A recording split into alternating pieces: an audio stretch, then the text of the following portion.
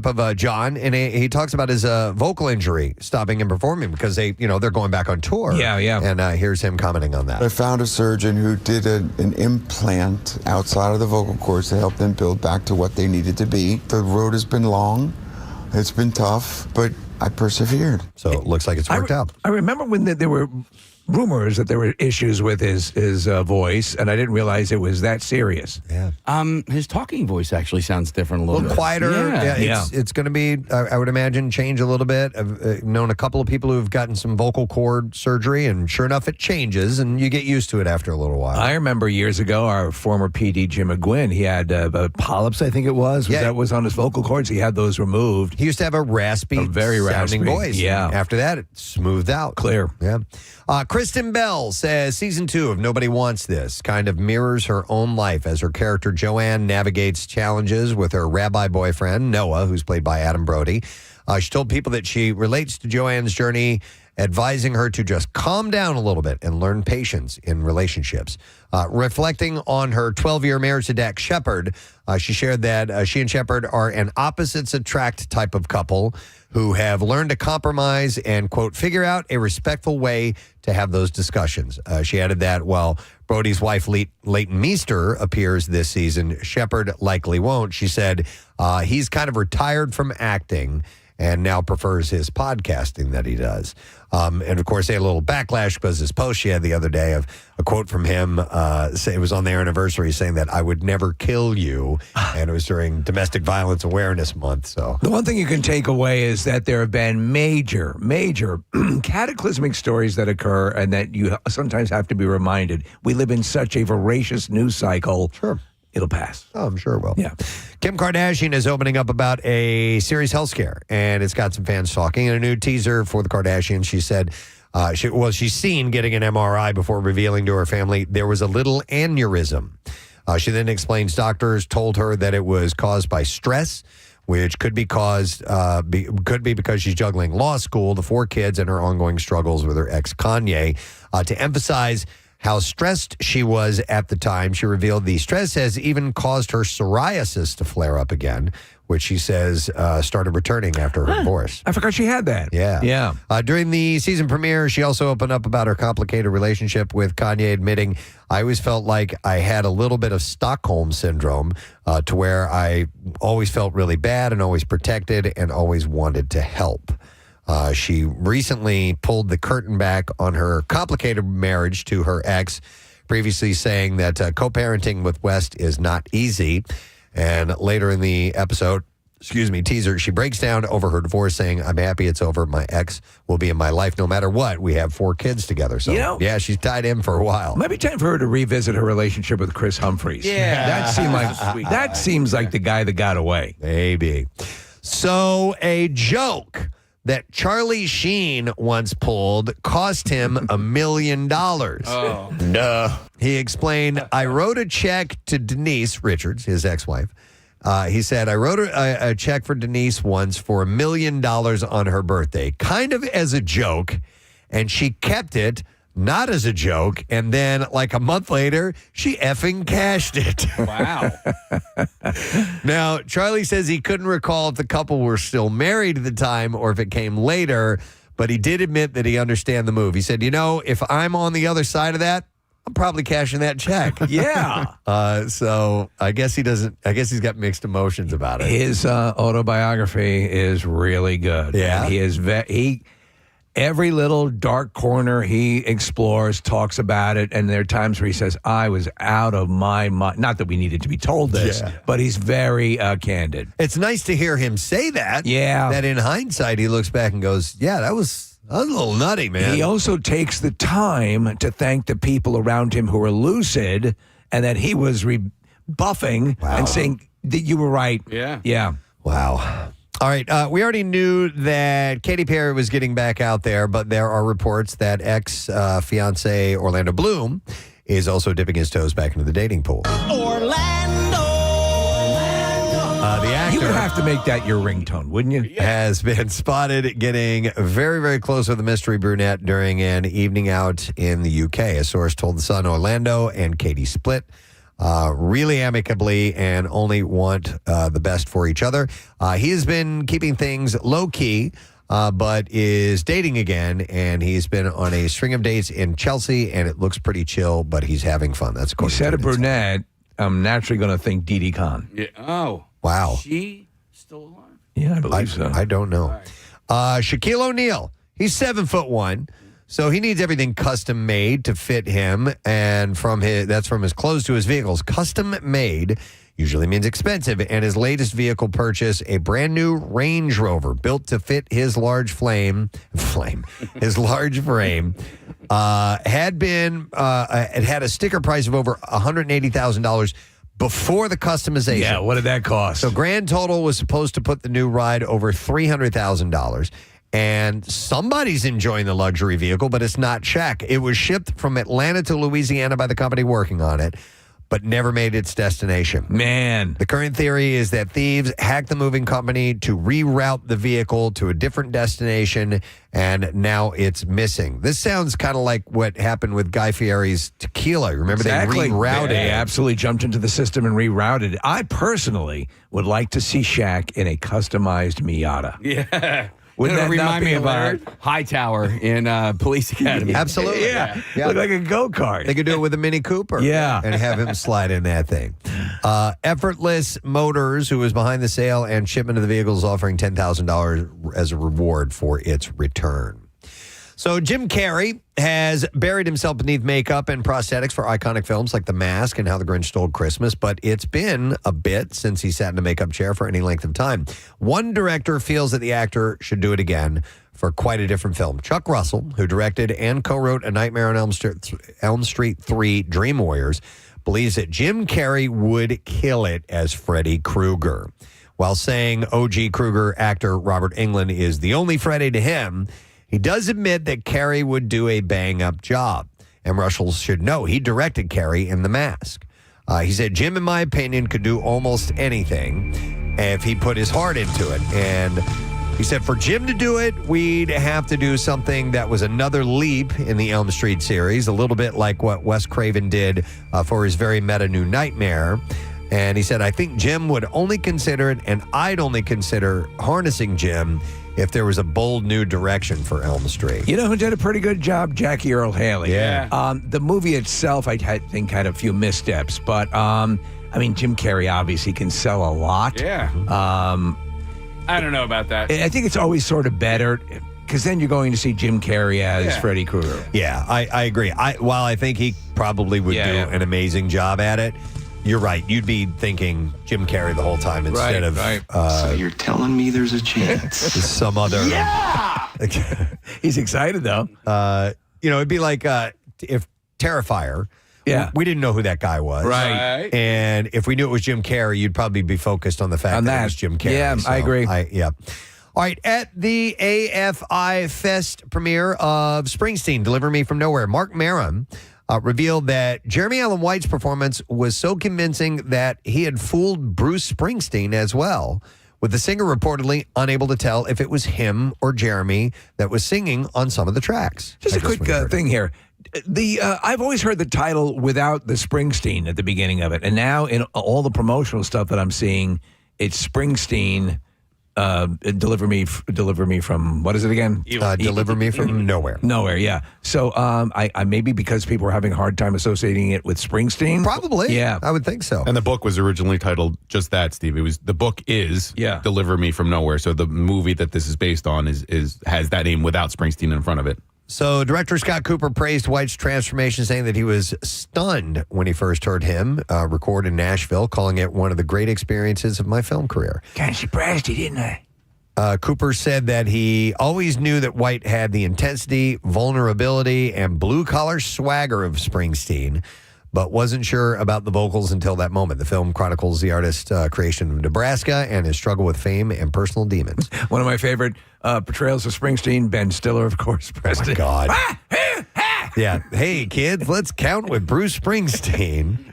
It was from the Ben Stiller show back in the day, and it was in the height of Bruce's Born in the USA. So he's got the headband on and the denim, and and he comes out. Are you looking for that case? Yeah, It was so Mercy's gotta find funny. it for us. We're watching a video of him right now because there are several Bruce Springsteen songs, like Born to Run, where you just hear him go, 1, 2, 3, 4, at some point in the song, and he plays off of it. No dice? Can't find it? All right. That's No, okay. Well, take our word for it. It's Things funny. just disappear. All right, listen to this. This came out of nowhere for me. Fans of the Bridget Jones Diary franchise will appreciate it. The character of Jones, immortalized on big screen by Renee Zellweger, will be displayed in statue form in London's Leicester Square. The statue will be unveiled at a ceremony with Zellweger in attendance on November 17th. And to what purpose? Just to acknowledge the film? Or the books? I guess so. Oh. And I mean, while I think it's a great movie, maybe it's a little more beloved in England. It I don't probably know. is. Yeah. I remember there was a big dust up when they had an American actress playing her, but I think she did a terrific job. I think that audience, that region loved it. There we go. Sally Phillips, who plays Bridget's friend Shazzer, will host the unveiling. Bridget's beaux Chinewell Ejiofor and Leo Woodall are also expected to be on hand to support Zellweger. All right. Hey kids, it's time for counting with Bruce Springsteen. 1, 2, 3, 4, 5, 6, 7, 8, 9, 10, 11, 12, 13, 14, 15, 16, 17, 18, all right. What did I get up to? I love that. All right, how about this? Johnny Depp is making a comeback in an unexpected way, and he's set to star in Ebenezer, A Christmas Carol, with horror heavyweight Ty West directing. Paramount, fresh off of its Skydance merger, is closing the deal and eyeing a November 2026 release for this. So Ty West is a horror director who I really like. He's done some very cool stuff. They're talking about making this much darker. Now, Guy Pearce did a mini series. Is a British, I forget what company did it. This was super dark, like unbelievably dark. So I don't know where they're going to take this. But Depp is kind of a chameleon, and that's perhaps my favorite book of all time, A Christmas Carol. So we'll see how it plays out. As expected of West, this version promises a darker twist on Dickens' classic ghost story. The original holiday tale follows Ebenezer Scrooge's journey through his past, present, and future. For Johnny, it's one of his biggest roles since his 2022 legal win, following his work in Day Drinker with Penelope Cruz. And with West, best known for his X, Pearl, and Maxine trilogy. Behind the camera, you can expect something chillingly unforgettable. But Johnny likes darker stuff. Yeah, he loves it. He gravitates towards it. So yeah, and at its essence, it's a ghost story. Yeah, exactly. So I think that's pretty cool. I'm looking forward to that. Let me see here. NBC is going to air Wicked November 19th, just 2 days before its sequel, Wicked for Good, will hit theaters on November 21st. Wicked. The first film, directed by John M. Chu, became the highest-grossing Broadway adaptation with 756 million taken worldwide, and it earned 10 Oscar nominations, winning for costume and production design. The sequel follows the two witches as they face the fallout of their past choices and reunite when a girl from Kansas comes crashing into their lives. So they're going to air that on NBC November 19th. So, Case, in the original Broadway or the production, the actual stage production, do they get to the point where they encounter Dorothy?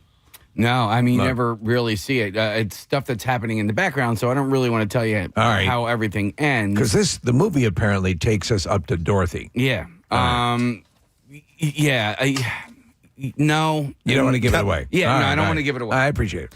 All right, and one last story. CNN will premiere The Heist, the Louvre's Stolen Crown Jewels, this Sunday at 8 p.m. with streaming available starting Tuesday. This, what they call Flash Doc Special, investigates how thieves disguised as construction workers stole the 8 pieces of the French crown jewels worth over $100 million in just 7 minutes, featuring journalists and art crime experts. And it will examine how the Louvre became a crime scene in broad daylight. According to CNN, the documentary blends frontline reporting, cinematic visuals, and the pulse of a global mystery unfolding in real time. So that's a real quick turnaround. I don't mind that. Listen, if they admit that this is the information they have at this point, and it's not supposed to be the comprehensive word. Like if they talk to the people who did the robbery. Right.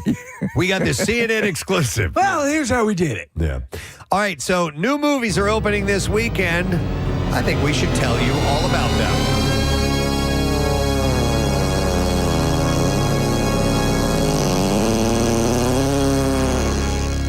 Springsteen, Deliver Me From Nowhere.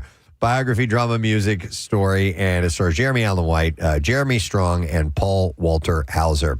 It chronicles the making of Bruce Springsteen's 1982 Nebraska album, recorded on a 4-track recorder in Springsteen's New Jersey bedroom.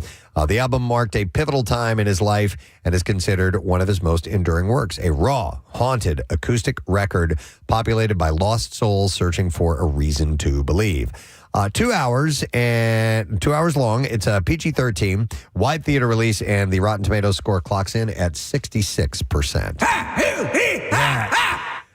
Then you have Shelby Oaks opening, horror mystery film starring Michael Beach, Camille Sullivan, Keith David, and it is about a woman's obsessive search for her missing sister that leads her into a terrifying mystery at the hands of an unknown evil.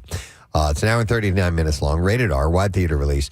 Rotten Tomatoes score at 67%. I haven't seen Keith David in something in a long time. And apparently he's in this movie for like 11 seconds. Oh, really? But they wanted a name. Yeah. Okay. And so he's in there. Okay. Keith David is in the show I'm watching on Hulu right now called The Lowdown with Ethan Hawke. Oh, yes. And he's a great character in that. Kyle MacLachlan's in it. There's a ton of people that end up showing up in this. I'm thoroughly enjoying it. I'm struggling with it though. Oh, okay. Yeah, a little bit, but I'm hanging with it. Yeah, no, I'm enjoying it. So, watch it if you want and come up with your own. What's it called again? It's called The Lowdown. And Ethan Hawke plays just kind of like this hipster guy who owns like a vintage bookstore in Oklahoma.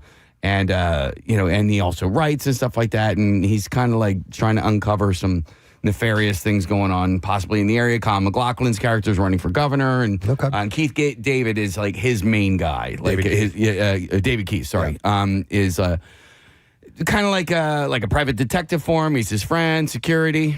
Okay, yeah, good stuff. Cool. All right, we're ready to play some clips for you. Hedda brings the 1891 renowned stage drama to the screen in a reimagined clip and emotional way. Here, writer-director Nia DaCosta describes modernizing the piece. Are we ready? Yep. All right, ready? All right, here we go. Times change, but these struggles are the same. And so I thought, what about this struggle is speaking to me? And then how can I emphasize those things that are speaking to me right now? And that's where the changes and the shifts from the original play came from. I don't give a Hedda, sorry, I'm reading. There's a typo here that threw me off. All right, anyhow, Hedda is in theaters now. All right, next clip, here we go. Nobody Wants This follows the unexpected relationship between a newly single rabbi and an agnostic sex show host. Here, Kristen Bell talks about stepping back into the role for season 2. Whenever I come back to a character, I always have more respect for them because they signify something greater than just like my work, or they signify something to the public. Like people are looking forward to Joanne, and that comes with a lot of responsibility. Season 2 of Nobody Wants This is now streaming on Netflix. And you give it the thumbs up. I think it's fun. Yeah. I think it's a good show. There's some, it's a good comedy if you're looking for a relationship thing that's kind of a little bit edgy and fun. It's good. Can I mention something in light of the news that you had about the gambling and all that stuff? I started it last night on Netflix. It's called Mob War, Philadelphia versus the Mafia. Just came out a couple weeks ago. And it talks about the mob scene in Philadelphia, starting, I guess, from like the 70s on, and some revelations. Like you talk about, the Bronx Tale up in New York and stuff. The mobsters, the families that we all know. Apparently, Philly had the reputation as being insane, like the mobster level like we're just berserkers. Yeah. And it's really an eye-opener, and it's really done well. It's on Netflix. What's it called again? It's called Philadelphia versus the Mafia. Okay. Mob Store. Gots to check that out, definitely. All right, that's our entertainment report, and we got stuff going on today. Todd Glass is checking in with us today. He's got some shows in the area, so we'll spend some time with him. We'll take a break, and we'll come back in just a moment, and we'll figure out if we're going to do the Connoisseur next or not. That's definitely popping up at some point in the show. Might be next. You got to stick around, all right? Friday, March 3rd. And later that day, the band Everclear will be performing. It's a 5 p.m. show, pretty early show. It's great. Because we're all going to be up early and have a hell of a day in front of us, so it's great that it's not insanely late. And then Saturday, Lit and Fuel will be performing. And they're also doing this thing, pond skimming, where you can ski across the water in costume. I've seen that. It's pretty cool. Yeah. You come down the hill, and then you're going fast enough to actually go across the water. And then a fireworks show that night on Saturday. I love it. Everything is perfect. Tickets for Mountain Fest concerts are on sale now. Any lift ticket for one of those days is valid for the concert entry, and season pass holders get in for free. And VIP packages are available. You can click on events at WMMR.com. We're a ways off, but March 3rd is when it's going to be. Excellent. It's very, very cool. I saw something a term I had not been privy to this morning, and it's something called quiet quitting. That was the worst hair band of the 80s. No, that was Quiet Riot. Well, they weren't the worst, but quiet quitting. Quiet quitting? Is that like ghosting your job or something like that? That's what I thought it might be, but it's not. It's a workplace trend that's getting some press lately, and it does not involve sneaking out of work and heading for the hills. Instead, advocates describe it as doing the absolute minimum their jobs require and refusing to work extra hours or take on extra assignments while focusing on out-of-work activities. So, like, they're forcing themselves to be fired or be let go? No. They're keeping, I get this, they're keeping the bare bones minimum requirement that they need to do to be working at the job, but they spend a lot of time, say, online or taking like What hour and a does that half. have to do about quitting? I don't know the name either, Kathy. I didn't understand that. You're quitting without quitting. You're resigning yourself to doing you're still working, but you're paring down to do the absolute minimum to make it to retain your job. You're quitting part of your job. So what are you doing for 24 years? They say it's about having an identity outside the workplace and refusing to let work rule your life. Oh, maybe I'm wrong then. Critics, including presumably some of their bosses, say some of it sounds a lot like old-fashioned slacking. Yes. Yeah. But I don't know. I disagree. And hear me out for a moment. All right. So when you are forging your career, right, and you're beginning, yes, extra time, extra hours, extra assignments, impressing the boss, doing things like this are absolutely crucial, I think. And I certainly lived my life that way. Yes. Once I found a career I wanted to get. Right. Now, when I was working at McDonald's, I didn't give a damn. I just cared. I got in and out of there when I wanted. You know, I was a teenager. But when I started to realize, okay, I need to make a living, and I also found something I love to do, radio. I spent a lot of extra time at work and didn't mind it and was enjoying learning what I was doing. Right. And that ethos has lasted a long time. But I have to say in the past few years, because we have had a successful career and one that we've spent a lot of extra time in, I have also now made it a point to have my life outside of that. Yeah. And taking on extra assignments and things like that, I don't feel the need to do anymore. I don't think that's what this is, though. I think, at least, and maybe you've read the article. I think, at least what I think is, they're saying slacking, and that correlation is not between simply maintaining a work life and a regular life and balancing the two. But I think it means, like at work, you'll never say, I'll take on a project. I'll invest extra time in this. You're the second the clock hits 5, or whatever, you're out the door. You arrive at the last possible second. You take every second. And mind you, you're entitled. But also, if there are ways to dawdle throughout the day. Like I don't think it's that. You don't think it's that? No, and I think the reason that some of the critics might say that it's slacking is because, man, how many people do you know that take work home with them? I know plenty of them. Yeah. And, I do. Well, all the time. We do. I work from home all the time. Yeah. A good probably third of my job I do at home.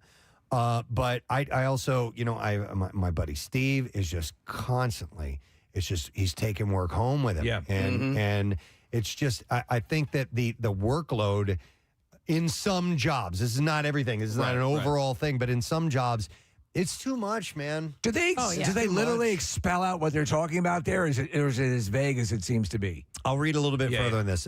Gallup calls it not engaged. Jim Harder, chief scientist for Gallup's Workplace, a well-being research center, says survey data shows workers are less engaged, and quiet quitting sounds like what he refers to as not engaged, a group that includes 54% of survey respondents born after 1989. But while engagement is lowest among Gen Zers and younger millennials, it's been dropping across all age groups in recent years. So it's not... It still seems kind of vague. Yeah, and then on the other side, it says they're doing what they're getting paid for. Advocates say quiet quitting is all about maintaining a healthy work-life balance.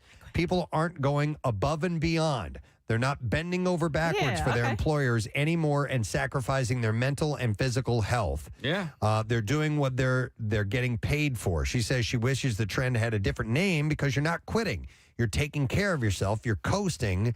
You're carefully coasting. So it's the above and beyond thing kind of spells it a little Sure. bit. Now, I think, I feel that we all go above and beyond, for this, because this is not a... that's our agreement. That's what we do. We want to do the best we can do to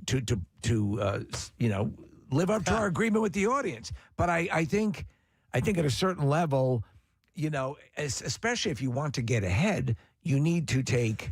But but if you are ahead, if you're already ahead, and I think it has a lot to do with how your company treats you. Yes. If you work for a good company that takes care of you, you're more likely to go above and beyond. Yes. If you work for a company that does not take care of you, you're going to do the bare minimum. No, I agree. Yeah. I'm going to say something that'll only make sense to you guys, but recently there's been some requests of what I would call going above and way beyond. Right. And we've all it's ignored like, it. come on, man. Come on. Yeah. We're already working a lot, and so that happens in all kinds of businesses. We say, oh, by the way, you also need to do this now. Right. Like, wait, what? What? Yeah. I'm sorry. How about? I quit. Yeah. I quit.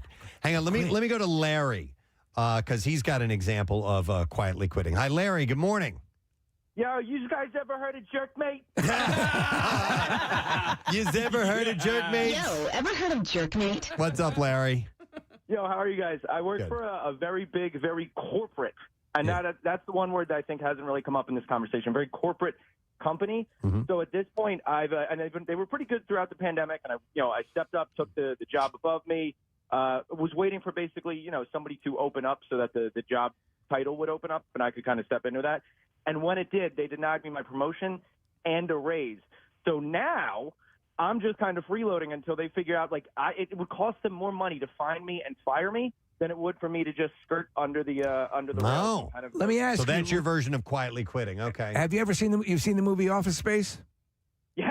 Right. Exactly. Would that hold true to what you're talking about? Except they're not fixing the glitch. Yeah. Yeah. No. But I agree too. We happen to work for a company that is very supportive and really wants to be a participant in helping us realize our maximum capabilities. I wonder though, and there's got to be people out there who have had a job for a long time who actually, because there's so many people in the workforce, don't actually have to do anything. They just go in, clock in or whatever. Well, kind of hang out. Like the guys you see who work for the city who they've never shown up for in years, never show up for work. And, go get the vehicle, go home. I think of Tom Hanks and Joe versus the Volcano, Preston, that kind of job. As mundane as it could possibly be. No, but there's got to be coworkers who are not doing that, who are going to call that person out, or at least, you know what I mean? There's no way that can go on for years and years. Somebody's going to say something. Yeah. We hear from so many people about how hard they work, and I appreciate that. But Casey made me think of something. Who listening now has the easiest job in the world? Yeah. I want to hear that. Well, easiest- 215-263 WMMR, because you rarely do you hear people boasting about how easy their job is. But the easiest job, or has a job where they really just they don't care, so they don't do much. Maybe it's both. You know what I mean? Because like you were talking about us taking work home with us. Like to me, yes, it is work. But if I'm sitting on my couch at home reading an article that we're going to talk about the next day, like I don't really see that as work. I mean, it is. It's considered work. It's considered prep. But like for me, you're not capping an oil fire. Yeah, like I'm just at home reading. Yeah. But it is all relative. I see it as work. But I mean, and I probably do it differently than you do. I'm scouring all kinds of stuff. I'm printing things up. I edit. You don't have a glass of wine and bonbons. No, I categorize. I try to. I've got. My feet are up. I'm like, I'm working. Now, and listen, it's not hard work. It's not physical hard labor. Okay. It's time consuming and time consuming is what it is. Yeah, for sure. Do you at like your prep though? Sometimes are you like, oh God, I do not feel like doing this? Oh yeah. Oh, you do? Okay. Oh my God, yes. Okay. Absolutely. But then I'm like, get it done, do it, get it over with. Well, also that's why sometimes too, like, because you do a lot of prep. Like, if I see stuff, if I see articles, I'll send it to you because I think that I know that's something that you could use and maybe a little less work for you. Right. No, I appreciate that. And ultimately I've got to figure out if we're going to go to it or not. But man, there was a point I was going to make and I don't remember what I kept talking. That's okay. Why don't you tell Kathy how much she turns you on? No, that was oh God. That was not what I was. I quit so hard. I'm so quitted. Yeah, I forgot what I was going to say. Okay, let me go to some calls. Easy jobs. All right, we'll go to John. Hey, John, good morning. Morning. What's up, John? So I work at a golf store in Wilmington, and it's probably the easiest job in the world. I just talk to people about golf all day. And do you love what you do? Oh, absolutely. I used to work in finance.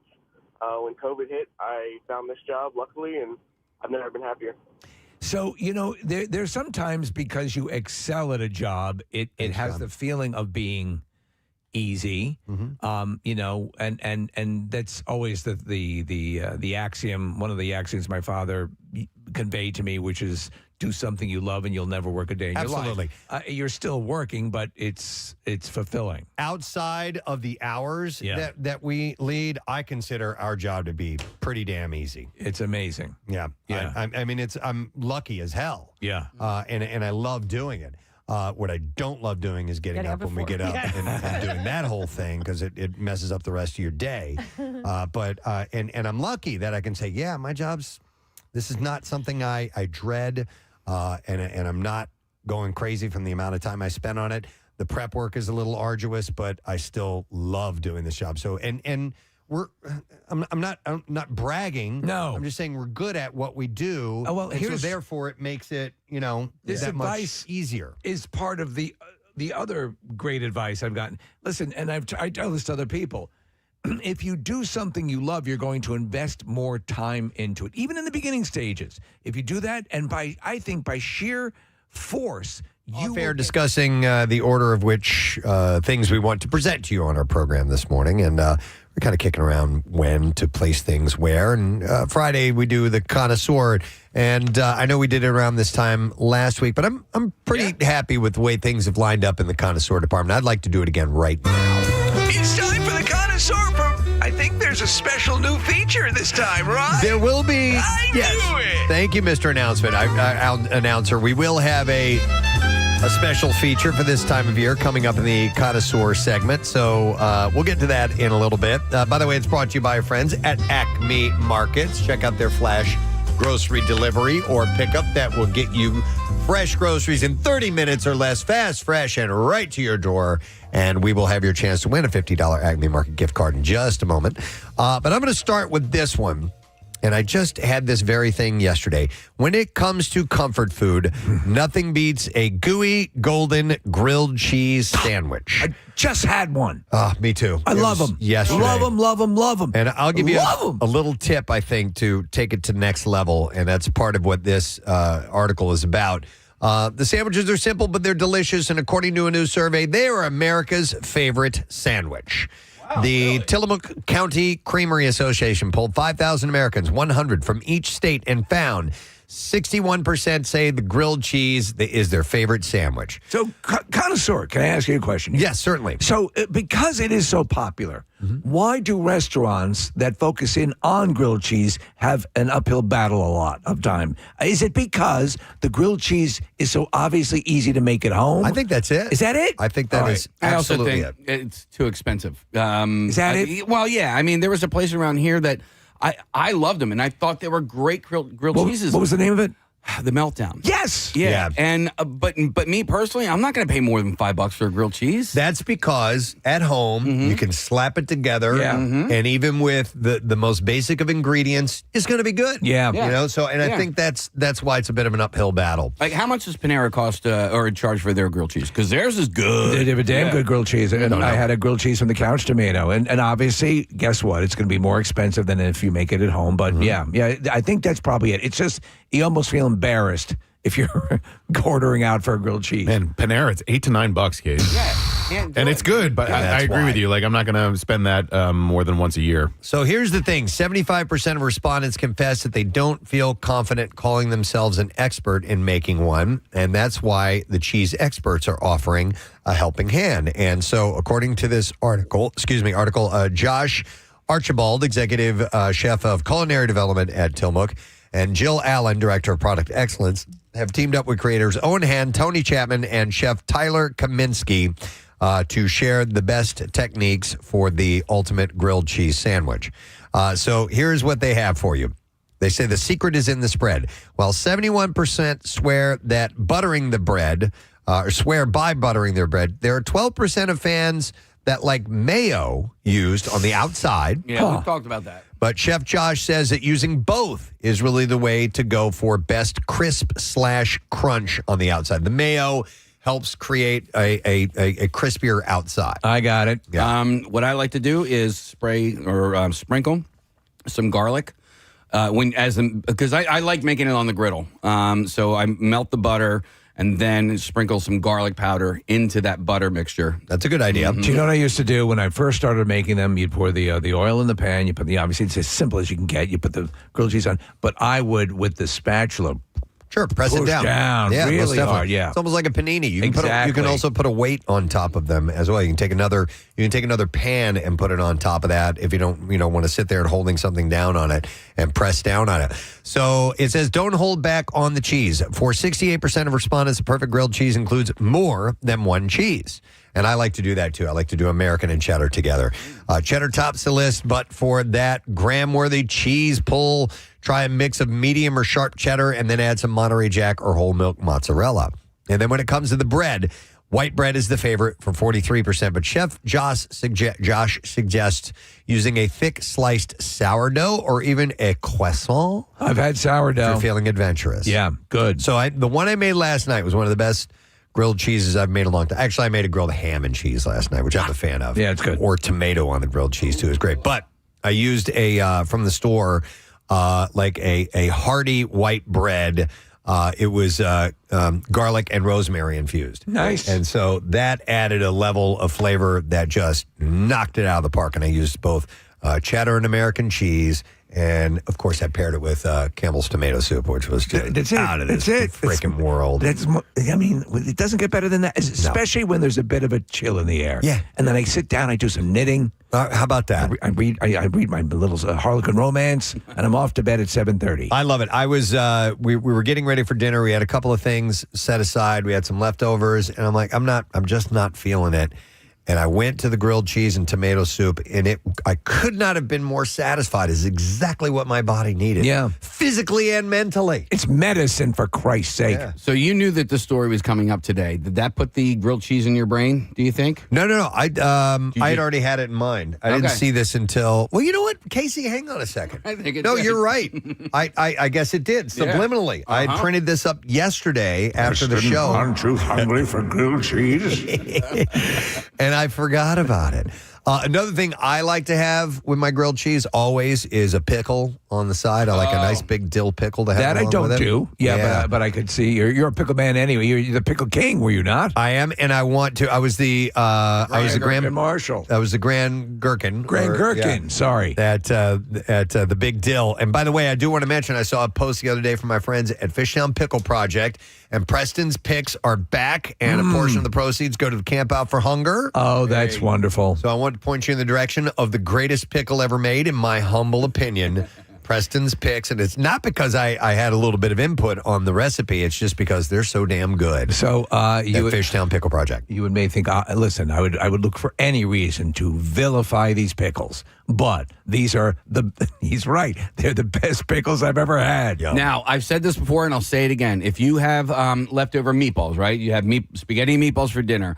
I highly suggest you make a grilled meatball and cheese sandwich. That sounds good. It is really, really great. See, as a foundation, you can jump off anywhere with grilled cheese. No doubt. But you have to chop the meatballs up a little bit, right? So that it's not your classic meatball sandwich, and you only do the sauce to taste, right? You don't overdo it with the sauce, and then it's the only time I ever make a grilled cheese with provolone. And I'm telling you, it's fantastic. Okay. All right, fair enough. I like it. But the grilled cheese Jesus sandwich made the first grilled cheese. Grilled cheese, officially America's favorite sandwich.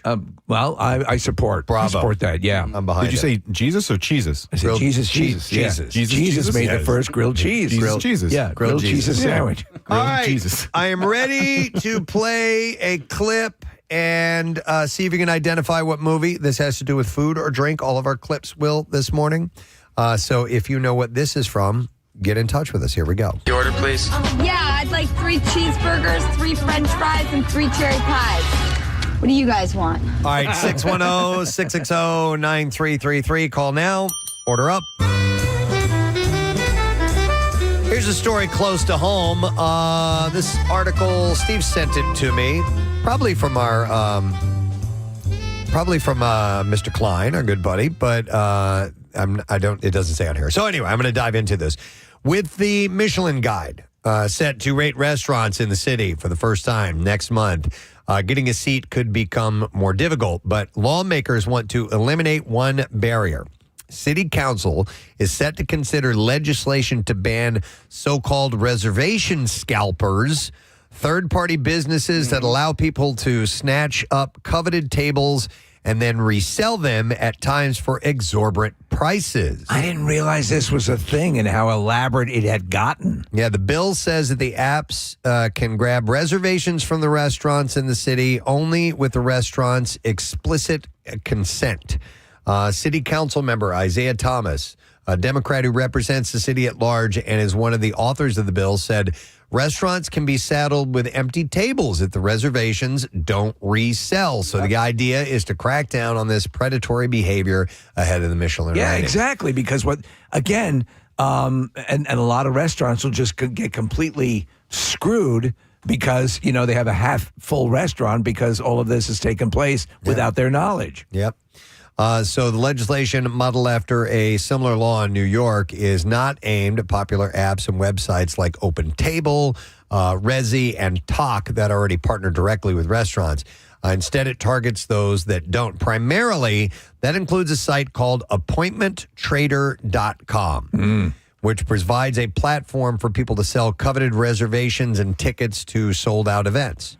Sometimes reservations are snatched up by people who spend hours a day scrolling for tables. I mean, could you, if you were to take reservations, take a credit card with it and have some sort of a penalty? Oh, yeah. No, a penalty. A penalty for them? If you don't show up to your reservation? I suppose you could. Right. If you were to set up those parameters. I don't know if a lot of people would do that. Right. But maybe. There are some apps that offer up reservations or tables, I guess, and maybe this is part of what this is targeting, Preston, but I've used one called In Kind. And the reason I signed up for it is that I went to that Queen and Rook place last weekend, and they offer, if it's the first time you're going, they'll give you $30 off of your $100 bill or whatever. And so I was like, all right, that's interesting. I'm going there anyway. And then they help you make the reservation. But I'm wondering if people, like the reservation scalpers will use apps like this to, at a higher end restaurant or whatever. It's possible, yeah. So they said I use OpenTable, and I've never had an issue with OpenTable. And do you use the app or do you do it online? I do it online. Okay. Yeah. Yeah, so Open Table, Resi, and Talk, it said in the article, they work directly with the restaurants. So they're going to be reputable and everybody's happy with how that performance is. I use Open Table all the time. So they said in-demand reservations are a valuable commodity, and restaurants should decide whether or not they want to partner with organizations booking them. But Jonas Frey, the founder of AppointmentTrader.com, the website that I had mentioned, said the legislation would needlessly target his platform and said efforts to ban reservation sales are communistic. Frey said that his company put safeguards in place 2 years ago to crack down on reservation scalping. For example, new account holders cannot upload more than 10 reservations, and accounts can be shut down if more than half of their reservations go unsold. I remember, years and years ago with the ticket scalping issues and Pearl Jam and all these bands getting involved with fights with, the resellers. And a lot of stuff was put in place. A lot of it worked, but there's always a way to do a run around. Now, it's all, work now because ticket prices are just so affordable. I know, yeah. Pearl Jam won. Most users, Frey said, are selling a restaurant reservation because they can't make it and are looking to cover a potential no-show fee. He said, I understand if you were scalping reservations, that creates artificial scarcity, and these restaurants would be empty all the time, he said, but we don't do that. You know how you bypass a lot of this, Preston? You just make your grilled cheese sandwiches at home, go out to the park, and eat. Yeah, there you go. You Put do. down a blanket. Exactly. Don't ever have to worry. But they're saying with the Michelin Guide, it's going to be huge. Things are going to step up quite a bit as far as trying to get reservations, and these this website's got a way to make money off of it for themselves. Maurice, I assume that there's I'm assuming this could be coming right out of the deepest recesses of my ass, but that people who are Michelin fans or foodies, there's a bit of Michelin tourism where they travel to try restaurants on the list. Would that be correct? A lot of the restaurants that are most likely going to get a nod are, already highlighted by Food and Wine and Delicious City Podcast and all these great reputable sources out there. But those restaurants, Steve, will release reservations once a month, and they go in like less than a minute. Wow. Because also some of them only have 12 or 14 tables or smaller, a couple of covers. That's like a Loverboy ticket turnaround. Yeah. I knew this big in New York. I didn't know it was hitting in Philly, but some restaurants don't want to work with the Resi and the Open Table because they're like bigger companies. But you can sign up. There's like a whole trade between those companies getting different restaurants. It's a crazy little world. Yeah. It is. All right, we will see if somebody knows what movie this is from. The order, please. Yeah, I'd like 3 cheeseburgers, 3 French fries, and 3 cherry pies. What do you guys want? All right, we're going to go to Kelly and see if she happens to know. Hi, Kelly. Good morning. Hey, bitches. Hey, what? All right, Kelly. Do you know what movie that is? That would be Charlie's Angels. Yes. Well done. Charlie's Angels, Drew Barrymore in that clip. And we're going to give you a $50 Acme Markets gift card. And you got to check out their flash grocery delivery. Pickup gets you fresh groceries in 30 minutes or less. Let's have another clip. It has to do with food or drink. And we'll see if you know which one this is from. I once took a date out for surf and turf, not knowing she was a vegetarian. She ate bread and broke her tooth on a rice seed. I have no idea what that is. All right, 610-660-9333. Call if you know. Order up. All right, next one. I thought this would be nice to share with you because Halloween is rapidly approaching, and I have a history of food that people would eat on Halloween because it didn't begin with candy. Yeah. Fruit, grilled cheese sandwiches, right? No, fruit and nuts, particularly apples and chestnuts, were a customary part of Halloween for hundreds of years. The original popularity of apples and nuts came from spiritual beliefs by Celtic peoples 2,000 years ago during the festival, which is called Samhain. And giving food to guests or the needy supposedly ensured prosperity for the upcoming year, so fruit and nuts were offered as gifts. I'm probably mispronounced that. Samhain, I think it is. Samhain, S-A-M-H-A-I-N. It's a couple different pronunciations. Yeah, so that would be Celtic. Halloween season of the witch. So as times change, apples and cracked nuts hung around, becoming sweetened with sugar or dipped in toffee. And these sugary and nuttery confections gave Halloween a reputation as a time for sweets, even though the candy wouldn't become popular until the 1900s. What you just described, dipping in toffee, that sounds pretty good. As for why things changed, the emergence of mass-produced candy meant that giving out sweets was easier and cheaper. By the end of World War II, the term trick-or-treat was becoming a steadfast part of the holiday, and apples and nuts fell out of favor. Of course, these foods still shape many of our traditions even today. Halloween has gone through many changes. Jack-o'-lanterns didn't start out as pumpkins. They were actually originally turnips.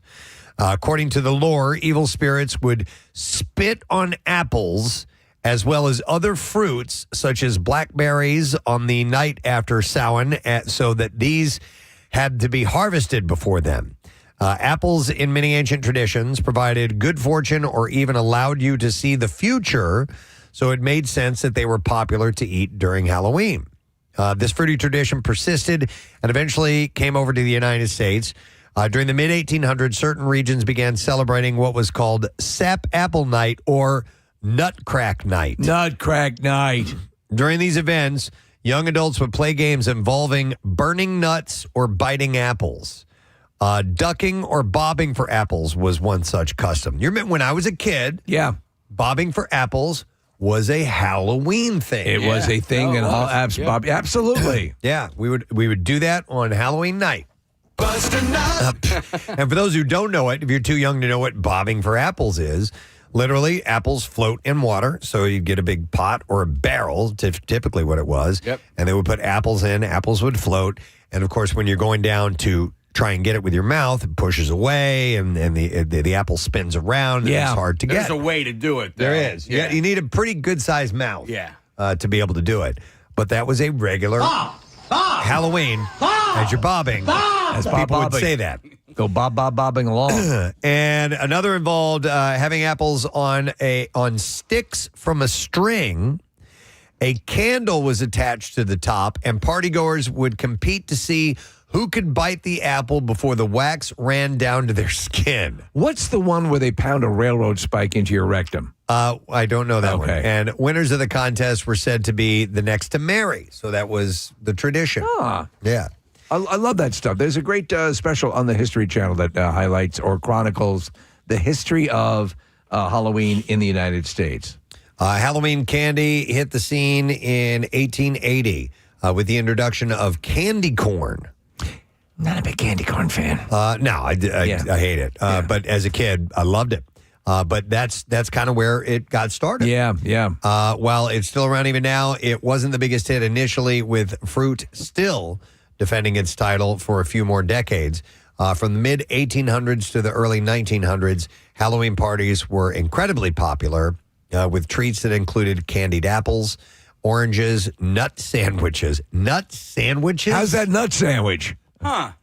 Yeah, what's this sauce? What the hell would be on a nut sandwich? Peanut butter.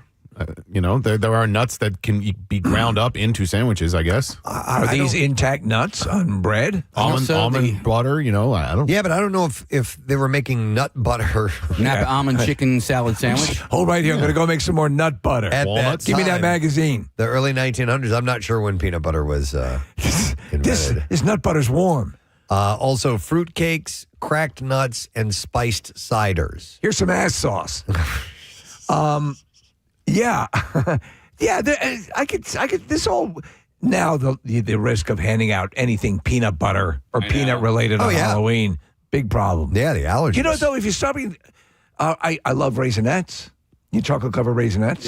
Yeah. When I was a kid, a little kid, I remember there were a lot of times there were apples involved for Halloween. Raisins. Yes. I got little boxes of raisins. A fair amount. You hate boxes raisins? Of crackers. Chris? Well, no, I don't hate raisins. I would hate you if you gave me raisins for Halloween. Well, I understand. I wasn't mad at it. But back in the day when I was a little kid, that was kind of what was handed out. We would also get little trick-or-treat bags of popcorn. Yeah. Popcorn balls. Do you remember those? Yeah. It's like what is it? Butter we got sauce? nuts and balls. Nuts sauce. But popcorn ball was another thing. That we get. And I guess that's held together with some kind of, sugar confection. It's like the Rice Krispie treats. Yeah. Similar stuff. Exactly. So, anyhow, with Halloween approaching, I thought you guys might find very that excited. I'm so history. excited. Though the weather right now is not looking awesome for next Friday. Oh, it's not?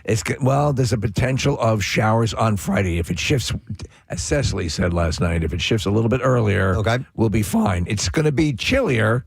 It'll be in the 50s. Okay. This is the long term now. Things can change. Sure. But we'll see. All right. Well, we're looking for a winner. Somebody who knows what movie this clip is from. I once took a date out for surf and turf, not knowing she was a vegetarian. She ate bread and broke her tooth on a rice seed. She ate bread, broke her tooth on a rice seed. Let's go to Eric. See if he knows what movie that's from. Eric, good morning. Hey, good morning, fellas. How you guys doing? Good, my friend. All right. Can you name that movie? Yes, sir. It's Face Off. Face Off. Eric! That is absolutely correct. Hang on just a second, bud. Got yourself $58 Acme Markets gift card, and you got to try out their Flash grocery delivery pickup. Get you fresh groceries in 30 minutes or less. I was watching a clip. It was a behind-the-scenes clip of the movie Face Off, as it turns out, yesterday. And it's Nicolas Cage and Travolta, and they're doing a scene, and and Cage has Travolta in a headlock, and them jarring back and forth, and he goes, Cage goes, was that too much? And Travolta goes, no, I loved it. That's excellent. All right, here is another clip we're going to play. And what movie is this from? Thanks for dinner. There's dessert. Iced Florentine. You have to try my iced Florentine. Come on, Dave.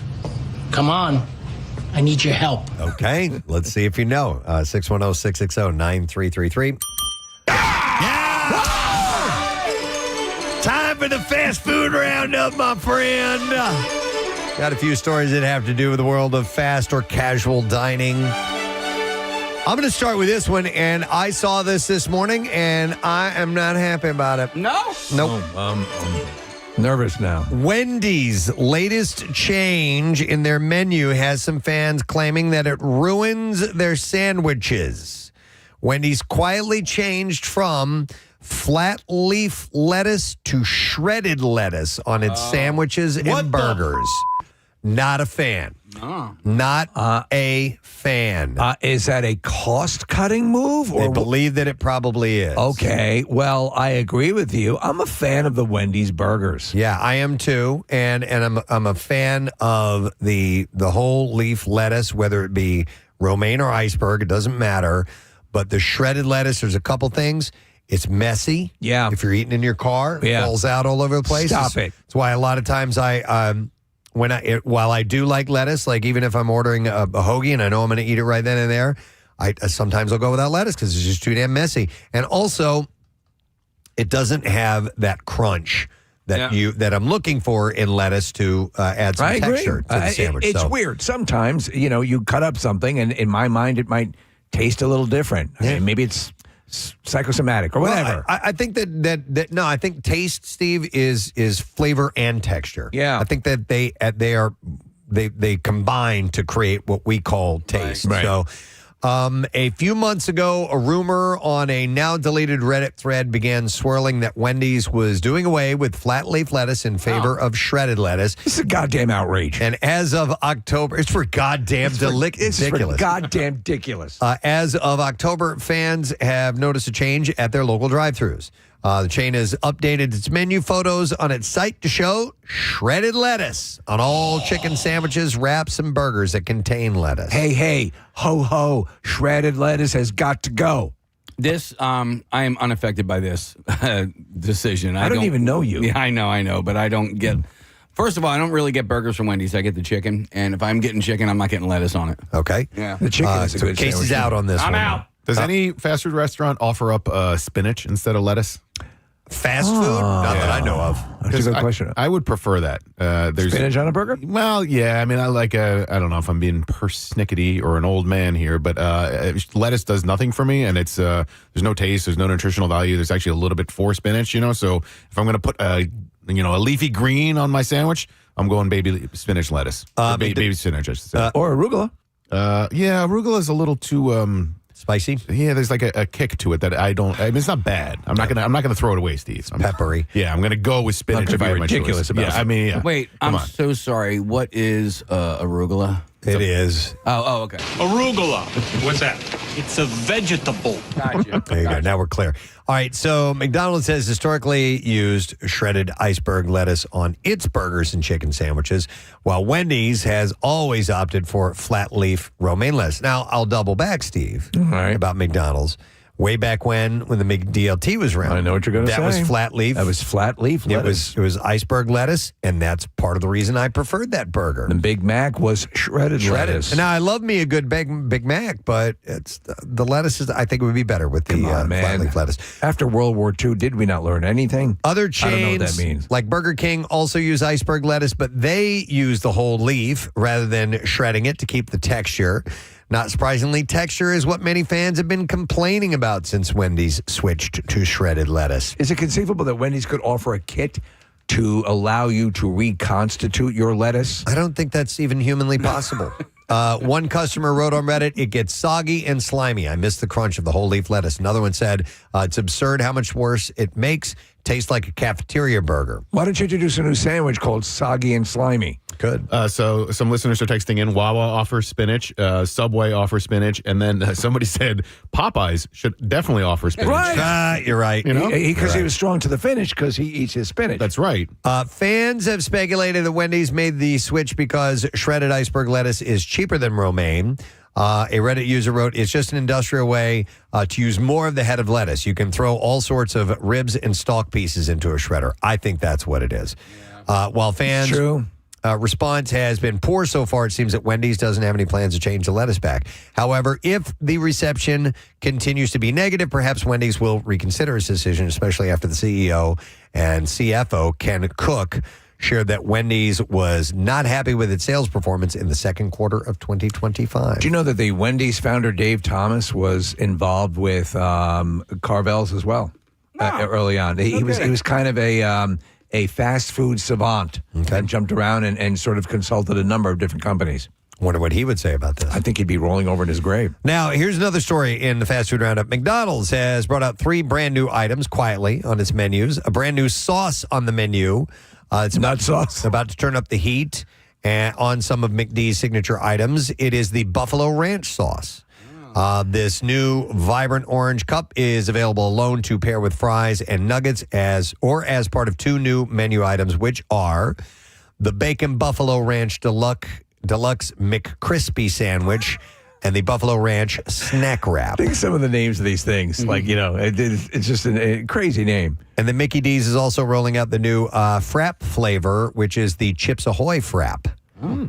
It has a good balance of subtle coffee and brown sugar notes. Rumors suggest these creations will roll out to the restaurant on October 28th. Do you feel like trying any of that McDonald's chili sauce that I got for you last week? Not yet. Okay.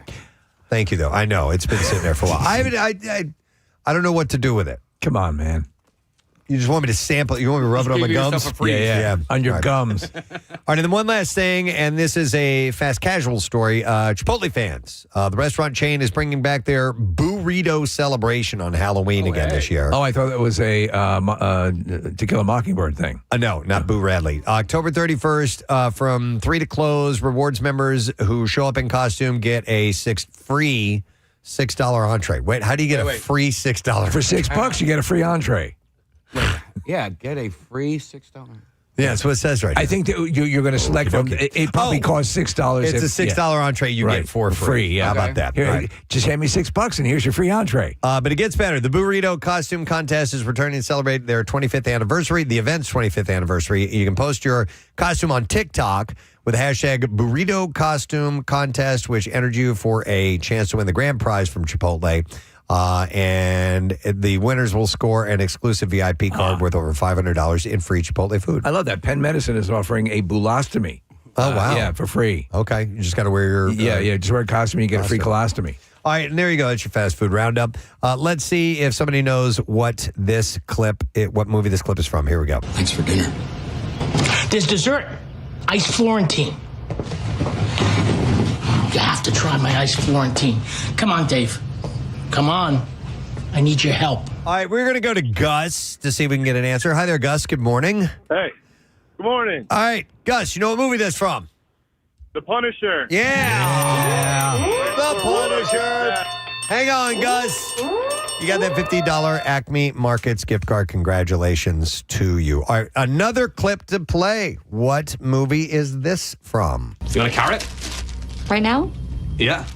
I'll share. I've got plenty. All right, 610-660-9333. So we're going to do another order, and this is going to be in our special segment today. Oh, you've been waiting for it. Today's segment is all about Thanksgiving. Thanks.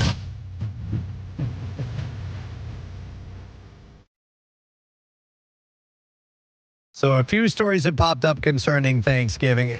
And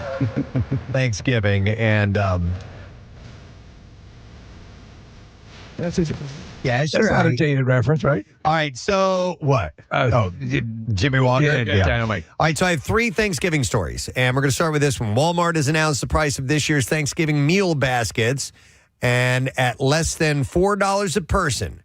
They're the cheapest they've been since it launched the deal in 2022. What's in the meal basket? The basket feeds 10 people. Wow. And includes over 20 essentials like turkey, stuffing, potatoes, fried onions, pie crusts, and even boxed mac and cheese. And so that's a big drop from last year's roughly $7 per person price. Okay. What's in the box? So it's $40 essentially. And it says it'll feed 10 people.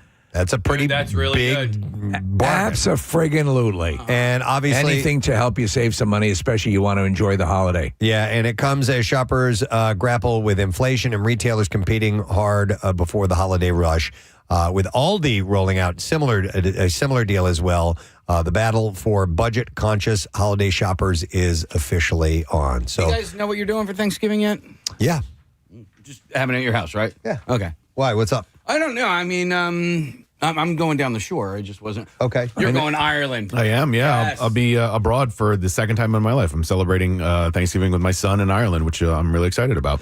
Nice. Yeah, I mean, we don't have a family in this area other than my crew, Preston. so it's very easy to decide what we're going to do. He's looking for an invite. Oh, is he? No, I'm making it myself. No, we've settled down the shore for the last few years. Is that and what I you- like really? it. And over the last 4 or 5 years, I've become the turkey guy. I'm really, really happy with how my turkeys have turned out over the last 4 years. Like I'm getting better at it. You know, like, but there's a lot going on. You brought in some stuff, some of your inventions, culinary inventions. I have no doubt you're whipping up a fine turkey. Appreciate you. All right, next Thanksgiving story. Oh, shoot. Come on! I forgot. Turkey. Turkey lurkey do and turkey lurkey da. All right, Hip City Veg is bringing back its fully vegan, plant-based version of the famous Wawa Gobbler. They do their version of it. It's called the Stuffer. And through December 31st, the Stuffer will be available at all locations, which you can find them on 7th Street, 18th Street, South Broad, and 40th Street. I'm a massive fan of Hip City Veg. Yes, though through December 31st, the Stuffer will be available at all locations, both in-store and online. The stacked sandwich features grilled chick-in, which is not chicken, it's chick, apostrophe N. It also comes with onion gravy, tangy cranberry sauce, delicious garlic aioli, and stuffing, all on a warm toasted long roll. It's like the difference between a chickpea and a garbanzo bean. What's the difference? You well know. I'm never having a garbanzo bean on my chest. Complete dairy-free, meat-free, animal product-free, but with all the Thanksgiving flavor that you are looking for. So I can tell you again, I've said my favorite chicken sandwich is the Hip City Veg chicken sandwich. It's amazing. So and their nuggets are faux nuggets are amazing. So I have to try this. Yep, it looks damn good. It'll be available through December, so it's going to be around for a little bit. Steve, you got to get in and try it. So thank you for the information from Hip City Veg. There used to be the location in Suburban Square. Excuse me. Is it there? It's not there anymore, is it? It's not. I don't know. I just saw the locations go there. ahead, Maris. I think it did close up, but we are getting a pop-up bagels in Suburban Square, which is very exciting. All right. That's cool, too. Yeah, Steve, according to this story that I was sent, just the locations that I read are where they are. 7th Street, 18th Street, South Broad, and 40th Street. So weird. And by the way, that 7th Street, that's in Washington, D.C., that top one. Oh, my God, you're right. I'm sorry about that, I'm not Casey. going to D.C. Yeah, so that's the only out-of-town location. The other ones are in Philly on 18th, South Broad, and 40th Street, according to this press release that I got. All right. Well, at least I'm definitely going to give it a try. All right, one last Thanksgiving story. All right, so DoorDash has released their Thanksgiving Trends Report, and the stats on the way Americans prep and celebrate the biggest food holiday of the year are in. Thanksgiving Eve is officially the biggest grocery delivery day of the year for DoorDash, with orders skyrocketing nearly 90% higher than on the average day. Filling carts across the country that Wednesday were heat bags, up 2,400% compared to a normal day. It was my nickname in high school. Trays and platters up 2,100%. Sage up 1,900%. Dining furniture up 1,700%, and even last-minute whole turkeys up 820% on that particular day. All under DoorDash. Yep. While everyone is stuffing birds and peeling potatoes, nobody wants to cook the dinner the night before Thanksgiving, leading to nearly 5 million DoorDash orders across the country that night, making it their busiest Wednesday of the year. It's also a huge hit night for alcohol orders, which were up 88% compared to an average Wednesday. Lots of homeowner hookups also happen on Thanksgiving as condom orders jump more than 30% for DoorDash. Well, your family's right there. And on Thanksgiving Day, meat thermometers top the list of last-minute orders. Yeah. Followed by cake pans, gravy, measuring cups, marshmallows, whipped cream, and disposable containers. Pumpkin pie is the most ordered dessert on DoorDash, with cheesecake coming in second, followed by apple, chocolate, and pecan pies. So do you use the condoms for preparing the stuffing, or do you use no, I don't think. I think. Yeah. You put the giblets in there. Yeah. And when it comes to sides, mashed potatoes are number one. They're the most ordered side in 10 states. Corn, gravy, sweet potatoes, and cranberries round out the top 5 side orders. And this Thanksgiving, DoorDash predicts that squash will be taking over as a trendy side. All right. And that's your Thanksgiving report. All right, let's see if somebody knows what movie this is from. You want a carrot? Right now? Yeah. I'll share. I've got plenty. All right, we're going to go to Pam. See if we know. Hi, Pam. Good morning. Hi, guys. Hi, Good Pam. morning, guys. Good morning. All right, so Pam, what movie is that from? Bridesmaids. Bridesmaids. Great, absolutely correct. Hang on just a second. $50 Acme Markets gift cards. What's we got for you? All right, and then we have one more clip to play. Let's see if we know what this is from. What's the matter? There's a monster outside my room. Can I have a glass of water? What's wrong with the water next to your bed? It tastes old. All right, 610-660-9333. I have one last story. And where would we be without talking about some liquor this morning? We got a nice package from Bird Gang Spirits, and they are in partnership with the Philadelphia Eagles and have launched a limited edition artist series of bottles of their booze. I wonder what that was. Yeah, so I'm going to mention this. They're commemorating the Eagles' 1965 World Championship. The first collection in the series features all 4 Bird Gang Spirits with new label artwork that pays homage to the 60th anniversary of the historic franchise win. And they have partnered with some local artists to create these. And they're really cool looking. So Silver Tequila and Habanero Tequila are designed by artist Heavy Slime. Straight Bourbon Whiskey designed by Jordan Spector. And vodka is designed by Paul Carpenter. So they have these special labels on there, which actually make it a great gift to get to, the Eagles fan on your holiday list. If you're getting way out in front and you're buying things now, this is a good gift. I'd recommend doing it now because honestly, you know how this stuff is going to move. Yeah. And you're going to say you had that great idea and you're going to think you're out ahead of it and you're not. So just jump on it as soon as you can. Yeah, it's Big Game Spirits, and their website is in collaboration. It says BOTLD. BOTLD.com. Bottled? Yeah, I guess so. And you can follow Bird Gang Spirits on Instagram and on Facebook to get more information. So figured I'd pass that along to you. All right, we'll see if somebody knows what movie this food clip is from, or drink in this case. What's the matter? There's a monster outside my room. Can I have a glass of water? What's wrong with the water next to your bed? It tastes old. All right, we're going to go to Alex, see if we can get a winner. Yo, Alex, you're on, man. Hey, how's it going? Good, buddy. All right, you know that movie? I think it's from Signs. Yeah, Signs. Yeah. You are correct. A Night Shyamalan film, and we're going to set you up with a $50 Acme Markets gift card. Hungry and in a hurry, Acme's Flash Grocery Delivery or Pickup gets you fresh groceries in 30 minutes or less. Fast, fresh, and right to your door. Acme Fresh Foods, local flavors. And that's our Connoisseur segment. Yes. Told you guys there's some good stuff I bet you we're going to have some more special Thanksgiving features heading towards the actual date itself. More than likely, I think so. Stay tuned for that. We have a bunch of things coming up. Our buddy Todd Glass will be joining us in a little bit, but we got to make it Friday officially with that great song from Froggy and dive into the Bizarre File when we get back. Plus, we have an announcement about Camp Out for Hunger. We'll be right back. Something, and then hopefully the monetary compensation will come down the way. But I mean, that's all a chain of events.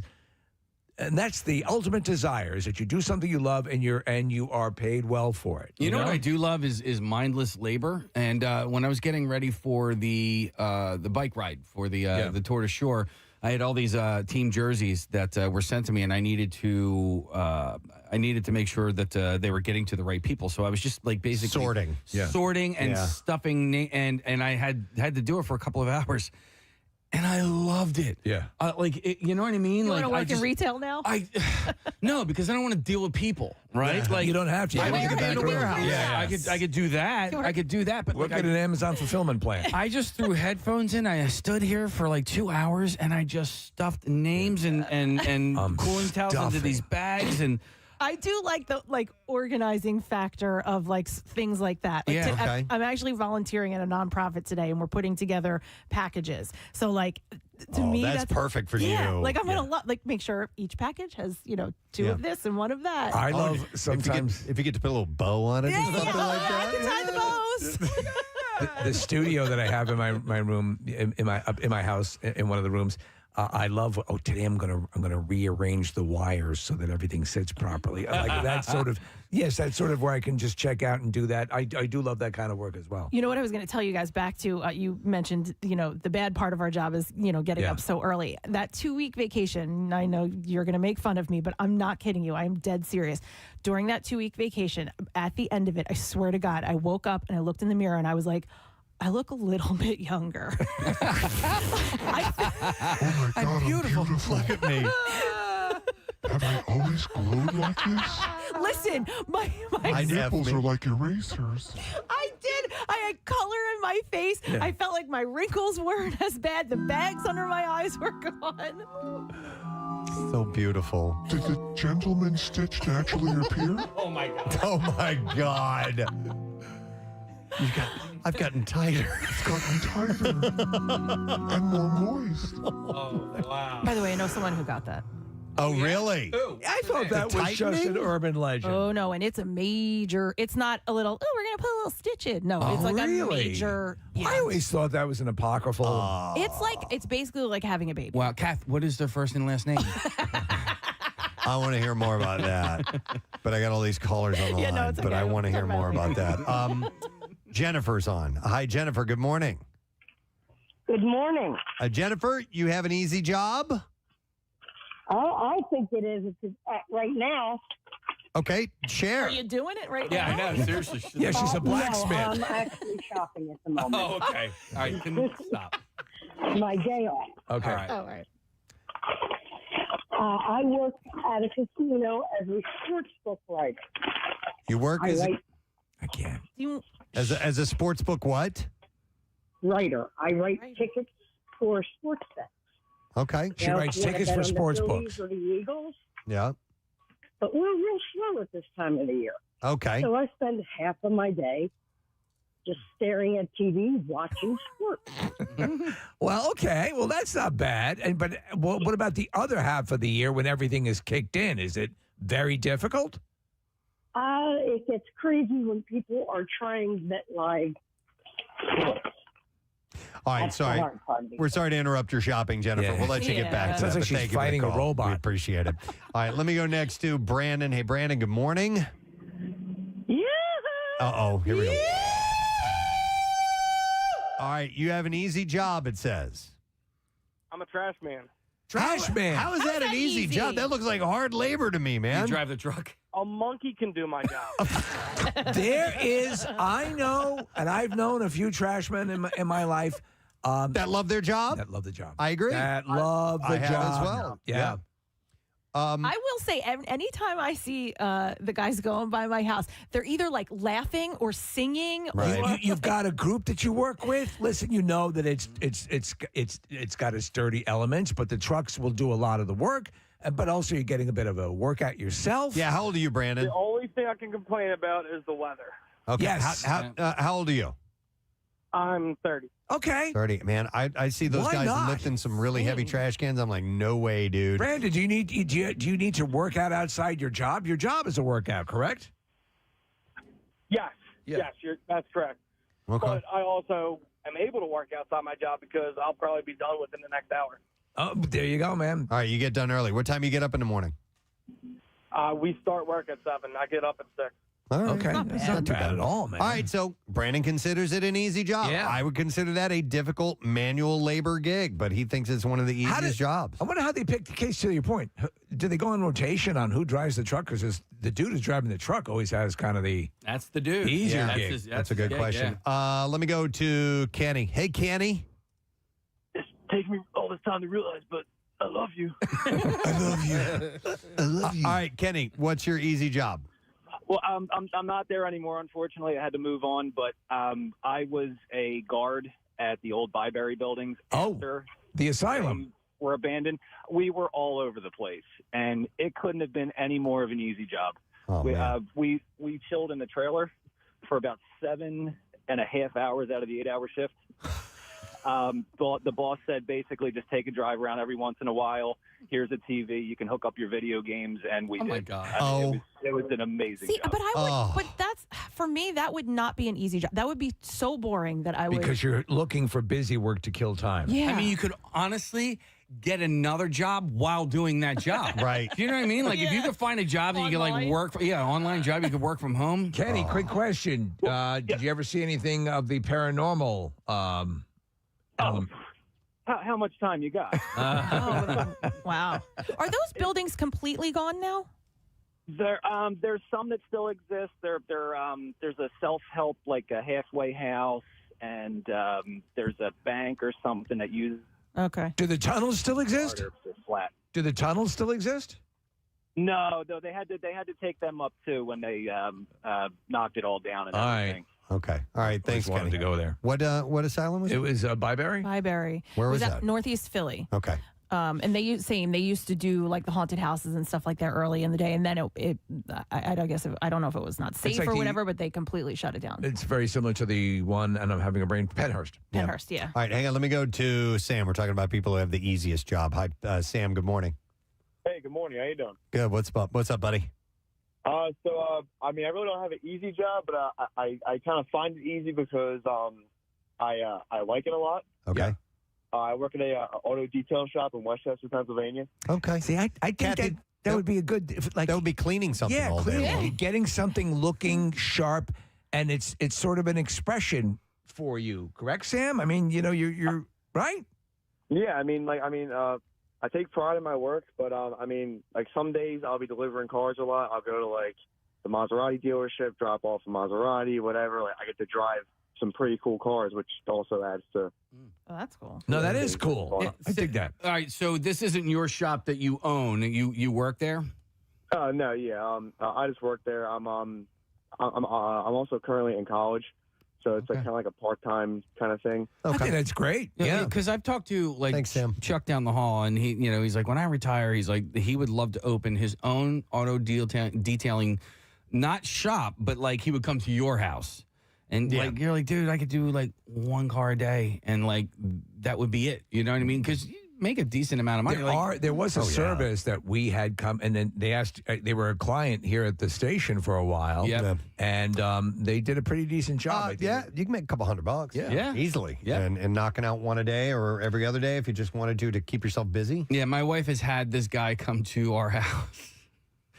I just How you doing, baby? I know, and he just sets up shop in the driveway and to clean your car. Yeah, not to clean her. To clean your clock.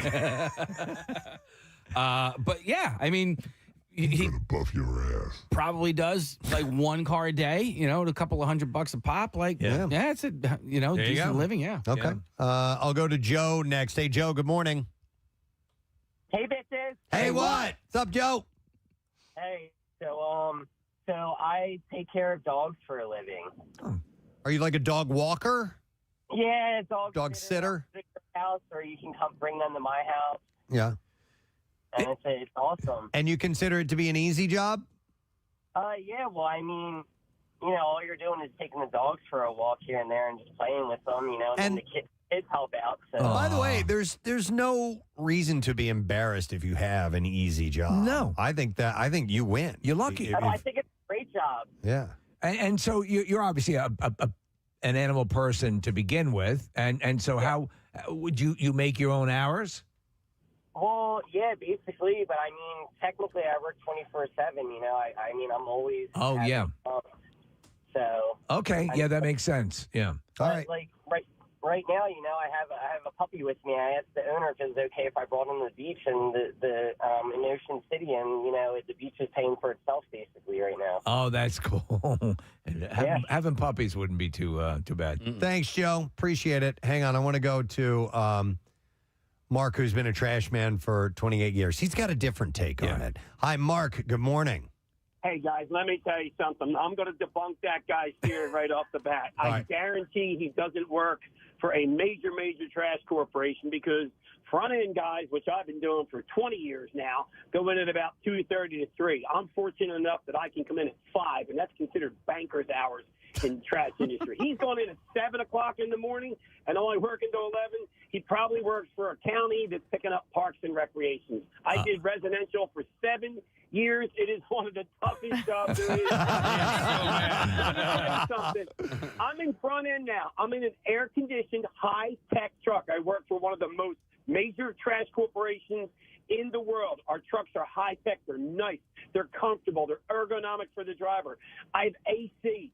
I get out about 20 times to open gate, pull a couple cans out. Mine is probably the easiest in the industry, but maybe takes the most driving skill. I back up over 130 times a day. Let me tell you something. I stink when I go home, and my wife won't let me near her until I take a shower. She won't let me near her anyway, but married 30 years, that's a different story. Bottom line is, one of the worst jobs. Give a shout out real quick. My friend Kelly Bilbro, she works at the service department at Rafferty Subaru. Her and her mother, and I think her whole family, they are driving out to Gettysburg right now. And her mom, Judy Harley, is celebrating a birthday today, and they're listening to us right now. So this is a birthday shout out to you, Judy. Nice. All right. Before we make it Friday, the band that brings us into Friday is called Froggy, and they have a show tomorrow night. So they do. Yeah, we saw this on their Instagram account. They're playing Philomoka, and they have an all-ages show, and it's at 7 o'clock tomorrow night. So if you want to go see it, you want to support them, make sure you do. Now, with that in mind, let's make it Friday with Froggy. I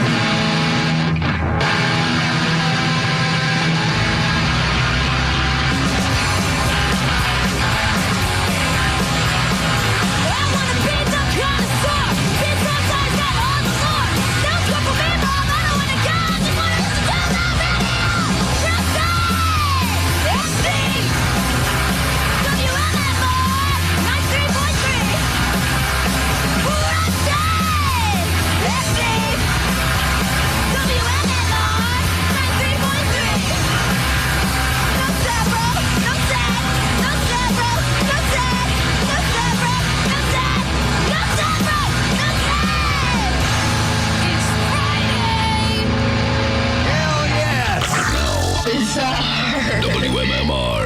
presents Preston and Steve's Bizarre File. This morning, brought to you by Pella Windows and Doors. Don't miss limited time savings on Pella Windows and Doors.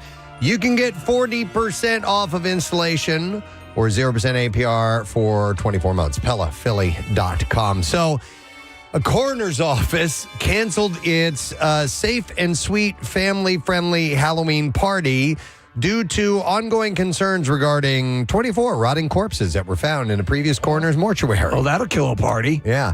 Former Pueblo County coroner Brian Cotter fell into hot water in August when 24 decomposing bodies were discovered behind a hidden door in the mortuary home that he owned with his brother, Chris Cotter. Now, some of the bodies were reportedly decomposing for 15 years there. Oh, my God. Cotter resigned from his elected position as the county... I'm not good at this. The county coroner on September 2nd and was shortly replaced by Dr. Greg Grayek.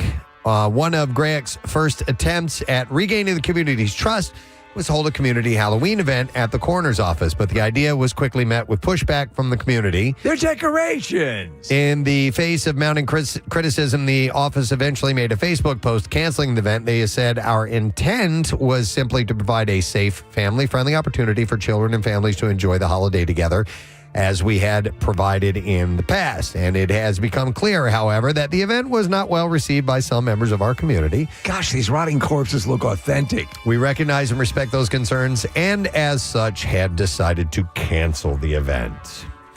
A family swam to an island off the coast of Cape Cod and spent 2 nights there waiting for help after their boat caught fire earlier this week. The U.S. Coast Guard said the family of 3 was rescued Wednesday morning after becoming stranded on Notion Island. All 3 were seriously injured, by the way. The Coast Guard officials said that the Sullivan family departed from Eel Pond near Falmouth, Massachusetts, Friday on their boat named Third Wave.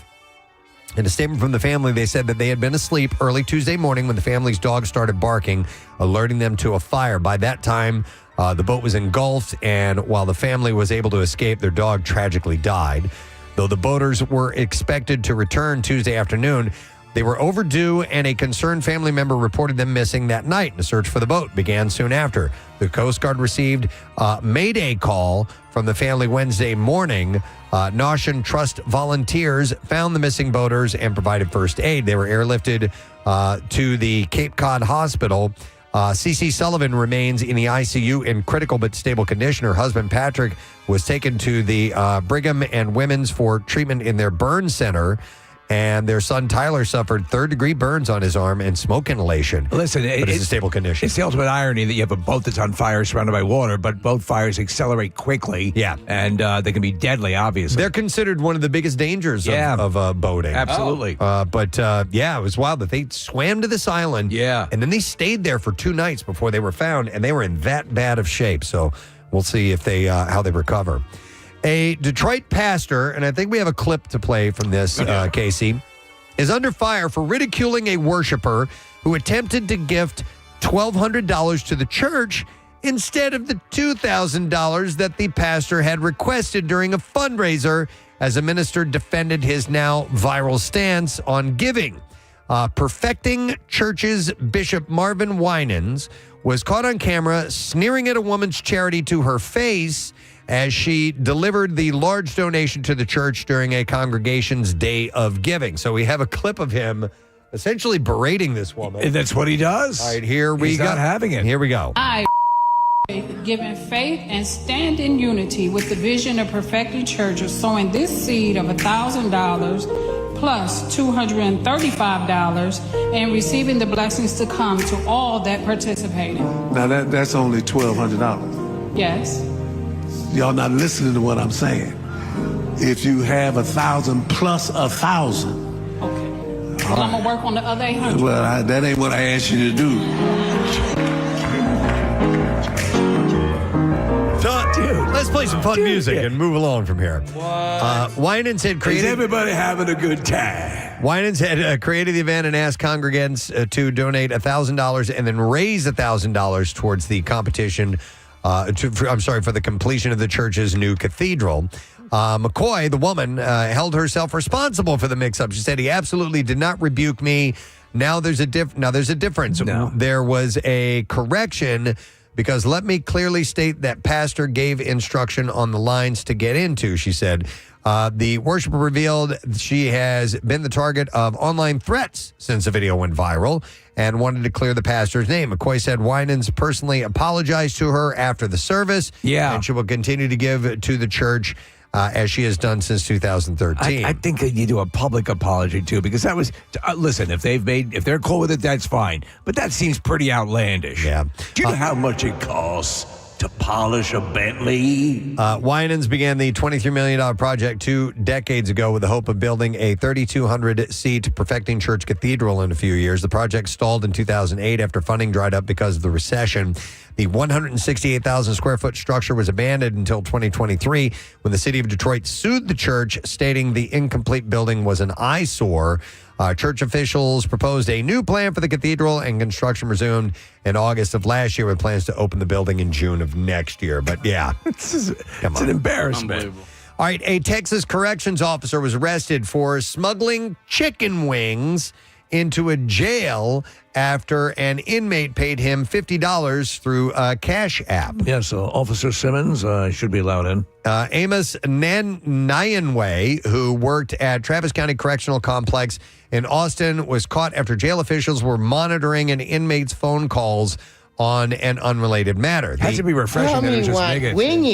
The inmate told a relative that a corrections officer provided him with habanero mango chicken wings from Wingstop. They are good, man. After receiving the money, surveillance video showed a food delivery arriving in the jail, and after the bag went through an X-ray scanner, Nyanwe ate some of the wings himself before taking several chicken wings from the bag, placing them on paper towels, and handing them to the inmate. Here, everyone. Nyanwe Do you have enough for everyone? Was arrested on a misdemeanor contraband charge and has been fired. Court papers note that chicken wings are not authorized to be given to inmates. Yeah, but you can run food past. You're bringing food into the right. Yeah. I don't. I wonder if they're allowed to have bone-in stuff. Yeah, I don't know. You could use that as a shiv. You can sharpen it up. Yeah, exactly. All right, and that, like I said, that's the B file for you. I know it's already 8:23. We have an announcement to make. Right. So we're excited for the return of this event. It has become huge over the years at the Camp Out for Hunger, and we want to officially announce the 7th annual Fill a Trunk Car Club Food Drive. Our buddy Jeff Walton has got everything ready to go. It all benefits the Camp Out for Hunger, and it will be the day before we start, Sunday, November 9th. It is organized and hosted by the Porsche Club of America, the Rizentota region, and I'm sure I pronounced it incorrectly, and it's sponsored by Throttle.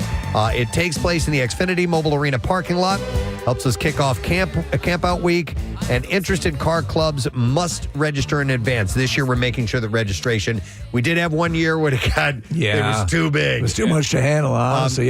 So this will work much better. If you're interested, you're a car club member, you know somebody who's a car club member, get the details at WMMR.com. Your entry fee is your food donation. All right, whether it's a trunk, a frunk, a bed, of food to support Phil Abundance, it doesn't matter, but that is your entry fee. Complete details at WMMR.com/campout. So we love the support from the car club community. It's the best, and it's growing to this whole thing, and Jeff handles it all, and everybody all around every aspect of the Camp Out for Hunger this year will tell you it's a tough one this year. Yep. So November 9th, it's a Sunday. It's a day before we begin, and it will be at the Xfinity Mobile Arena parking lot and helps us kick the whole thing off. We love having this event take place. So thank you, Jeff Walton, and the whole gang at Porsche Club of America. So WMMR.com/campout to get those details. We're going to take a break. Our buddy Todd Glass is joining us when we return, so make sure you stay with us. And one of the most difficult jobs physically and, believe it or not, mentally, because you are not done until you pick up that last can. The good news is you can eat all you want out of the hopper. If that's Oh, my God. I love this guy. Wow, man. Mark. Well, you paid your dues. hung up on He us. hung up. I wanted to get more from Mark. Oh, he's the best. Wow. Okay. All right, then. There is something, though, bizarrely, at least from our angle, Casey, like fraternal and romantic about that. You're out, you're different locations. You know what I'm saying? What is it? Is it working in trash? Yeah. As a sanitary? I don't know. As a sanitary napkin. God, but the smell. I know. The stuff those guys smell, and I know they're immune to it by now, but it's just disgusting. Just the smell alone makes your job not easy. I was walking down the street in Cape May a couple of weeks ago, and it was singing "Do What Diddy." I was not. I was holding my breath, Steve, because it smelled so bad because there was some rotten trash. Really? Behind one of the houses. Yeah. But it permeated for like at least a half of a block. And then when I was walking back, I'm like, well, I'm going to walk on the other side of the street, and it was just as bad on the other side of the street. It made it across the street. Let's see who's been on hold for a long time because we got to wrap this up in just a second. Let me go to Kristen. Hi, Kristen. Good morning. Hi. Good morning, guys. Hey, what's up, Kristen? So I don't have an easy job. I'm a dog groomer. I get mauled on a daily basis. But I love it to death. My husband, on the other hand, he works in the IT department in a library. Yeah. This man spends 90% of the time watching YouTube, sending me memes. He brings, he's like, oh, I'm watching Terminator. I'm like, you found it online? No, I brought it from home. He's bringing his own movies. I knew I would need something to watch. I didn't do anything here. So he's got it. So what does he basically like, update the library's website or just make sure everything's running? So he helps with that, but he's in the computer lab, so he's got to help anyone who needs help with like any computer assistance. And he's like, from 10 to 3, I have people. Before that and after that, I don't. And he works 9 to 5. Mondays he does 1 to 9, but the best part is twice a month they then pay him to shut down the computer lab to play Dungeons and Dragons. Oh man, that's an pretty easy cool. job. Yeah. I'm like, what? Don't come home and tired. Like, you have a 5-month-old. Help. Help. Please. You're helping. Thank you, Kristen. We went whitewater rafting earlier this summer, and we were talking to some of the guides that were with us, and they were all college kids, which I didn't know. This was in Jim Thorpe. They're college kids, but from all over the country, not just in our area. And they travel here.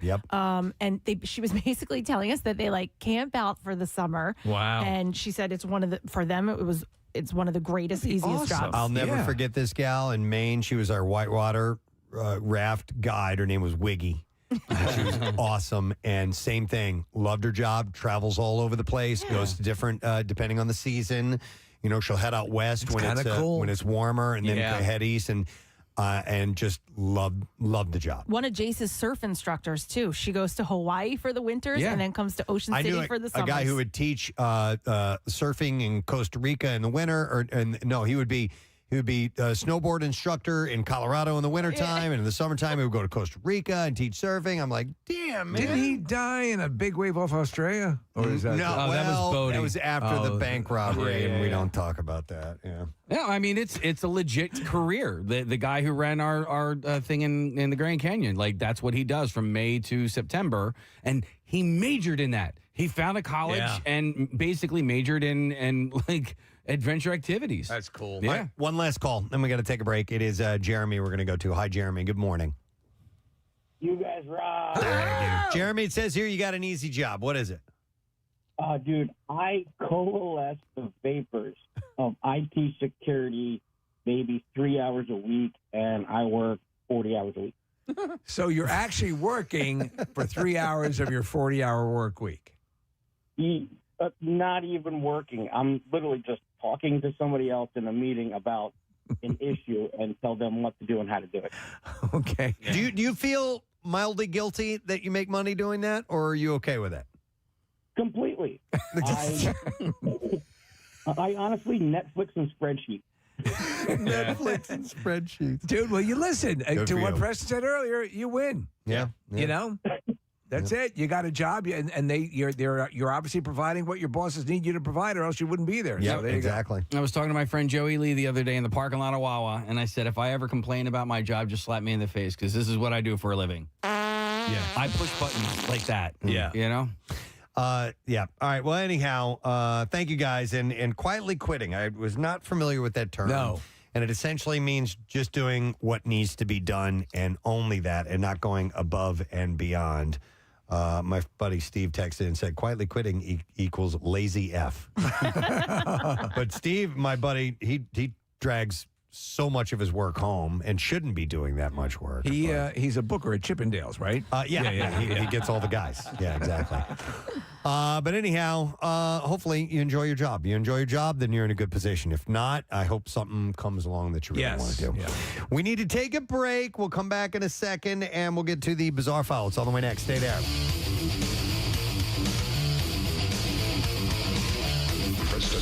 I'm starting to feel the buzz of excitement in the studio this morning. And the excitement that I have is that something will probably go wrong. So Yes, absolutely. And it's probably something, that. it's probably an exposed wire is what's feeling that buzz. That's what it is.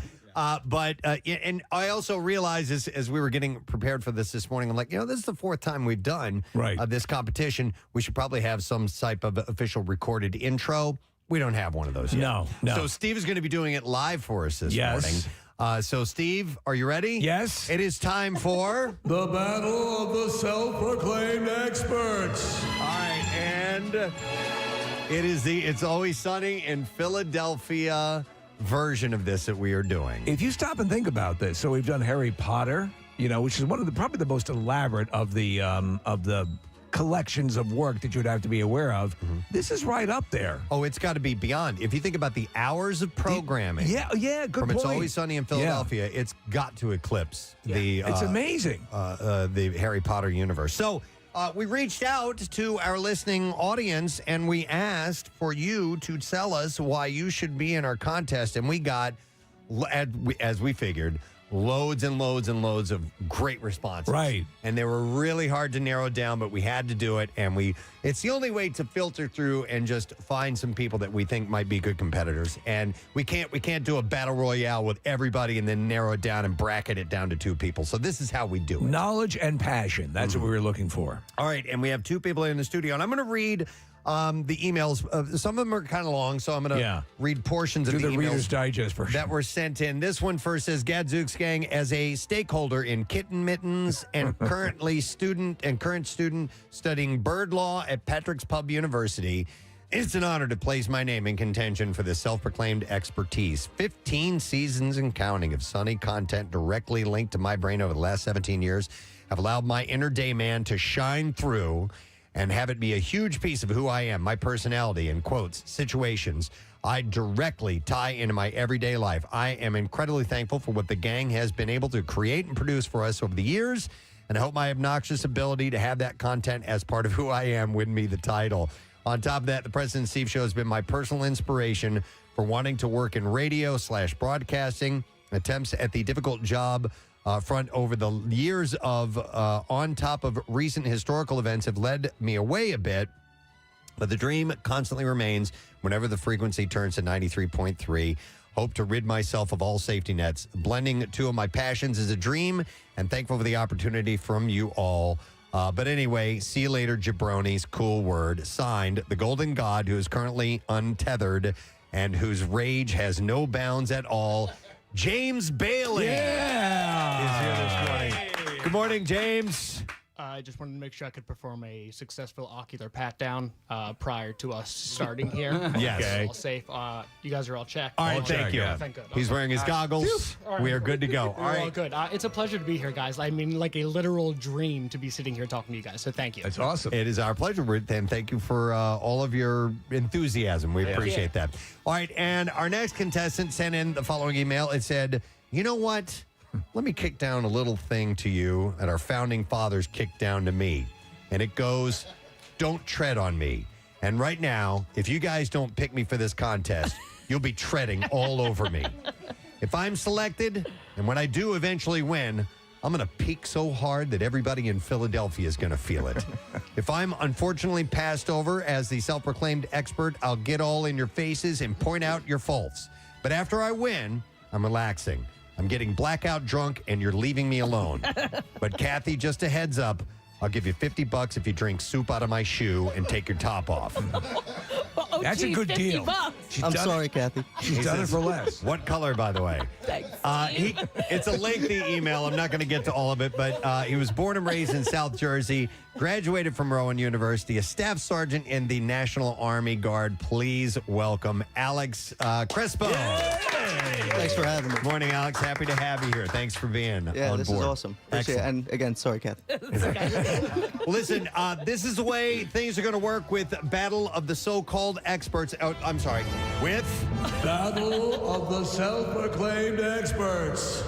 All right, this is the way it's going to work. We're going to have 3 rounds of questions. Each round is going to be a different level of difficulty. Obviously, we'll start with the easier questions, move on to medium, and then we will get to the hard questions. The first round, questions are worth 1 point each. 1 point. The second round, questions are worth 2 points each. 2 points. And in the third round, where the scores can really change, it's 5 points. 5 points. Now, if we find ourselves in the event event of a tie. A tie. Oh my God, make it stop. We do have a tiebreaker question that will determine our winner. And I know I'm forgetting something. Oh, yes. Sarah Marshall. Very much, Marissa. Before we go to our guest, he's joining us via Zoom today, which is kind of different because he's in town. I don't think we've ever had this happen before.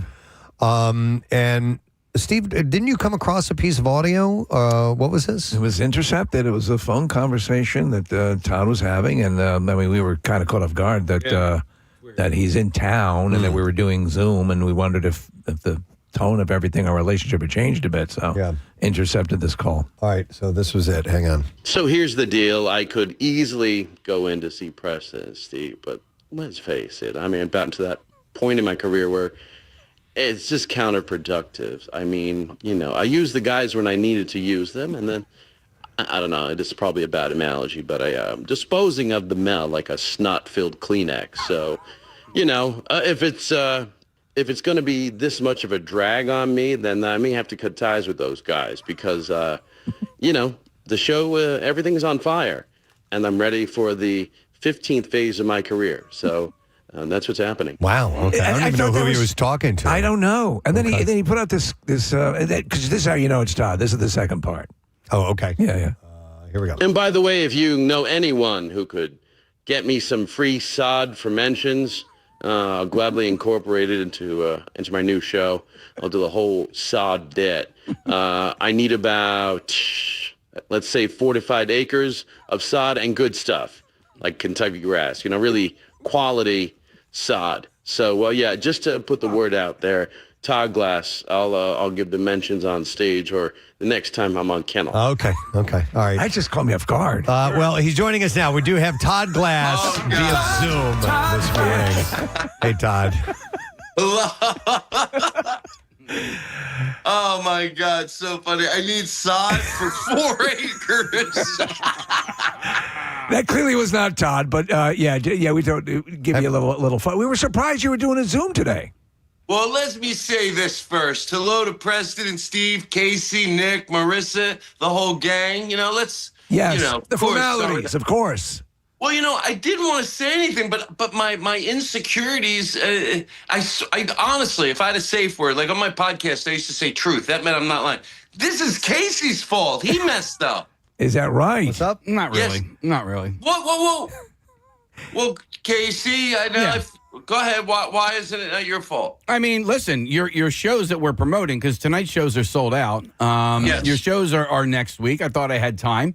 And apparently I did not have time. And so you and I talked earlier this week. Unfortunately, you're a lot busier than I had anticipated. You've got to rehearse with musicians and all that sort of stuff. Yeah, it really is a good thing. Todd, it's no secret. You're in a stage now of your career, the show you're putting on, the event of a lifetime shows that you're putting on, and just the stuff that you've been building over the course of the years with the band. We were talking earlier this morning. I don't think there's anybody doing this kind of show the way you're doing it, and it's combining like a Vegas approach, and there's a little bit of Pee-wee's Playhouse, and all this stuff going on. It's a lot of work. So we do understand, but it doesn't mean we're going to not rib you a little bit. I know. Now I feel bad because now Casey's over there. I bet he's fuming at me. You still love me, right, Casey? Oh my God, with all my heart. Yeah. Oh, see, that puts, okay. Well, first of all, hello to everybody. Hello. Preston, now, Preston is still with you guys? What happened? The ranks are diminishing, but yeah. Oh, wow. Yeah, Marissa, I'm going to kill you. She told me that, oh, Marissa. Well, hello, everybody. No, I do. I know. I usually love to be in studio, but I'm happy to be here. I'm in New Hope. Have you ever been to New Hope? New Hope is awesome. I will be in New Hope tomorrow. I'm going to the Bucks County Playhouse for a show of Rocky Horror Picture Show. I love New Hope. It's wonderful.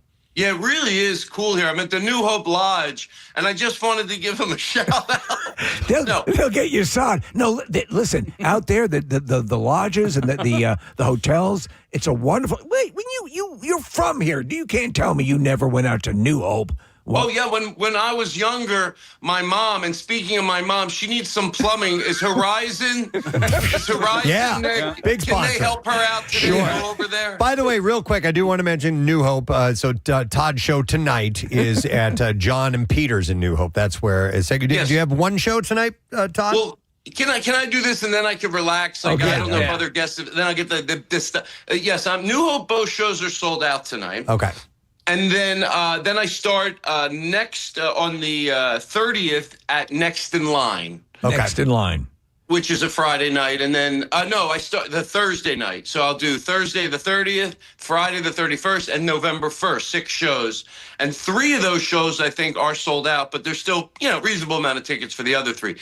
And real quick, we've talked about the show before, but I'm doing the same show. I'm going to New York doing 15 shows at Second City in Brooklyn. Yeah. As part of the New York Comedy Festival. I'm doing the exact same show in Philly. 7-piece band, everything, So I'm going to, basically run it in Philly. Yeah. And so anyway, that's all that. That's all I had to say about that. How long, because it's been years since you've been tweaking this concept, and I love this concept, and you can see little samples of it if you go to Todd's Instagram page.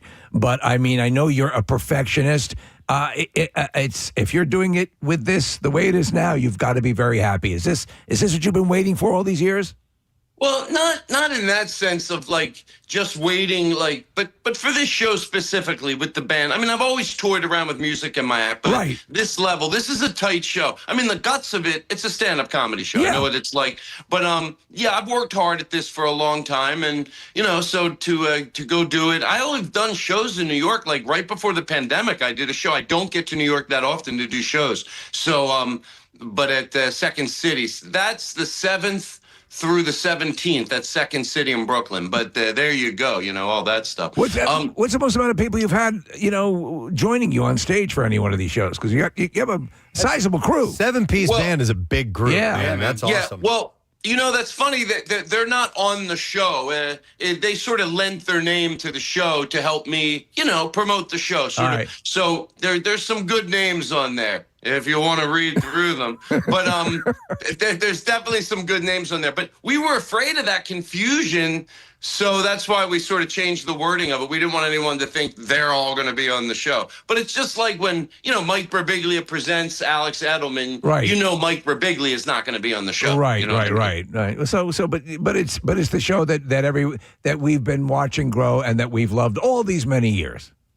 Listen, that's not the important thing. My new business is what I really came on here to promote. I have to be honest. I hope you guys don't mind, but I have a new, you love granola, everybody? Oh, who doesn't love granola? Come on, granola.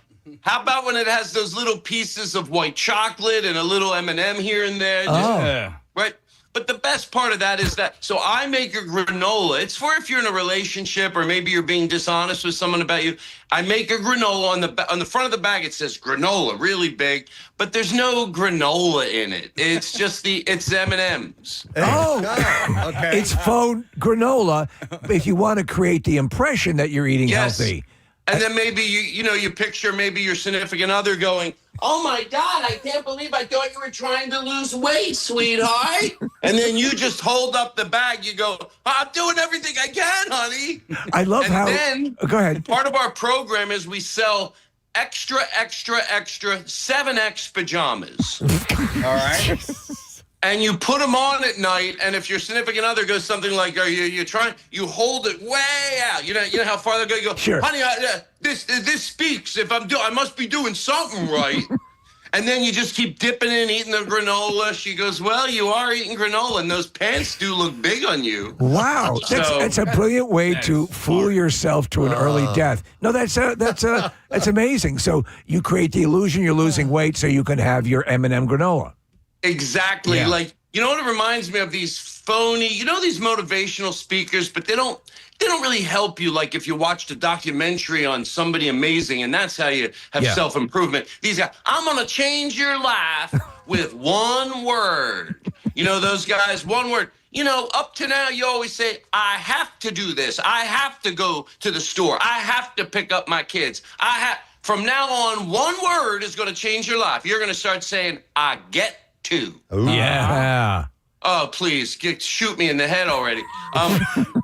But my friend Andrea went to one, and I asked her, I go, "How did it work?" Because she was so gun-ho. She goes, a week later, I was, I was depressed again. I'm like, "Well, hey, you get to be depressed, It's true. I've actually seen that exact presentation where I get, it's a privilege. I get to do this. Right. Yeah. And it sounds good on paper. Oh, that's right. Yeah. I get to. Not that one word, to be very clear. One word, I guess, could make a difference, but not that word. I mean, for instance, like if you were to say, like, "Hey, I'm dating Lady Gaga impersonator." You're like, "Oh." It does make a difference. One word can make a difference. Yeah. Have you ever in your life, gone to or got swept up into one of those, going back to like EST or those programs or those self-motivation or Tony Robbins? Have you ever bought into or been a part of any of those, Todd? No, for some reason, I always knew that the self-growth, what's that called when you work on yourself from inside? Self-improvement. Self-improvement. Yeah. It's not through it sounds good on paper. I remember my friend Andrew, whatever that thing was 20 years ago that everybody was doing, she comes home, she goes, "Todd, he said when you're little, your parents say, 'No, don't do that. No, don't do that. Can I have a bite? No. Can I go out with my friends? No.' So we've programmed no.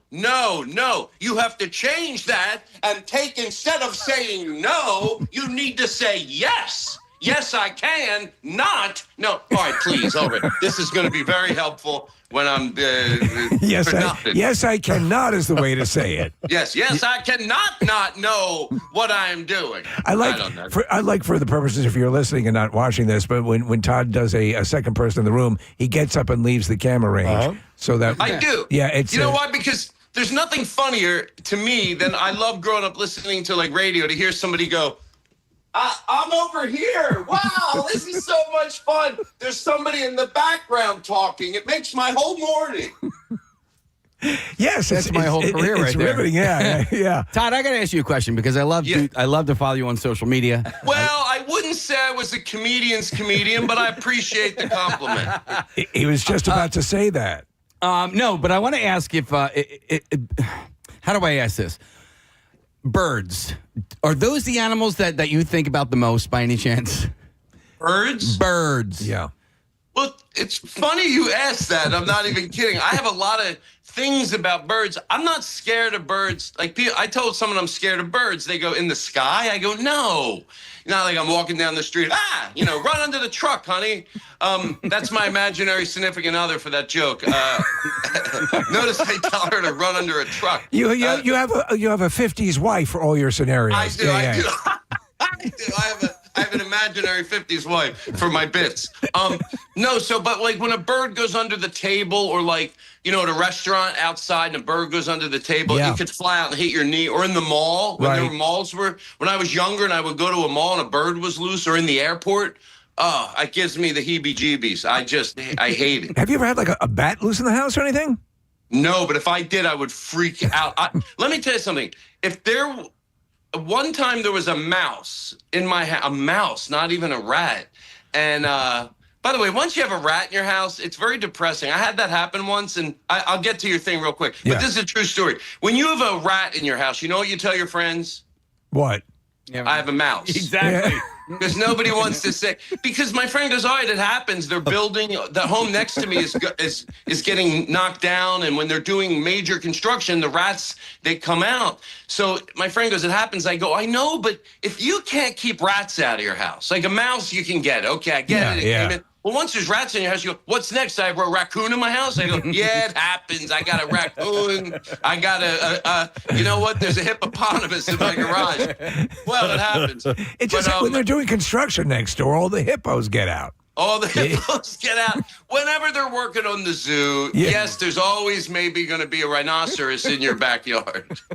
I ask about birds because you had and it was such a fun observation years ago. Oh, yeah. Where you're like, why do birds choose to live in bad neighborhoods? And I was just like, you're right, they can go anywhere. And then you had this pigeon bit, and it just had me rolling because it's so true. And you had a pigeon, a pigeon. The way when the car's coming down the street at a red light, the light turns green. The pigeons, I'm afraid. I don't want to hit a pigeon, so I hit my horn. Yeah. And they slowly walk out of the way, and then you can fly. What are you doing here? What are you effing with me here? You know? I also have another joke about a pigeon. By the way, for the first time, I'll admit this is not a true story, even though for years on stage I swore it was. I saw a pigeon. Here's the commitment. I go, I saw a pigeon. I know you people are going to think I'm lying. It was walking down the street in New York, waddling, like it had somewhere to be almost. And I wanted to Velcro, wouldn't it be cool if I Velcroed a briefcase to the side of it?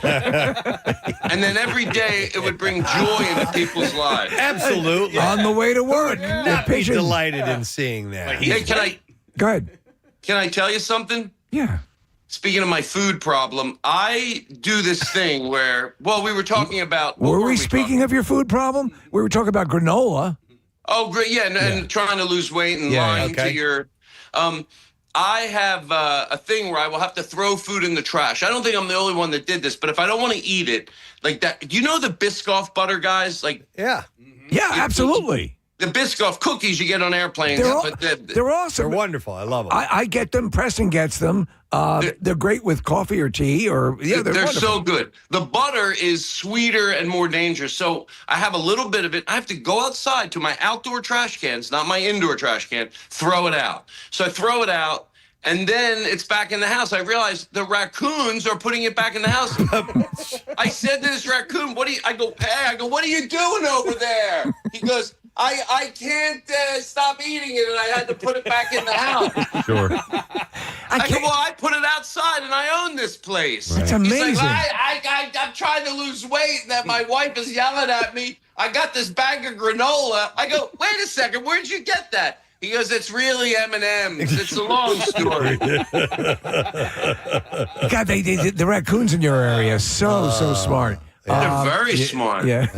Wait, hang on a second. You're switching glasses on us here. You had sunglasses on first, and now you have regular glasses on. I try to keep it exciting. You do some of these phoners and these people, they're a snore fest. Notice I come to a phone Zoom interview with a little bit of pep and different glasses. You mentioned Lady Gaga. You've actually done a few costume changes, which is pretty amazing. Yeah, I have. I'm like whoever does costume changes that I can't think of right now.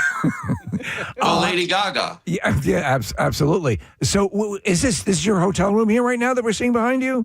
Yes, it is. I'm at the Newport Lodge. Okay. New Hope Lodge. Not Newport. Yes, and thank you, Preston. Yes, certainly. I'm just curious, at the volume you're talking, are there other people around you in other rooms?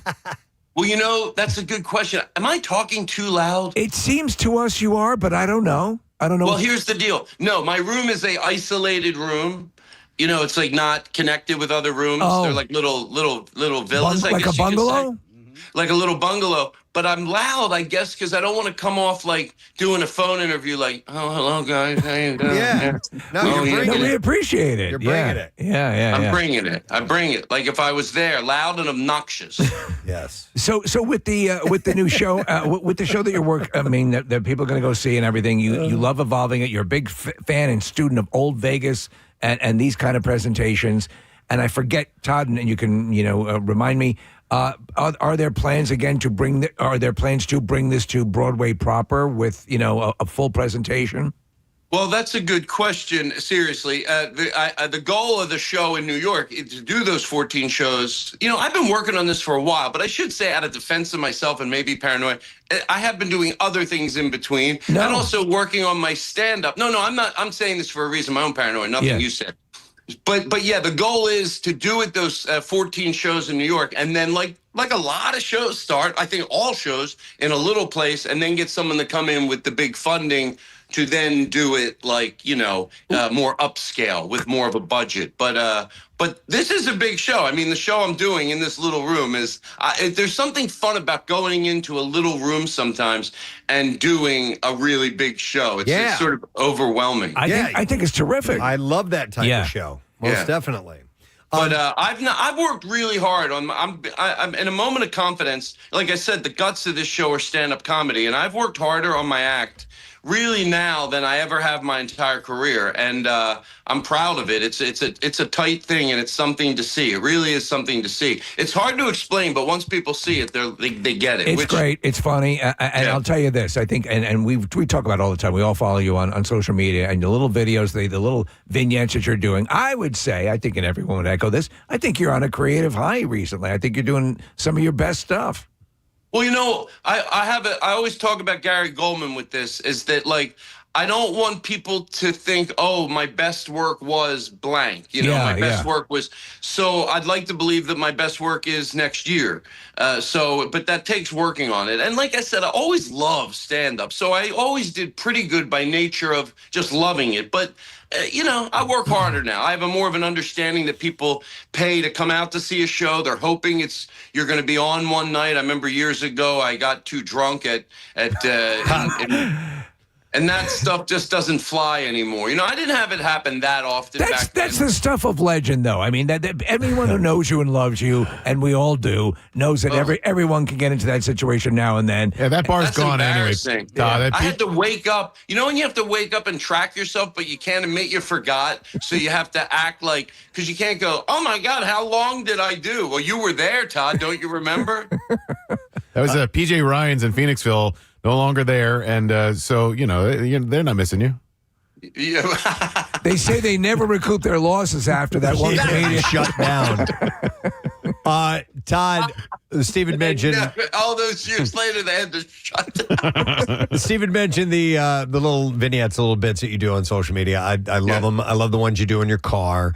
I don't know where you're filming those, if it's at random locations or just right up in front of your house or whatever it is. But do you ever have people come upon you while you're recording these and they end up being part of the bit? Or have they ever been confused at what the hell's going on? Or is it, since it's in California, nobody cares? You know, that's another a good question for me, because I specifically have an answer to that. I'm not saying there's not times where it's funny. There are. Everything has a slice of it where you go, oh, you say you don't like that, Todd, but you're laughing at that. And that's when people bother other people in videos. You know, they go up and the other person is just, so I try not to do that. Like if I'm at Vaughn's, where they know me there, so they let me shoot there late at night, that, you know, I can go to if I'm shooting something and somebody comes into that aisle, we just go to another aisle. Okay.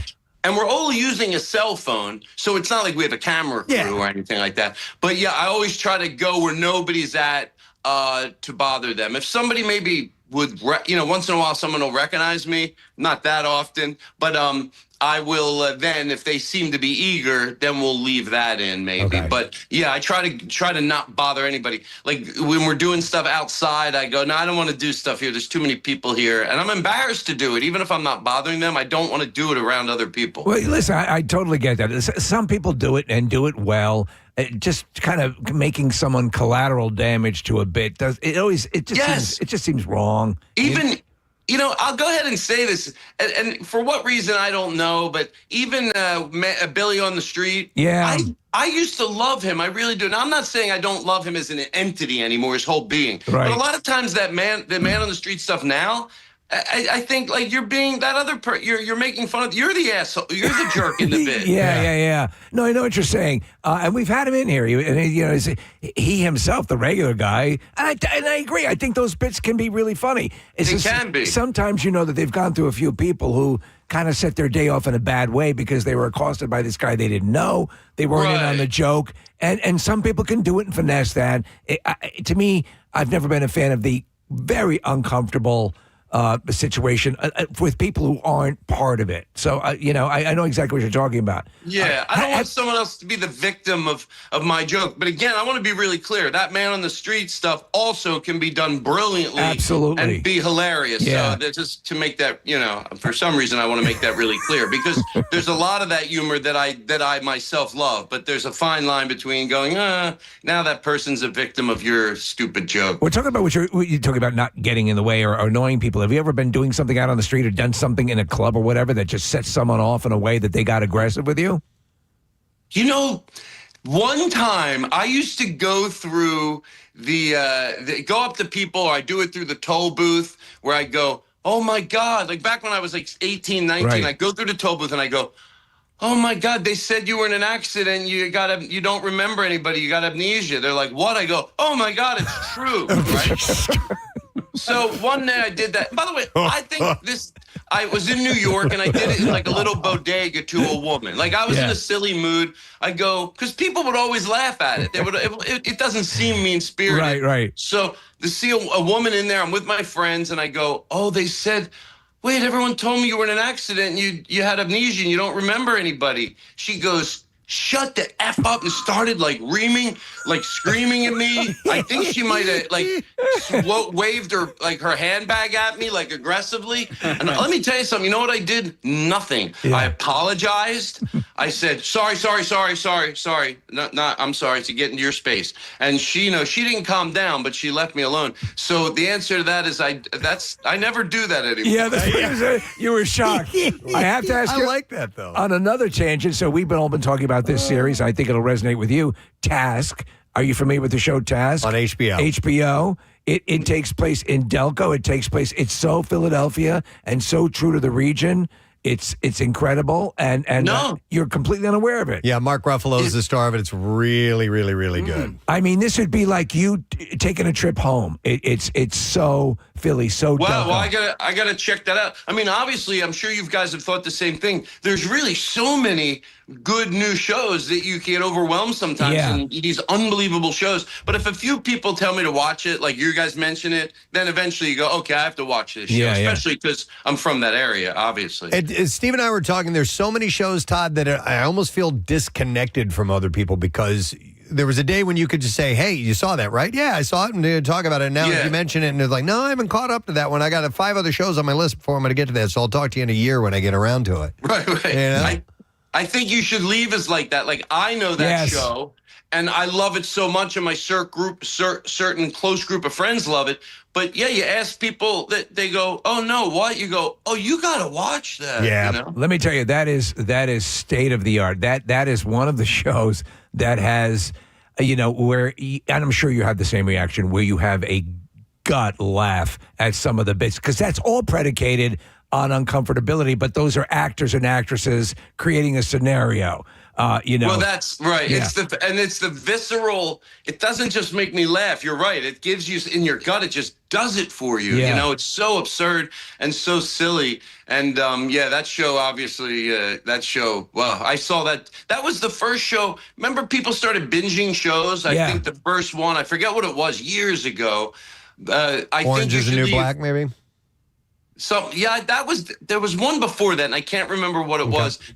The guy from Malcolm in the Middle, I think he was in it. Oh, Breaking Bad. But anyway, Breaking Bad. Yeah, Bryan Cranston. Yeah, absolutely. Well, and, it also helps when your episode lengths are like 18 minutes, which is what. Right. So what do you have? You have anything coming up? Obviously you have a lot of the podcast. You end up popping up on shows as well. Is there anything? Yeah, no more. I don't do the podcast anymore. I stopped that a year ago, but not because I didn't love it. Just I was having a little more success on gathering new people on Instagram and TikTok, so I moved over to that. And just really, to be honest, well, a lot of comedians, scoffed at it. I saw it during the pandemic, TikTok specifically, and I loved it. I was like, wow, I think I could have fun with this formula. And and I did. I ended up having a really good time and loving it. You've kind of been ahead of the curve a couple of times on some of these things. I mean, you dive right in. I'll give you the credit for that because, I mean, you were before. Listen, it's crazy now. The podcast thing is so oversaturated. It's ridiculous. But you were sort of at the beginning of that with the cluster and then doing the short videos. Not that you were the first one, but you took to it early. I think I did, and I try to. I try not to just spit on anything new. It's okay not to like something new. I always tell my friends that think, oh, I have to do TikTok, you're saying? I go, no, TikTok, but there should be something new that comes along that you like, a vehicle, especially as a stand-up, because it helps bring people to your shows, whether it's Vines back in the day, whether when podcasting came along. Maybe you connected with Instagram, maybe it was TikTok. You shouldn't just be mad at everything new in life is sort of my motto. Isn't there anything new that comes along that you like? Like that's always my problem with people. I don't want to sit around. There's this new granola that's nothing but M&Ms. It's all the rage. Oh my God, did I tell you about that? Todd, touching on your shows next week at Next in Line, you are doing a Halloween night show. Is that going to have a special flavor to it because it's on Halloween, or are you going to dress up or anything like that? I don't, it's funny. You would think I would, but probably not. Okay. I don't mind if people dress up. And by the way, the next in line shows, like I said, they're Thursday the 30th, the 31st, which is a Friday, and then Saturday. And this is Next in Line's a very intimate club. I think it holds 90 people or something like that. So the shows are doing well. But the Friday late show, full disclosure, is a little slower right now. Okay. So we can give some comps out for just the Friday late show. So if people want to call in, and I guess we could take, a certain amount of callers and give away a few tickets to the Friday late show. That's I think it's a 9:30 show or 9 or 9:30. All right, well, I won't give them away right now. When we get off air, we'll verify with you, get the information, and figure out how to do that. But before the end of the show, I'll give some away for sure. Awesome. Yeah, we'll do that. No, we're set and ready to go. Oh, really? Yeah. I did not know that. Well, how many should I give away? Well, let's 10. say give away 1,000 now, and then. Yeah, I talked to Casey. I think we can give away, maybe 5. Casey, you remember we talked, right? Yeah, we'll give away 5 pair right now. All right. All right. Perfect. 5 pair. Those who would like to go, 610-660-9333. And this will be for the Friday night show, the 31st. Is that the one we're doing? Okay. And this will be at Next in Line Comedy, which if you've never been there, it's 1025 Hamilton Street. And we'll set you up with that. And, of course, if you want more information, you want to buy your tickets, you can't win them. You can go to toddglass.com and get on board. But not tonight, because those shows in New Hope are all sold out, right? Yeah, New Hope's sold out. New York is really cool. Second City, obviously an infamous legendary theater. Legendary for the one in Chicago is sort of their flagship, but this new one in Brooklyn, and I'm very excited about this. We're going in 2 days early, going to recreate their black box theater into like basically a jazz club, and I'm really looking forward to it. It's going to be fun, and I'm going to spend a month in New York. I don't get to spend that much time there, so I'm going to do the shows for 2 weeks and then spend another 2 weeks just taking in New York. Well, your stuff is great. Yeah, I mean, you always the audiences love you, the fans love you, and we're glad you're. God damn it, and we love you, and we love you. How about even though you said those horrible things about us in the beginning? Yeah, by the way, we'll look past so funny. Can I get sod for 4 acres? 4 acres. The person goes, oh, yeah, the guy's on the radio. He probably wants a few pieces of sod. You go, no, he needs it for 4 acres, Bill. By the way, somebody texted in and said there are lots of sod farms in New Hope as we speak, so you can go tour them while you're there, Todd, and figure out what kind of you want to get, Doesn't that sound like something when you're younger? And when your parents maybe don't have a lot of money to do certain things, they're able to try to do other things. They go, we're going to the sod farm. Everybody get up. We're going to the sod farm where we're going to see how sod is made. And you as a kid are asking if you can feed the sod. Yeah. Oh, I love to go feed the sod. It's so much fun. Hey, by the way, I know we're wrapping it up, but can I say one more thing? A little campaign. It's a campaign I'm trying to get started. All right.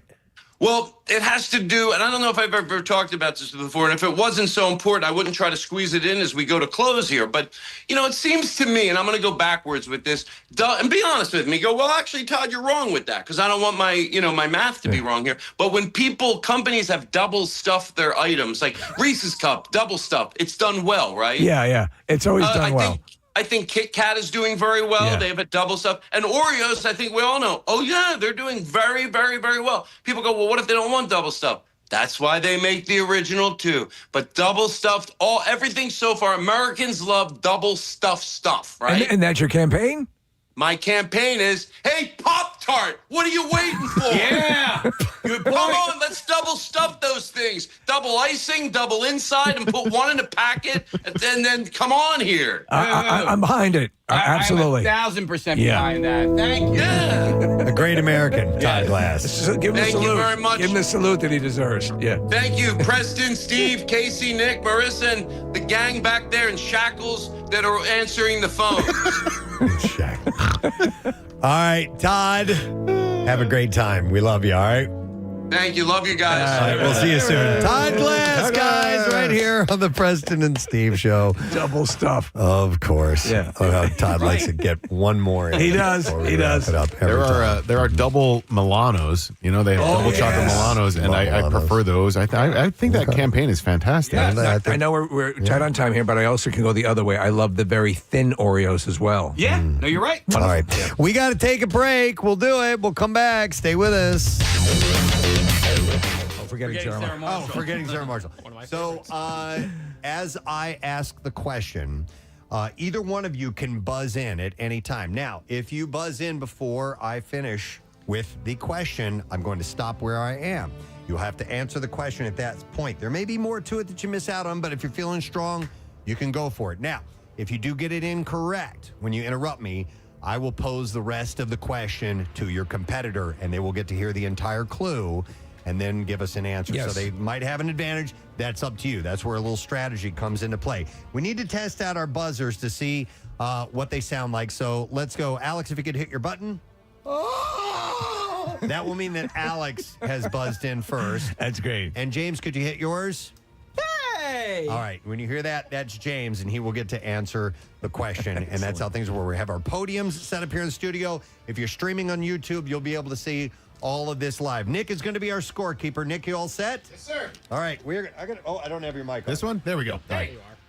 Mic wasn't on. All right. So we are going to get this underway. Let's begin with round number one. Gentlemen, grab your signaling buttons. And by the way, I need to compliment them on their T-shirts. They are wearing It's Always Sunny centric shirts. We have the Bird Law shirt and the Implication shirt as well. You had to call them to say, at least to alert them to the fact that while we are fans and watch the show, these are the encyclopedic knowledge of the whole show. So we may not be aware of everything. And in fact, I need Connor in here because Connor is going to be our judge should we need to go to a ruling. Connor's another super fan. Connor's a super fan, and he helped out with all of the questions. So, Connor, I may go to you for a thumbs up or thumbs. These are the easier questions. Question number 2, and there are 5 questions per round. I forgot to mention that.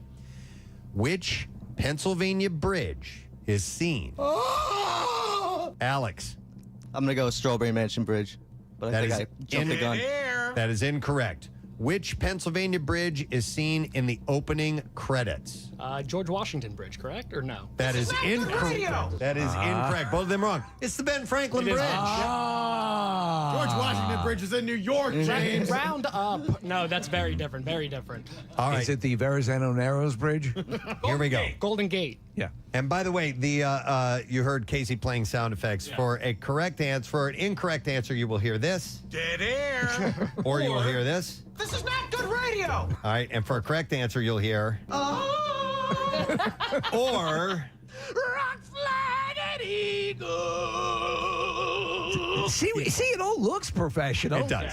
All right. Third question of the first round, and there are 5 per round. Here we go. What is Dee's nickname that was... Hey! All right, James? Shut up, Bird. Incorrect. Ooh, this is not good radio. What is Dee's nickname that was given to her in high school? The Aluminum Monster. Yep. That is correct. Alex gets a point.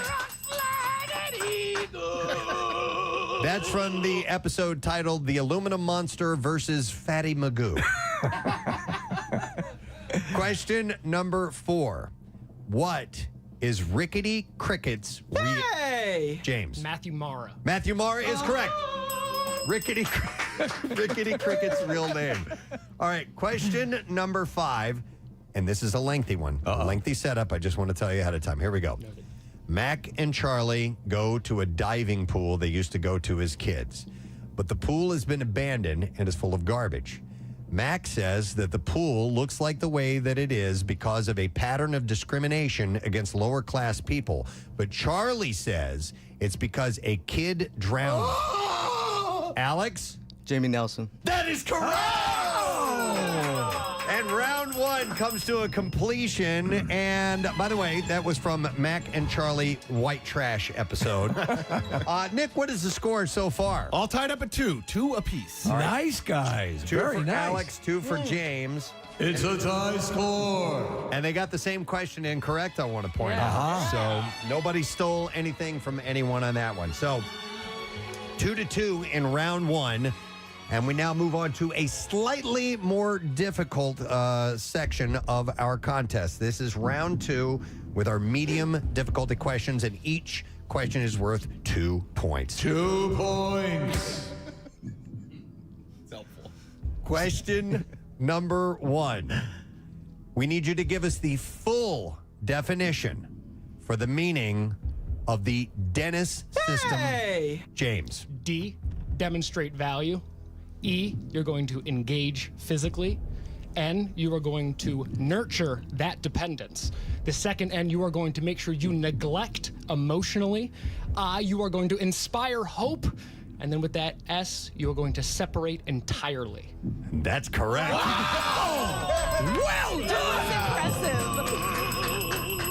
That was impressive, James. All right, 2 points for James on question number 1 of round number 2 as we are playing The Battle of the Self-Proclaimed Experts.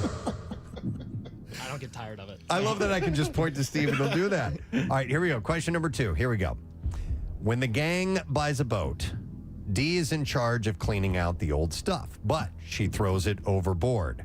When Charlie starts to find the items, what does he believe? James? There's a horse cemetery down there with dolls and figurines of sorts. All right, let me go for a ruling on that. Okay, we have a correct answer. Yes. Yeah. Yes. Relics of an ancient horse massacre. Horse massacre. That is, we would have accepted. So 2 more points. I forgot that. Going to James. Third question. What is the name of Patty's rival bar in the... All right, James. Molly's. Molly's is correct. Wow. That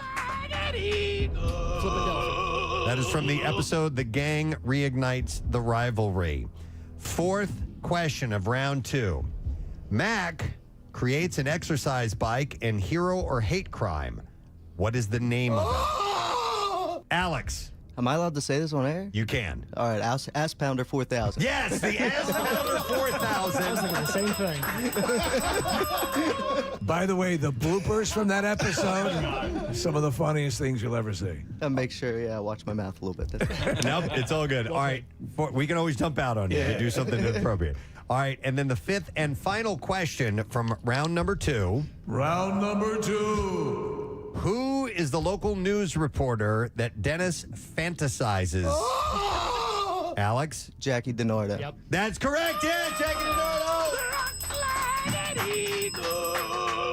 And that is the end of round 2. Nick, what is our total so far? In round number 2, James got 6 points, Alex got 4, and now James leads 8-6. Wow. All right, 8-6. So it is anybody's game. It's anybody's game. Because round 3 takes us up quite a notch. These are the most difficult questions that we could come up with, and therefore they are going to be worth 5 points each. 5 points each. So this can absolutely take off. So Take off. I want to ask you guys, as far as the prize is concerned, because it is a VIP experience for the It's Always Sunny podcast at the Met. Are you more excited about the parking situation? Because parking at the Met can be really tough, or is it meeting the gang? I've never been to the Met, so I'm not too sure how the whole parking thing is, but. Talking past experience, parking is actually higher on that list than I'm proud to admit. Have you guys in this scenario? Have you guys ever had the opportunity to meet anybody from the show? From the show directly? No, okay, I've not. all right. So this is They're fantastic. Yeah. Yeah, you guys are going to love it. Whoever gets this is going to have a wonderful experience that night. All right, we're ready for the third and final round. 5 points per question, our hardest ones yet. Battle of the self-proclaimed experts. Let's begin. Begin. Question number 1, here we go. What name does Dennis refer to Frank's character, the troll, in the Nightman comic? Hey! James. His name is Antonio in the show itself. That is correct. Yes, that's a correct answer. Antonio. Dennis refers to him as Antonio before he shoots him. Bang, bang. And that is from the Nightman Cometh episode. All right, question number 2. What size shoe? Alex. 13. Yes! Wow. To finish the question. What size shoe does Sweet D wear? And that is from the episode Who Pooped the Bed? A size 13. 5 points. All right, we have 3 more questions to go in round number 3. Here we go. Pappy McPoyle, the patriarch of the McPoyle family, has a pet Pocono swallow. Alex wants to answer. Alex? Royal McPoyle. That is correct! Wow, played. That is from McPoyle and Ponderosa, the trial of the century. So 5 points for Alex. Wow. 4th question in the 3rd round. What are the names of the 2 episodes that Preston and Steve are... Hey! James? The gang gets whacked, part 1 and 2. That is incorrect. This is not good radio! So I'll finish the question for Alex. What are the names of the 2 episodes that Preston and Steve are both in? All right. Charlie Goes America all over everybody's asses, and Max Big Break. That is incorrect. It was indeed Max Big Break, but the other was America's Next Top Patties Billboard Model Contest. You starred in. Yeah, Casey and I were in the Charlie episode. That's yeah. correct. You might remember us from the high five we gave in the background. Yeah, in the van, right. Yeah. I was in, Steve and I were in the one with the construction workers. That was the Billboard contest. And we were with some, Max Big Break was the Eagles players were with the us. Flyers game. That's correct, yes. All right, so the last question we posed to you has to do with the episode that Kathy was in. All right. The episode Kathy was in. In the episode that Kathy was in, Dennis looks like a registered sex offender was the name. What was the name of the sex offender? What a good question. In the episode that Kathy was in, Dennis looks like a registered sex offender. What was the name of the sex offender? Alex. Wendell Smart Eyes. Smart Eyes was his nickname. All right, I'm going to the judges, and they were giving a correct answer for Alex on that one. We would have also accepted Wendell Albright, but Wendell Smart Eyes is correct. And we go to Nick McElwain for the total. And how did we do after round 3? With 15 points in round 3 and a grand total of 21 points overall, our winner is Alex! Oh, my goodness. Alex rallied. I thought James had it.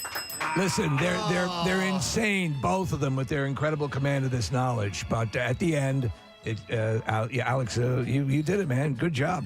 Thanks, guys. Wow. Yeah, that was awesome. Good job. James, your knowledge is... I'm gonna kick a little ass. Hang on. Split ass in the USA. Gonna climb a mountain. Gonna soar a flag. Gonna fly on an eagle. I'm gonna kick some butt. I'm gonna drive a big truck. I'm gonna rule this world. I'm gonna kick some ass. I'm gonna rise. I'm gonna kick a little ass. Rock, flag, and eagle. Beautiful. James, your knowledge is impressive. Oh my God, he's got a bag of spaghetti. I forgot to ask you guys what your spaghetti policy was. Alex, did you bring some cat food to eat? I brought no cat food. Nah, I should have brought a bag of spaghetti. That looks pretty good right now. You want some? Oh man, that's It's good stuff. They know their stuff. I wish we could send you both, guys. You know what? We might not be able to get James into the event, but we can set him up with parking somewhere around the city. Yeah, maybe we could do that. If I'm within the vicinity of the event, that's actually still pretty cool. Well, we are going to set up for Alex as the winner of the self-proclaimed expert of It's Always Sunny in Philadelphia, a VIP experience, tickets, parking, food and beverage, yes, and a meet and greet with the gang for the It's Always Sunny podcast live Monday, September 19th at the Met. I don't think we could have had two better contestants. Great job, guys. All right, you know what? We had tiebreaker questions, and I hate to see these go to waste. Let's Want me to ask these just for fun? This is for fun. We'll have you buzz in. All right, so Tiebreaker question. But not for points. All right. Just for the hell of it. Who did the Flyers? We're doing this. Who did the Flyers play during the shooting of Mac's big break? Wow. There made an announcement earlier this morning that the Camp Out for Hunger Fill a Trunk Car Club food drive has an official date. It'll be the day before we start the Camp Out for Hunger on November 9th. It's a Sunday, and our friends at the Porsche Club of America, Jeff Walton and company, are doing this once again, and it's sponsored by Throttle, and you can be a part of this. It's very simple. You have to register in advance. If you go to WMMR.com/campout, you can get the info. Your entry fee is your food donation, whether it's a trunk, a bed of food, or whatever it is. So we're going to support the Camp Out for Hunger and fill abundance with this event. So if you'd like to be a part of that, get on board. And if you know people that are in car clubs, reach out to them and tell them about the event. You know, Preston, he was obviously motivated to be a part of the Camp Out for Hunger and be a part of coming up with some way to donate in a different way. And we put the clarion call out. If you have anything you think might be cool this year for the Camp Out for Hunger, please get in touch because, you know, everything's up for grabs this year. Would you agree with that? Text the word CAMP to 610-660-9333. If there's some kind of thing, apparatus, or idea that you want to add, we'll take your suggestions, and then we'll move along to it. And by the way, I got this email from Michael Patterson. He said, hey, guys, just a quick reminder, especially this year with all the cuts in government funding cuts, et cetera, that are hurting tons of people, many companies will match approved donations. Nick has mentioned this before to certain organizations. He said, my wife works for Merck, which is one such company. Please remind people to check if their employer will match their donations. And it is found doubled money. But this year, unfortunately, it's needed even more. So he says, take care. Thanks. That's from Mike. Yeah, make that inquiry. Find out. Yeah. You wouldn't want to let that go to waste. Will not hurt to ask. And then I got this email from Jack Cutts. He says, hey, guys, I work in Philly with the IBEW Local 98. Live in South Jersey. I run my own little food drive to support Camp Out for Hunger. Every year it's called Fill a Truck. And he says, I'm also a pink shirt. Oh, that's one awesome. of our volunteers. Yeah. And he said, this year I have collection boxes at 2 local businesses and wanted to see if I could give them a shout out and let anybody know in the area. They can drop off donations to them if they can't make it out of the Camp Out for Hunger. That's Evergreen Dairy Bar, Route 70 in Southampton, and Famous Razor Barber Shop in Medford Lakes, New Jersey. Said I'm also taking donations from my fellow Local 98 apprentices and journeymen. Thank you, and I'll see you guys at Camp Out. So that is from Jack Cutts. Jack, thank you very much. We appreciate that, brother. I got a couple more shout-outs I need to do, and I apologize. Wait 1 second. You got to do it. I apologize. I'm late with some of these, and some of the I've just looked at a stack of stuff I didn't even know was sitting by me, and some of them are really old. So I'm sorry. So I got this one. This is a current one. It says, "Hey guys, This comes from Lee Harvey Oswald." I get a shout out to my mom, Becky Alves, for her 50th birthday on October 24th. We always listen to you guys while driving to school in the morning. When I was a kid, and now me and my son listen to you on our drives to school. Hi, Augie, she says. Well, hang on a second. Oh, sorry. He loves the Bizarre Files. She moved out to Pennsburg a few years ago, but still makes sure to keep up on her Preston and Steve's podcast. So I want to say happy birthday to the best mom and mom. And we love you guys, Ashley and Augie. There you go. Oh, and by the way, she says, P.S., she always jokes that you, Preston, are giving away all her favorite local spots. Oh, So I guess we do that from time to time. Here's a plug. The 24th annual Ride to Remember rain date is this weekend. It's on Sunday. We had plugged the original event, and it got rained out. Washington Township High School 8 a.m. is registration, ride departure 10 a.m., and it honors Corporal Steve Levy and all fallen heroes through the Gloucester County Hero Scholarship Fund. So thank you, Michael T. McHenry,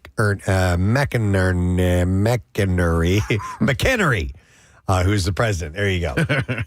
I have one whenever you're done doing yours. All right, here's another plug. This is from Alice Wanamaker, and she wanted to know if I could get a shout out for the upcoming marathon, half marathon, and relay race, November 9th. The race supports our mission here at DLNHC, and she says, see below. I'll have to look a little further. Delaware and Lehigh National Heritage Corridor. And give folks the opportunity to start in Allentown or Bethlehem. Everyone ends in Easton. Easton is a great food city, so it's a perfect place to celebrate the race accomplishments. Plus, it's a Boston qualifying race. I didn't know that. And the proceeds benefit the Delaware and Lehigh National Heritage Corridor, 501c3 nonprofit organization, and they support industrial heritage, nature, and the environment, health and wellness, the economic development. And participation in this event will move the D&L Trail forward, becoming the longest multi-use trail in Pennsylvania, stretching over 165 miles. That's from pretty amazing. Wilkes-Barre to Bristol. Yeah. So I wanted to mention that. So there's a shout out for you guys. And this one was for August 3rd. Okay. Hey, guys, I hope you're doing well. Love the show. Hoping to get a couple of shout-outs. My two oldest daughters, my oldest Julie is turning 25 this year, August 3rd, and my second oldest daughter, Emily, is turning 20. Please make them a juicy shout-out special. And love you guys. Have a great day. Your local listener, Josh Barclay. Here's another one that says, hey, this one's from September. Okay. Well, you get closer. September 18th. Give my awesome wife a big shout out for her 50th birthday on September 18th. This is from Chris Mikulak, I believe is how you say his name. Unbelievable wife, mother, daughter, daughter-in-law, first grade teacher, raising two boys, counseling the family, caring for aging parents, teaching a little school. She is a superstar. I loved her even more when she started listening to Preston and Steve with me about 10 years ago. So he wanted a shout out. He says he doesn't do fancy stuff for birthdays, but this is what he's requesting. He said, I'm sorry. He said, I'll point to you. Yeah, do the pointing. So he says, while I have your attention, a few things I'd like to share. I'm probably one of the furthest radio listeners living in Maryland with a couple of miles of both PA and Delaware borders, meaning he still gets our broadcast signal. That's pretty impressive. Yeah. Not just he's not listening online. He said, I've listened since the Y100 days and plan to continue. Thanks for reading. I could write a bunch more, but keep it briefish. Your longtime listener, Chris Mikulak. So there you go. Shout out for you, sir. That's all I have. Nick, go ahead. All right, so I was at 2SP last night, and they had a costume contest, and one guy dressed in a costume, and so he won, and his name is Drew, and he asked for a shout out today. And he writes, this is Drew from Delco. Go Birds. I love all of you and everything you guys do for us and our community. One day, this is for you, Steve, one day I'll get to meet Steve and give his muscly arms a big smooch. Drew from Delco, how can she slap? So, Drew, this one's for you.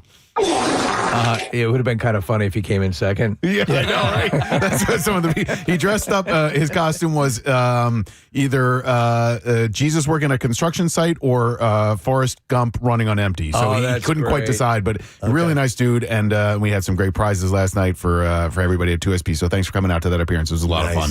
All right. Well, before we move into anything else, it is a Friday, so I think the junk drawer needs to be cleaned out. It's the junk drawer. Preston's cleaning out his junk drawer. Getting things out of his junk drawer. Finding stuff here in the junk drawer. Those are the loudest I've ever heard you do. Those are pretty good. Yeah. All right, let's jump into the junk drawer and see what we find. Like this thing right here. According to a new report from online rental marketplace Zumper, the United States is seeing a rise in its share of adults living single.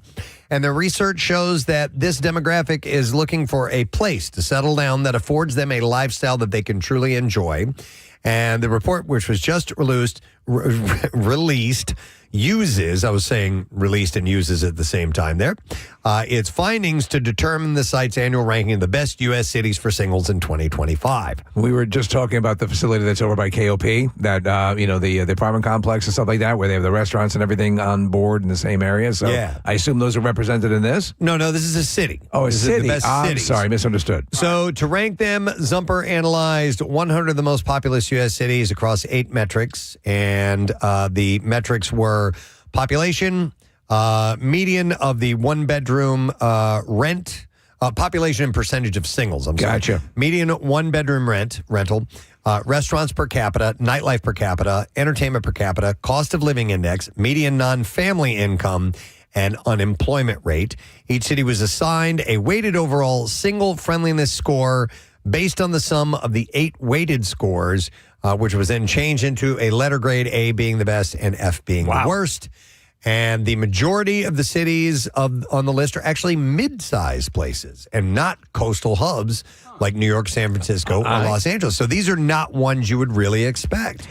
I was kind of wondering if that would be the case. Regionally, the South and Midwest came up out on top with 7 of the top 10 in those in those regions.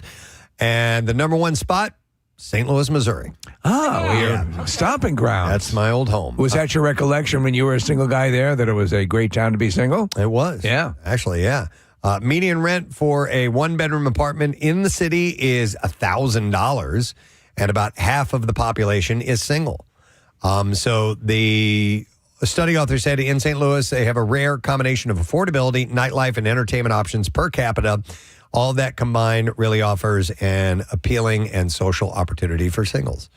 City ranked in the top 5 nationwide for nightlife and entertainment options. They do have a Helium Comedy Club there. Yes. Data from the 2022 Census Bureau American Community Service data shows that the salary needed to be considered middle class in the greater St. Louis metropolitan area is between $50,000 and $149,000 a year. So is it your recollection that, okay, they love the nightlife, but do they love to boogie? They do love to boogie. The second place spot was Knoxville, Tennessee, followed by Salt Lake City, Atlanta, Pittsburgh, Tallahassee, Minneapolis, Asheville, North Carolina, Richmond, Virginia, and Austin, Texas. So I do know that singles pay, even within my extended family, the singles have looked at this list and will think about places to go and end up in areas that have a reputation. I know Nashville for a long time was drawing a lot of singles, and I don't know if it still does, but there was a number of years where it was really inviting to singles. Can you list the cities after Knoxville again? Yes. Hang on a second here. Salt Lake, Atlanta, Pittsburgh. Yeah, I mean, all of those have schools attached to them, universities. The University of Tennessee's in Knoxville, and Salt Lake has University. Brigham Young. Yeah, and Brigham Young. Yeah, and so, I'm really curious as to, Philadelphia, there used to be a problem where students would come to school in Philly, and then they wouldn't stay here after they graduated. Philly's gotten a lot better at that over the last decade, 15 years. So people that go to school in these cities, if they have a high retention rate of keeping the students around, it'll keep the population young. And by the way, young. For speaking on Knoxville, it's an appealing option for singles, but it's also important to note that the state of Tennessee ranked as the worst in the nation for quality of life in 2025. So you got to juggle those two, 6, 7. That's the state, though. I mean, there's sometimes you get to 6, 7. That's good, man. There's sometimes you get, where a city will be, the cultural hub, and then the rest of the state sucks ass. Yeah. And they rarely put that on the billboard. Yeah. Like Austin, Texas. Yeah. I guess so. All right, let's go back to the junk drive. Inflation may be up in some ways, but not in the world of chests. After years of large breast implants being the beauty standard, more women are removing them and choosing smaller sizes. Actress Alyssa Milano recently announced that she was getting her implants removed, saying that she's letting go of a body that was objectified and abused. While breast augmentation remains one of the most popular cosmetic surgeries in America, with about 300,000 performed yearly, plastic surgeons report a steady rise in removals and requests for smaller implants. Okay, go for more subtle implants. Yeah, more sports-like. Yeah, I think that's a good thing. I was at Club Risque maybe last year, and I noticed that, exactly what you're saying, Preston, much smaller breasts. I feel like the dancers were spending their money on tattoos over boob implants. Okay. The way everyone was like tatted up and covered in them. Sure. Alka Menon, assistant professor of sociology at Yale, said the cosmetic surgery moves on a trend model. Minimalism is the name of the game right now. It's not a complete change, though. In Beverly Hills, there's been a huge increase in requests for fat transfer procedures instead of implants. I think this is cyclical in a way, because I think now there's a big workout culture, you know, and I think that they're having a huge artificial rack could get in the way of stuff that you want to do if you want to be out and jogging or whatever. But you said fat transfer. Is that like a new way to do breast implants? It's a good question, Case. I was wondering the same thing. Or is that breast reduction? It sounds like they're actually transferring the fat into the chest area. So that's what I would take away from that. Yeah, but I'm not 100% sure. Nick's going to look that up real quick. So here we go. That's exactly what it is. Cosmetic procedure that uses a patient's own fat harvested through liposuction to increase breast size and improve shape. Yeah. I'm okay with that. I never dug breast implants. They just never looked right. And I just wasn't, a big fan. And, and listen, to each his own. Yeah. Your body, your choice. You can do whatever you want with it, And would you be opposed to swapping, if they could, swapping one's ass cheeks and breasts, reversing them? No. I would not like that at all. But, no, and I had always said, me personally, I prefer, something saggy over something fake and perky. Okay. Yeah. Something saggy? Yeah. Over fake and perky. Yeah. Okay. All right. Well, anyhow, they're going with smaller implants now, or this fat movement thing, fat transfer procedure. So, that was kind of interesting. All right, we'll go back into the jug drawer. Clearing this stuff out before we head into the weekend. I saw this one yesterday. This looks like a lot of fun. And it is a massive nostalgia theme park called Retro Escapes. It's being planned for Las Vegas, and it promises decade-themed lands from the 50s through the 90s, plus a futuristic tomorrow zone. So you would have separate themed areas. This is the 50s. These are the 60s, the 70s, 80s, and so on. So two things. Vegas is trying anything they can because they've been on a downward slope. And number two, I was just thinking, watching Once Upon a Time in Hollywood, that period of time is, specifically nostalgic to me. If I could go into an area that replicated that and kind of immerse me in that, that'd be pretty cool. It'd be all about the 80s. Yeah. That's when I grew. That's when, my formative years were in the 1980s, and I would love to visit an 80s zone if it was done right. Oh, I was talking about the 1870s for me, Preston. Oh, gotcha. So guests could wander through neon-soaked diners, disco bars, Pac-Man arcades, grunge-era skate spots, and more, all designed by PGAV Destinations. And they are the same creative team behind top Disney and SeaWorld rides. So we're talking about a good pedigree. Top quality stuff. So I wonder if any of this has any connection to the series of memes that were all over social media. You talked about it. Hey, come back to the 80s. Come back to the 80s, Preston. Yeah. We miss you. Forever. Stay with us forever. It was bizarrely seductive. It is. A little freaky, but bizarrely seductive. I do miss it. The 80s, I thought that was like a fun time. It was a fun era. And, and I can nostalgically look back at it through television and movies, but even that doesn't do it justice because, looking at it on TV, the colors are muted and all that sort of stuff. I like the idea of what it looked like, being immersed in it. Yeah. And just, I mean, if they can do that with any degree of efficiency, I definitely would check it out. The project is still in early development. It hasn't broken ground yet, but plans include immersive attractions and hybrid indoor-outdoor spaces to beat the Vegas heat. If all comes to life, it could be the ultimate time travel playground for nostalgia lovers. Steve, you talk about Vegas having some issues right now.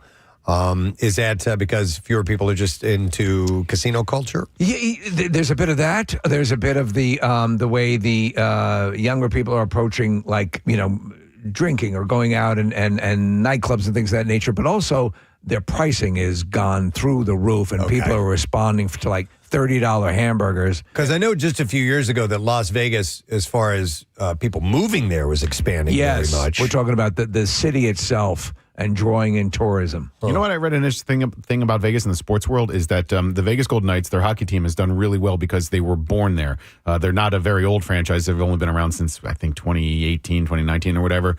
But the Raiders have not done great. If you go to a Raiders game, it's basically like all the away fans come. So if the Eagles play in Las Vegas or whatever, it's half of the stadium is at least is Eagles fans or any other outside team. And then the A's, who've been in Oakland forever and then Sacramento the next couple of years, they're building a brand new stadium for the A's, and the people of Las Vegas aren't necessarily going to embrace the baseball franchise. So I'm curious as to how the city evolves over the next decade, because anything that they can do to bring in customers is a good thing. But I don't know if the shine is worn off, are people going to continue to go? Well, and I'm also wondering about online gambling, and that's been huge. That pulls people out. That has been huge. I mean, there's Borgata commercials on like crazy of the online gambling, and I'm like, okay, but you're also keeping people from going there. But that's like going to the Borgata, Preston. I know, playing on your phone at home. But I guess also that's why they bring in shows and things like that. Well, the Sphere, offer things that you can't. Yeah. The Sphere is they need to take those big swings to get people to come to put it back on the tourist map. Right. But then they still got to get you into the casino if they can. Yeah. But I was curious about just specifically casino-wise. I wonder if the business model, I mean, they're going to always have to embrace the casino environment because that's what the city was built on. Mm-hmm. They built that city on casino. To give more of the features that like the Sphere or like this Nostalgia Land is probably a smart move. Yep. All right, let me go back in. All right, we're going to go back. I mentioned the 1980s, and for some people it wasn't the 1980s. It was another decade. But when you were a teenager, you obviously, music is a big part of growing up. And there was a question posed in this article. It says, ever wonder why the songs you loved as a teenager still live rent-free in your head? And scientists say it's because our brains at around ages 16 and 17 are like emotional sponges, super receptive and still developing. So music from that time sticks for life. Researchers call this the reminiscence bump. And they found that it hits men a little earlier and women a bit later, partly due to different musical tastes and social experiences. So more likely that you're going to become more profoundly nostalgic of things that were in your mid to latter teens? Yeah. And that those that stuff just still stay with you emotionally, like you still have a stronger connection to it. In some cases, that certainly holds true. There are songs that, I heard 5 years ago that are wonderful for me. But yeah, there is a certain something about that time, Is there any one particular song that would define your teenage years? Oh, my teenage years? Say, give me from 15 to 18, if you can narrow it down. Wow. That's a really good question. I mean, I was just deeply into music at that point.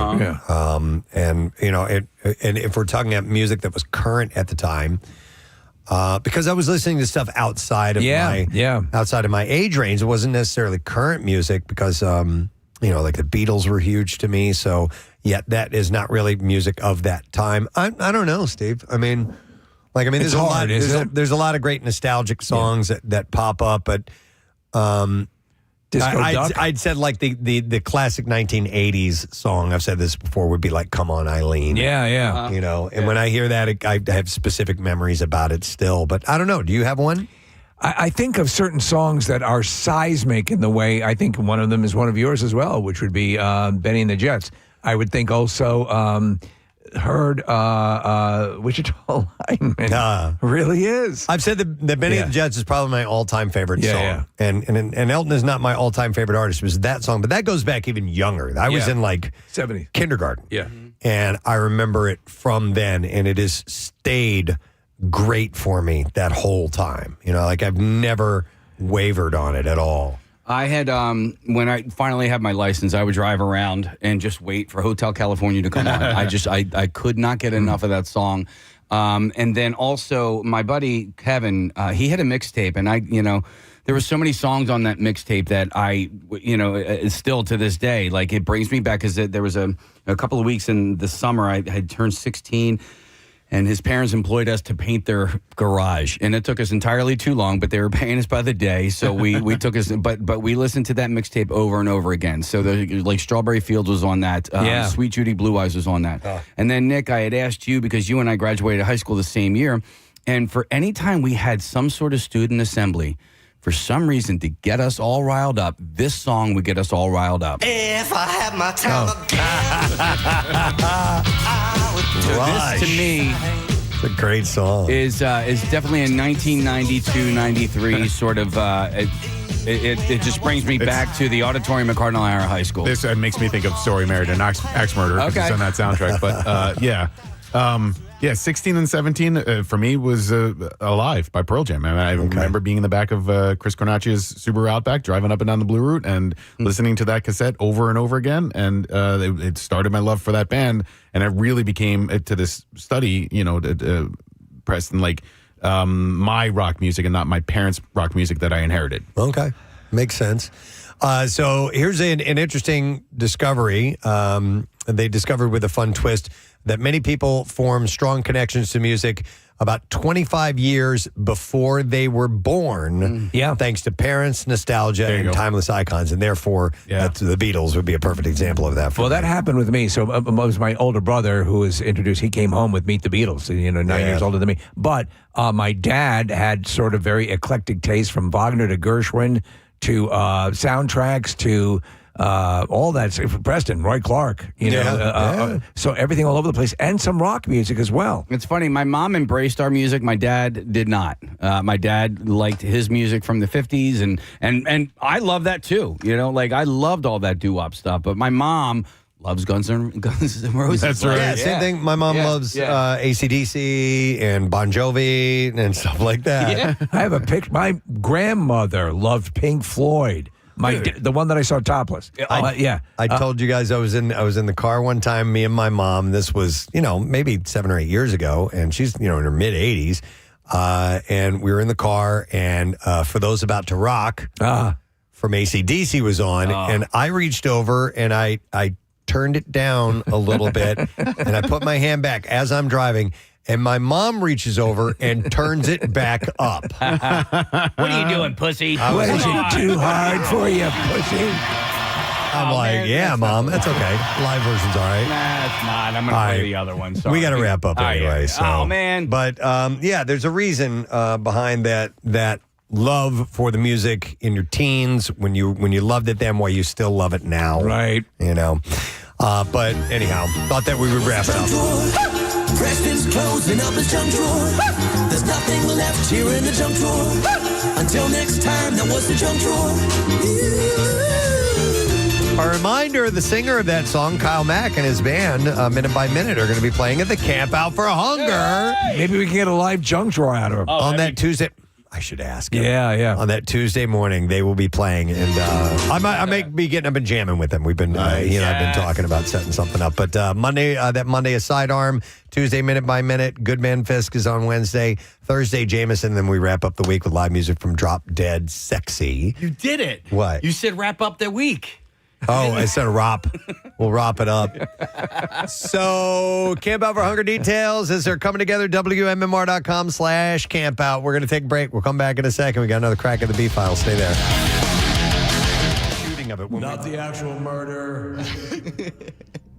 I'm gonna just say the Devils off of Guess. Are we buzzing him off? Nah, just go ahead. I was gonna say the New Jersey. Yeah, I was Devils. gonna say the Red Wings, but nope, it was the Montreal Canadiens. There's some red in there. Played the Habs, yeah. All right, and then the last one, we had a second one ready to go. In Hero or Hate Crime, the arbitrator scratches the ticket. Now, buzz in if you do know the answer to this. And it revealed the ticket won $10,000 as Mac takes the ass pounder for. Hey! Yes. I'm gonna guess $14. That is correct. James would have got that right. As Mac takes the ass pounder 4,000 and his ticket and leaves. The others are presented with the bill. How much has Mac left? And it was $14. They used 3 arbitrators in 17 hours. The bill was $9,986. They decided that Mac should pay for it because arbitration was his idea, which will leave him with just $14 because $10,000 minus $9,986 equals 14. There you go. Of course, we all know how that works out. You guys were great. Thank you so much. Thanks for having us. For being so much fun and for the encyclopedic-like knowledge that you have of one of the great shows of all time. Let me ask him quickly. James, your favorite It's Always Sunny episode of all time. Wow. Wow. See, I got hooked early on, probably like late season 2, 3. Right. So I have an affinity for those. Season 4 is some of my just absolute favorite.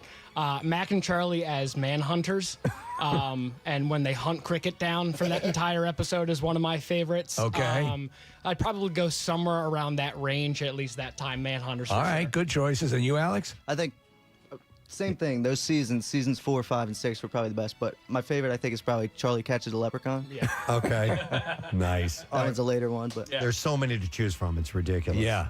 I know Fantastic stuff. You guys love the Family Feud. The Family Feud It's just so episode. good. It's so great. When D buzzes in for the first time, Knocks it off the Smashes the podium. It's the best. And then you later learn that Charlie was the one of the survey members coming up with the answer. It was great. All right. Well, thank you guys again. We appreciate. Yes, go ahead, James. Genuinely, I just want to thank you guys. Like, this is a literal dream of mine. Always Sunny. This was fun. I came into this like, yeah, cool. They get to meet the gang. Alex, literally have the time of your life. Yeah, Thankfully, I have tickets for the Sunday show. So, it would, best case scenario. I said it prior to us going there. Like, literally hearing your guys' voice through this feed right now live is unreal and surreal to me right now, and to be standing here talking to you. That's so very kind. this Wow. enough Very is beyond a dream and a life experience. So thank you guys. Now I don't feel so bad that you lost. Thank you, James. Me neither. You are It's the great. best. Alex, you say something nice now. I'm not gonna be able to top that. I do podcasts to you guys all the time. Yeah. So, Nice. Okay. Yeah, it's awesome being here. Excellent. Well, give us when you go, and we want to hear about the experience and how you Yes. a good time you had. Will do. Okay. Appreciate it. Excellent. All right. Thank Thank you you so guys, much, guys. Alex and James. Always Sunny, the battle of the South Brooklyn experts. All right, we're gonna take a break. We'll be Brought to you in Dolby Vision. We'll be back in just a moment. Stay with us.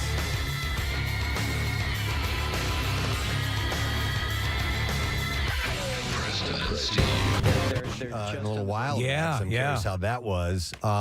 But at first, I want to get into this. I wanted to mention this article that I saw about people in the service industry, and in fact, more specifically, women in the service industry. And apparently, this was floating around on TikTok, like pretty much Everything is. floats around on TikTok these days. But it was a bit of a social experiment to find out if sporting pigtails at work would earn more tips from male patrons. Okay. And I can so, guess. from servers to dancers, those who have participated in the experiment shared their experiences on TikTok.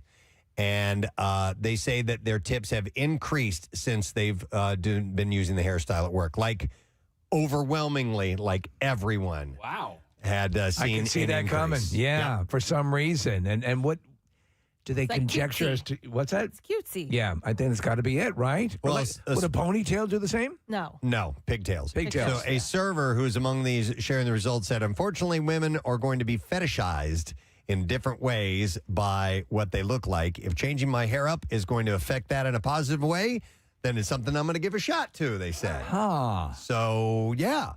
So, apparently, the pigtails experiment first appeared on TikTok after a server named Grace posted that she made more tips when she wore pigtails to work in a video. And she doesn't describe it as an experiment in the video, but points out how wearing her hair that way led to more tips. She said, when you wear pigtails to work, you make double the amount of tips as usual. Double? Yeah. Wow. Mm-hmm.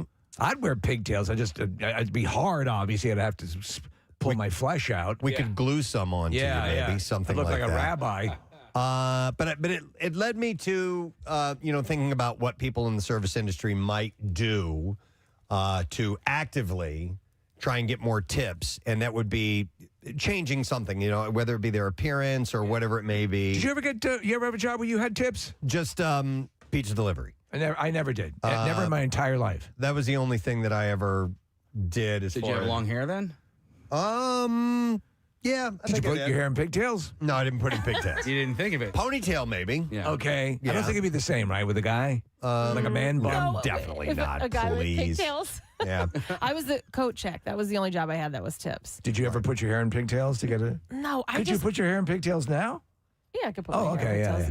Yeah. No, I just got like they were there for a nice dinner, nice wine, and the majority of them would be a little tipsy when they were coming to get their coats, and so just toss the bills. I have seen Marissa wear pigtails on a couple of occasions. It's really cute, I think. But I've never seen you No, do I it would before, never. Kathy. Why not? It's just not me. It's not me. I would could you really see me as cutesy? Come on. No. But I would like can you to hold your hair out though? Just I need to see that sometime. What that would look like. So, dude, it would be super cute. Yeah. You know what? I also don't really have the hair for pigtails. You need either. long enough? Just like a little more volume. for Right. pigtails. No. Yeah. Like Jason Momoa. My pigtails came after I got these Joseph Anthony extensions. That's what you you have were. more hair, you can do it. Okay. Cute flat brim hat, perfect summer hair do. Chewing bubble gum. But listen, whatever, anything. I would imagine that if you work for, and tips are a part of the equation. That do whatever you got to All do. bets are off, to try and get. And I would and listen, if there's anybody listening, 215-263 WMMR that you would like to share your tip for getting tips. But I would imagine, like cleavage would be a part of that too, don't you think? Sometimes when I'm dancing for a guy in the champagne room, I'll put my knee on his nutsack. Ooh. And I get tips. On it? Yeah. Like skin to skin? Yeah, yeah. Yeah, but pigtails is a way to be like cutesy and maybe get an extra tip and not have to like throw your boobs out there for To you. You know what I clean mean? up. Like that's a little Yeah. more obvious. Yeah. Yep, I know what you're saying. Absolutely. I would imagine, yes, anything. If you're going to work the system and you're there and everything's predicated on that. Yeah, you would do that. I can't think of an equivalent that a guy would do though. I mean, No, this is mainly for women. Yeah. Getting men to tip more. What about men getting men to tip? Men getting men to tip more? I don't know. Look at hairs and pigtails. I guess you could. I don't know. Honestly, not. It would be more banter, like talking sports. Sure. And getting into their world, or you know what I mean. Right. I mean, listen. If you're a savvy person that works for tips, you try to get some ideas of what that person is you're serving, what their personality is like, and catering to that, and saying some things that might connect you to them, and therefore they may want to, help out and tip. Right. But I've never been listen, pizza delivery person, there's only so much you can do. You show up and you give them your pizza, and they make a split-second decision on whether they're going to tip you at that point. So I never really had to work it. Whereas at a table, if you're working tables or you're a bartender or something like that, you're spending a little bit more time with people. There's no way to pad when you're dropping off a pizza. No. And excuse also, me, sir, your eyes are piercing. When you're waiting, like there is it's so funny to hear this from me, the guy who doesn't know when to shut up. But there is a fine line between being engaging and overly chatty. It's like because they're not there to hang out with you. Yeah, sometimes I've seen that happen. Mm-hmm. I've seen people start to blow their tips just by overworking the table. Yep. Let me go to Deb. Hey, Deb. Good morning. Hi, good morning. Hey, what's up, Deb?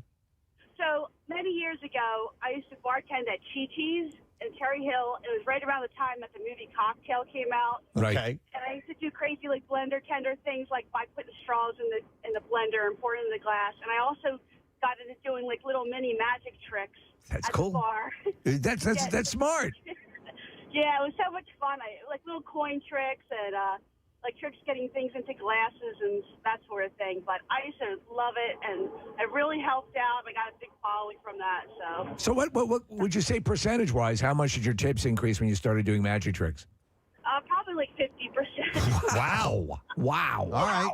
Yeah, it was pretty good. I mean, I would do it to people that were kind of just there by themselves, just like kind of barfly type of people. Right. And, so they would come back to the bar regularly and had a great rapport that way. It was a blast. That was a great job during college. It was really wonderful. Let me ask you, Deb, did you get hit on a fair amount as a female bartender?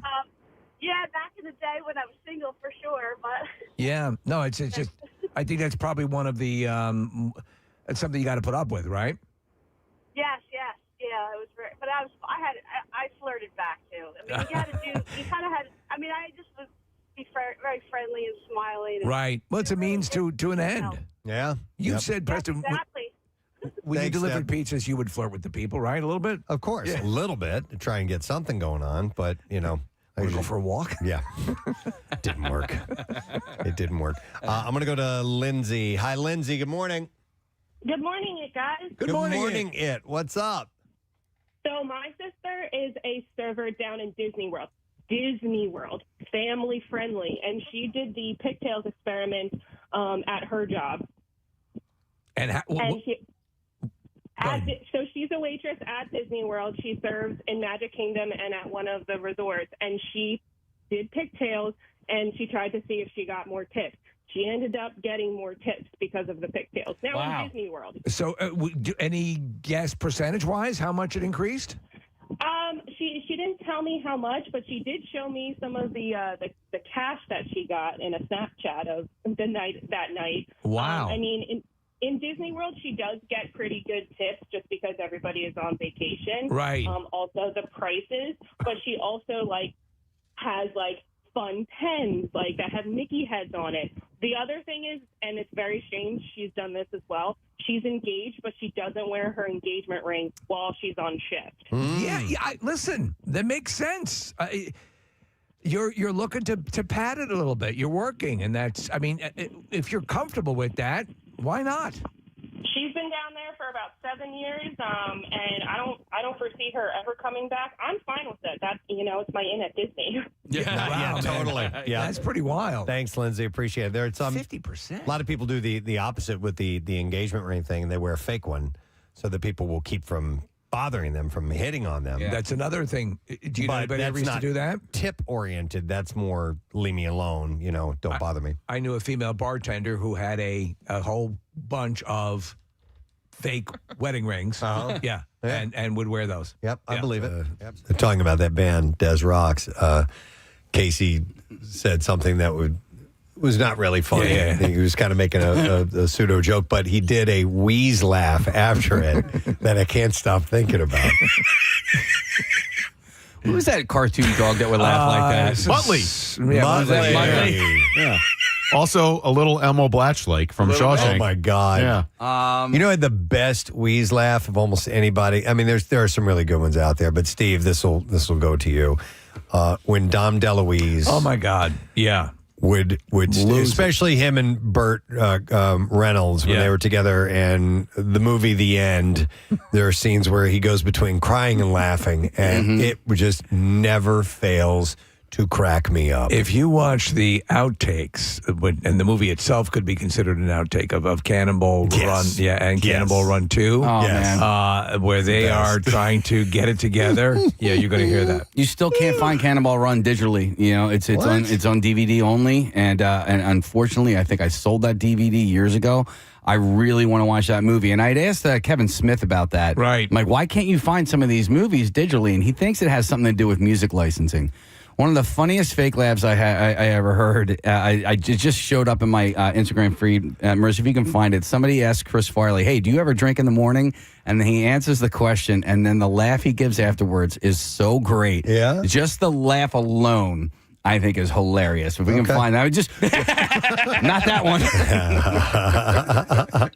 All right, well, we'll go through the bizarre file. Maybe that'll give Marissa enough time if she can locate that. All right, here we go. WMMR presents Preston and Steve's Bizarre File. And it is brought to you by Screwball Peanut Butter Whiskey. Ask for your support for the Camp Out for Hunger. Donate a jar of peanut butter at participating bars through October 31st. And you can try a Screwball on special while you're there. Details at WMMR.com. You can find out where you can do that. All right, a man was hospitalized after this is a terrible story, after allegedly being stabbed in the neck by a couple that he offered a ride to in Washington State. And it gets more weird. So the incident began when 60-year-old Melvin Swaggerty, who was on his DoorDash route, saw the couple walking near Highway 101 with their 7 children and offered them a ride. Shortly after, Nicholas Well allegedly began stabbing Swaggerty, causing him to fall out of the vehicle. Like out of nowhere, no issues, nothing. Just start stabbing him. We can't accept your generous offer unless you allow me to stab you in the neck. After the attack, the couple drove south. They stole a car. Oh, my God. Where they were found by deputies passed out in the stolen car, which had a blood-covered front seat. Their children, aged between 6 months and 9 years old. They had 7 kids between 6 months and 9. who were also in the vehicle, some without proper clothing or car seats. In court, Rosario Lopez Castro appeared distraught as the judge issued no contact orders for all 7 of her children. Her stepfather had expressed regret over the situation, suggesting that the couple's relationship may have contributed to the incident. I don't know what the nature of that is. I probably could have said thank you. Bail was set at $100,000 for her, $500,000 for him, and he may face charges of attempted murder. All that's going on in front of the kids. Yeah, the children have been placed in homes by Child Protective Services. All right, we need a lighter story. A 61-year-old tuk-tuk driver in London. I'm not sure what a tuk-tuk driver is. Goose? But no, it might be like a rickshaw driver or something like that. Stole more than $31,000 worth of fine wine and champagne from fancy restaurants over several months. Lilu Kabola broke into 6 different restaurants in May and June, loading bottles into a wheelie bin and then hauling them away on his pedicab. So, yeah, there you go. Yeah. He hit the same restaurant 3 times, once stealing 73 bottles. Whoa! Police called him when an officer recognized him from a briefing when police asked what he planned to do with the stolen wine, and this is why I included this in the bizarre file. He said, "The wine is to drink, no?" Yeah, it's actually a good response. Yes. Yeah. A judge gave him 2 weeks to return the missing wine before his sentencing. Some of the wine was found when he was arrested, but much of it is still missing. You're a card, tuk-tuk.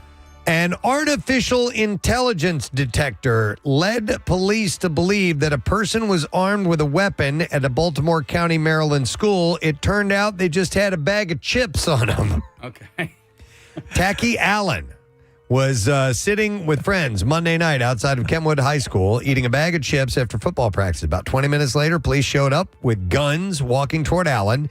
He said it was like 8 cop cars, and they came pulling up for us. At first, I didn't know where they were going or what they were doing until they started walking toward me with guns, talking about get on the ground. And I was like, what? Allen said police told him that an AI detector thought his bag of chips, which he had crumpled and placed in his pocket when he was finished, was a weapon. He said they made me get on my knees, put my hands behind my back, cuffed me. Then they searched me, and they figured I had nothing. It could be dangerous, man. Then they went over to where I was standing and found a bag of chips on the floor. Yeah, it could be dangerous. Somebody could get killed by accident. Absolutely, because the AI misreads it. Yeah, police showed Allen the picture that triggered the AI detector. He said, I was just holding the Doritos bag. It was 2 hands and 1 finger out, and they said it looked like a gun. Oh. Last year, Baltimore County high schools began using a gun detection system that employs AI to detect potential weapons by utilizing existing school cameras. The system can identify a possible weapon and send an alert to the school safety team and law enforcement. So that was a bit of a mix-up. A 38-year-old unemployed man from Nagoya, Japan, named Takuya Higashimoto, was arrested for fraud after exploiting a food delivery app to get over 1,000 free meals over 2 years. Over 1,000 free meals. Yeah. He used 124 different accounts on the Demacan delivery platform, many registered under false names and fake addresses. His method involved using prepaid cards to register accounts, ordering food with contactless delivery, and then falsely claiming that he never received the order to get a refund. He would then cancel his membership a few days later to avoid detection. For example, he once received a refund of about $105 after claiming ice cream, bentos, and chicken steaks were not delivered. The fraud resulted in losses exceeding about $24,000 for the platform. It's crazy. Higashimoto told police that he tried the trick at first and couldn't stop after reaping the awards. The company has now implemented an alert system to detect abnormal trading activities. He got addicted to the high of it. And prevent the similar scams, yeah. All right, if you found cockroaches in your humble abode, you might think of getting a can of Raid, setting out some poison baits, or calling the exterminator. But in South Korea, a woman decided her best move was to create An improvised flamethrower. Oh, yes. Take a flamethrower to this place. That'd be my first move. Build my own flamethrower. Police are seeking an arrest warrant for a woman in her 20s who they say combined a flammable aerosol with lighter to take out the roaches at one at a time. Oh, dear. That battle plan ended up causing a fire that cost the lives of a woman and her baby. Oh, my God. No. Who lived on the 5th floor of that apartment building. So obviously she's in a whole lot of trouble for that. All right, some guys have been known to get slightly overprotective when it comes to their mothers.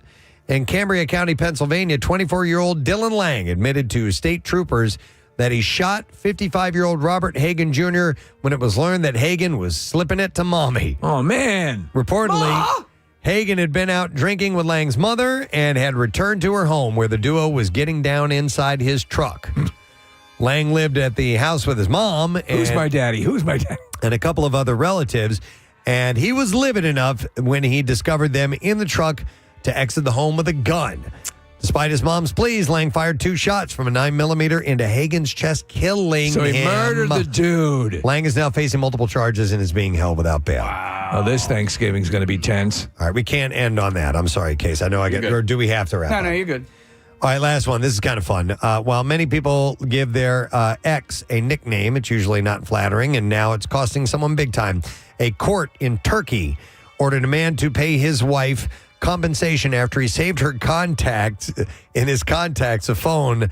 The name Chubby was used for her. It was in his personal phone? Yeah. The nickname came to light during divorce proceedings, and the woman claimed it was degrading and damaging to their marriage. The Court of Cassation found the husband at fault and ordered him to pay financial compensation for both material and moral damages. Dude. The decision now sets a legal precedent in Turkey, meaning husbands should think twice about saving their spouse's nicknames on their phone. So a little different than here in the U.S. And that's what I have in the bizarre file for you. All right, Marissa found the clip of Chris Farley laughing that Casey liked a wheeze laugh. I hope you guys like it as much as I do. Well, we'll find out. Here we go. Do you drink in the morning? Absolutely not. I don't get up till noon.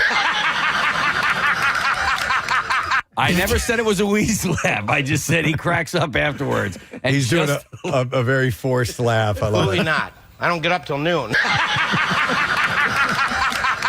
All right, there you go. All right, we're going to take a quick break. We'll come back in a second. We got a lesson question, prizes to give away, trash music news, those things coming up. Stay with us. Let me go to Laura. Hey, Laura, good morning. Good morning, guys. How are you? Good. What's up, Laura? All right. So without fail, I was not into the objectifying hairstyle, but if you add a smiley face, just a smiley face, you'll make 20% extra without fail. Now, the other thing I would do is if I knew it was after church, I would always say, God bless you.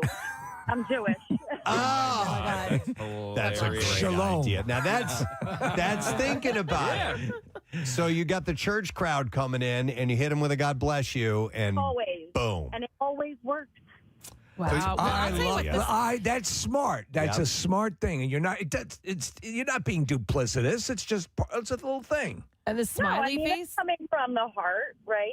Yeah. The smiley face though, for like that works for me. I like that. Yeah, I love it. Oh, they're friendly. I do too. Yeah, as long as I said thank you and put a smiley face. Like if you just wrote thank you, they don't see it. But something about the smiley face and always like right by the total. I'm telling you. And it was like a game between me and my coworkers. Like, all right, I bet you. Go ahead, do that with that table. I bet you. And like, sure enough, they'd be like, oh my God, it worked. Yes, I think it's just a pleasant thing to do. When I see, listen, I did pretty well to begin with, but I think that's a nice little flourish. The thing is, it has to be on at that part of the transaction before they're paying. Mm-hmm. You know, obviously afterwards it won't make any difference when you return with with like a credit card or whatever. I love that idea. They're just simply a smiley face or God bless if it's after church. What if you're like a police officer and at the bottom of the ticket you added a little smiley face right there? Yeah, I think that'd be great. Yeah, yeah. Especially if you're doing a lethal injection at a prison, right? Yeah, yeah. You do a little nose boop. It's those little things. Boop. That's terrible. You know, I was really not looking forward to being dead, but that was fun. I like that. All right. You can put me out. Let me go to Andrew. Hi, Andrew. Good morning. Chicken pot pie. All right, Andrew. Thanks for singing to us. What's up, man? Hey, so first off, I actually served you and your family back at Melting Pot way back in the day. Wow. Which one did you work at?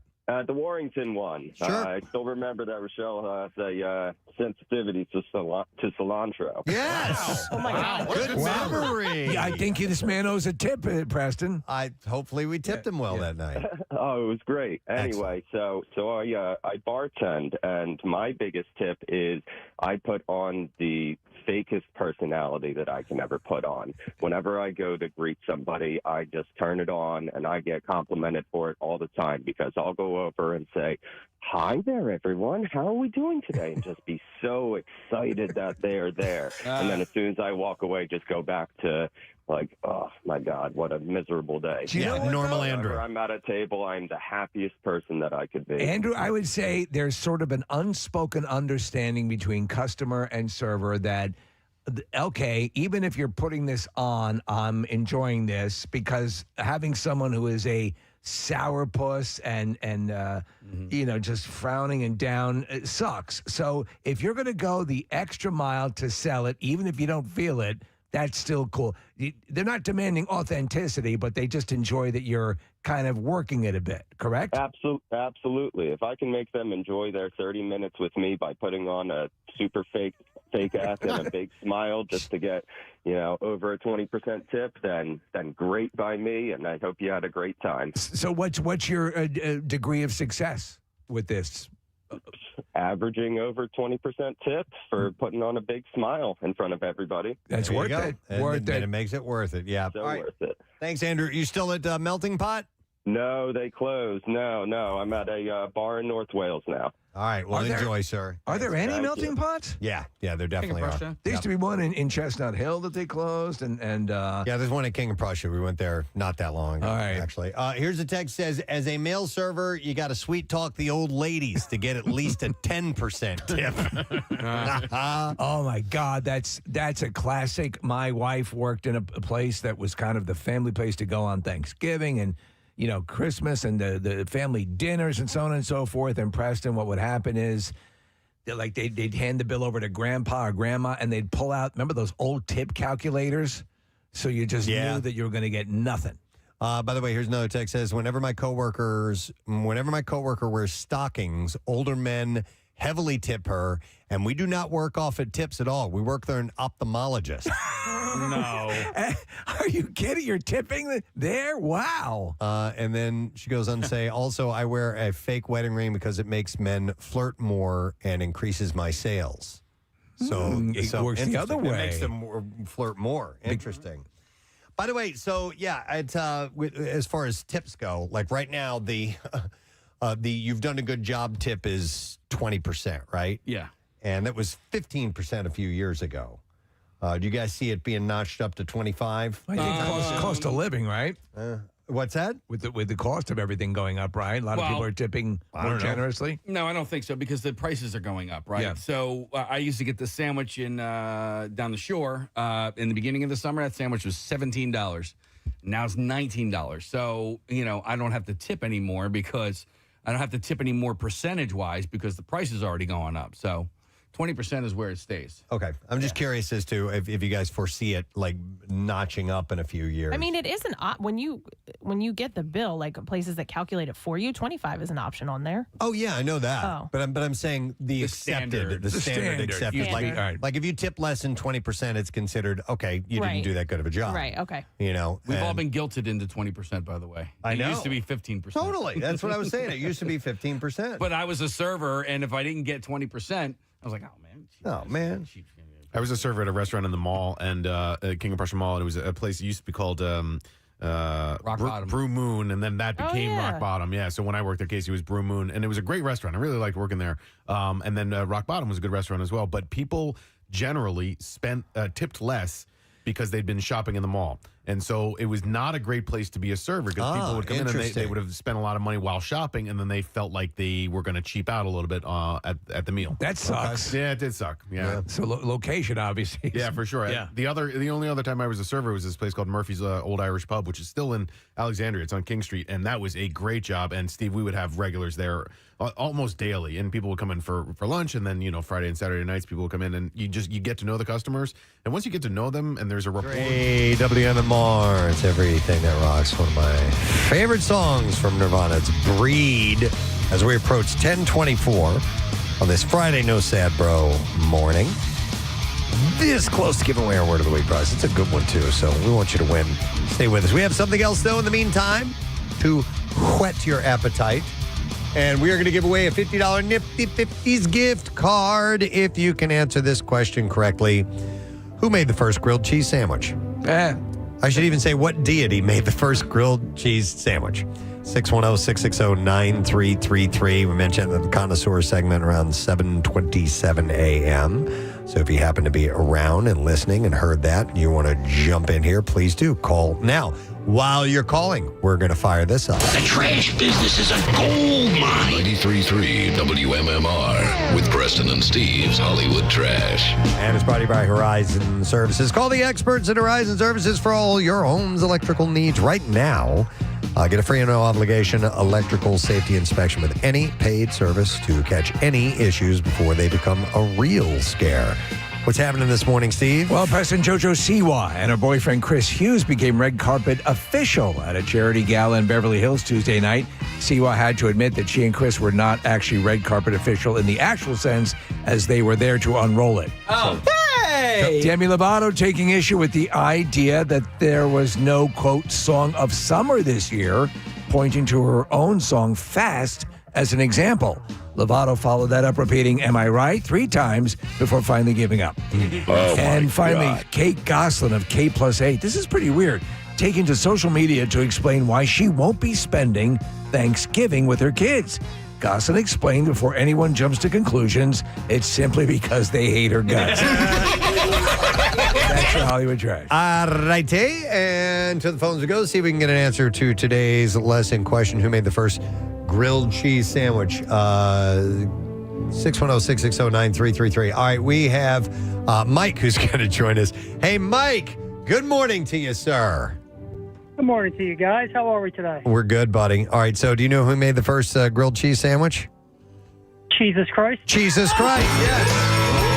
Or Jesus Cheeses. Hang on, Mike. We're going to set you up, bud. You got yourself a $50 Nifty 50s gift card. Nifty 50s 10-time Best of Philly winner, and now open in Newark, Delaware, and Fairless Hills, PA. You can order online or get no-fee delivery through the Nifty 50s app and Nifty 50s. You can taste the memories. Now, Preston and Steve's Music News on 93.3 WMMR.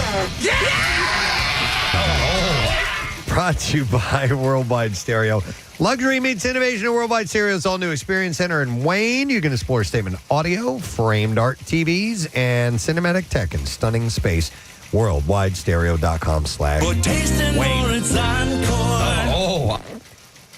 WorldwideStereo.com/Wayne. It's okay. It's okay. Anything to hear that. In fact, one more time, please, so we can do the whole thing.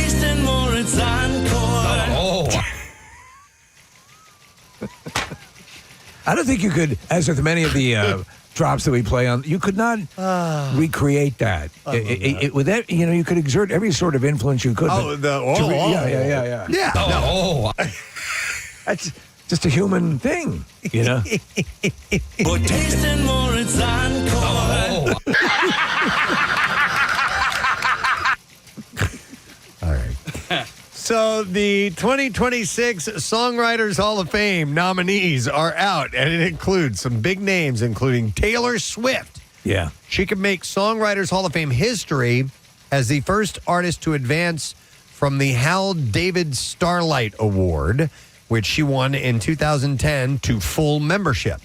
Her nomination comes right on schedule, as eligibility requires 20 years since a songwriter's first release, and Swift's debut single, called Tim McGraw, dropped in June of 2006. She certainly warrants it. Listen, She's written a gazillion she's songs. Prolific. I wonder, though, Case, you're a little bit more tied into this, and you were listening to the album, and I've heard people who are, and I think she's a phenomenal talent. She may not be exactly my thing, but, and I like what she's about. Seems to be nice. But the this recent album, even strong hardcore fans are saying it's a bit similar. I think, but listen, I think that's sort of the curse of any with that body of work. Singer with that body of work is it just the sound becomes redundant and like all the greats. Like listen, I loved Mariah Carey, but I tapped out after maybe like album 3, and it was only the Christmas album that really like for me put her back on. But you think the album, the new one, is solid? I do, but like like Linda Perry, for instance, right? Like what Taylor could do if people. But listen, people aren't going to get sour on her, right? She's just going to continue to do what she does. But if she does start to burn out because she's so prolific, she could write for other people. Dolly Parton did the same thing. Yep. Mm-hmm. So, yeah. So the Songwriters Hall of Fame inductee, we'll induct 3 performing and 3 non-performing songwriters from its 2026 ballot. Other nominees include Grammy winners like Kenny Loggins and Christopher Tricky Stewart, and Rock and Roll Hall of Famers such as LL Cool J, David Byrne, and members of KISS. Kenny Loggins, man, I saw a picture of him just recently. He's great, and his face looks super tight. Well, he had a lot of work. plastic surgery. Yeah. But an amazing musician Absolutely. and incredible songwriter. Voting closes December 4th with inductees to be announced early next year. HBO's upcoming documentary, 1-to-1, John and Yoko, premieres November 14th at 8 p.m. The documentary offers a rare look at John Lennon and Yoko Ono's first year in New York City in the early 70s. The film explores how the couple's activism and creativity evolved amid the political and cultural chaos of the area, blending period television footage with restored concert performances. Did you see the trailer? No. Okay, there's a really, really touching moment where I'll play the audio. Oh, wow. Made me cry. Their growing commitment to social causes culminates in kill me now. in the 1-to-1 benefit concert at Madison Square Garden, Lennon's only full-length solo show after leaving the Beatles, by the way. Stuff a sock in it. Footage from the performance alongside never-before-seen material is shown throughout the film. And let's see, 2 more quick things. Dropkick Murphys singer Ken Casey has defended Bad Bunny as the 2026 Super Bowl halftime performer, calling him a true American. Casey told Rolling Stone that he hadn't listened to Bad Bunny's music before he became a fan of seeing him in Happy Gilmore 2. And he said, I watched that whole movie and didn't even know who that was. Yeah. He said that I will go to the mat for that guy amid growing backlash over the Puerto Rican star's booking. Casey said there are bigger problems in America than who performs at halftime. Several other artists, including Jennifer Lopez and Shakira, have also supported Bad Bunny's Super Bowl performance. And then one last story. I saw this morning. Iron Maiden will be performing at Hershey Park Stadium in 2026 with Megadeth. Tickets go on sale next Friday, a week from today, Halloween. It's the Run for Your Lives World Tour. That's a great bill. How big is it? Stadium-wise, how many does It's that big. seat? I mean, It's big? tens of thousands of people. Yeah. I saw Fish there. It's like a classic, It's like 50,000? I don't necessarily Probably not know if that it's that big. Yeah. Because it's really only you have the entire field part. Yeah. But the bowl around the field, I feel like is only one level. That's my perception. So I was just asking. Yeah, it's a horseshoe-shaped venue, right? Yep. So I've never actually seen a show there. I've been next to it many They times. get big shows there. So Tuesday, September 15th, tickets available online at HersheyEntertainment.com and Ticketmaster.com as well. All right, there you go. Last story in music news for you. That means we have one final break to take, which we are doing right now. We'll come back in a second. We'll get that letter of the day for your Word of the Week prize from our friends at Dorney Park. So listen up. We'll be right back. Hit pretty well as a result. You also appreciate when a customer understands that means everything. Oh, yeah. The tip means a lot. Yeah, and so. you knew which guys wanted coffee as soon as they got there, and when you get to know your regulars, it's a cool experience. Nah, love it. Let me go to Mike next. Hey, Mike, good morning. I have 3 testicles. Pretty close to it. Sounded like Gary there. Wrong. Nice, Mike. All right, what's up, bud? I was working at a pizza shop years ago, and a guy would bring his daughter in, and he would dress up as Santa Claus, and she would dress up as an elf. As an elf. Yeah, that's so smart. I took my daughter and did the same thing, and we made bank. That's a good idea. Delivering pizza around the holidays dressed as Santa Claus. Man, that's a smart move. That's a great idea. Santa, getting a present from Santa. Yeah. Ooh, solid. All right. Owing to your impression, dressed like Gary Lauer. Well, then could you do it for other holidays? For, around Easter, you the Easter Bunny or around Halloween? Veterans Day, dressed as a veteran? Or no, that'd be wrong. Probably not do that. That's just stolen false valor. valor.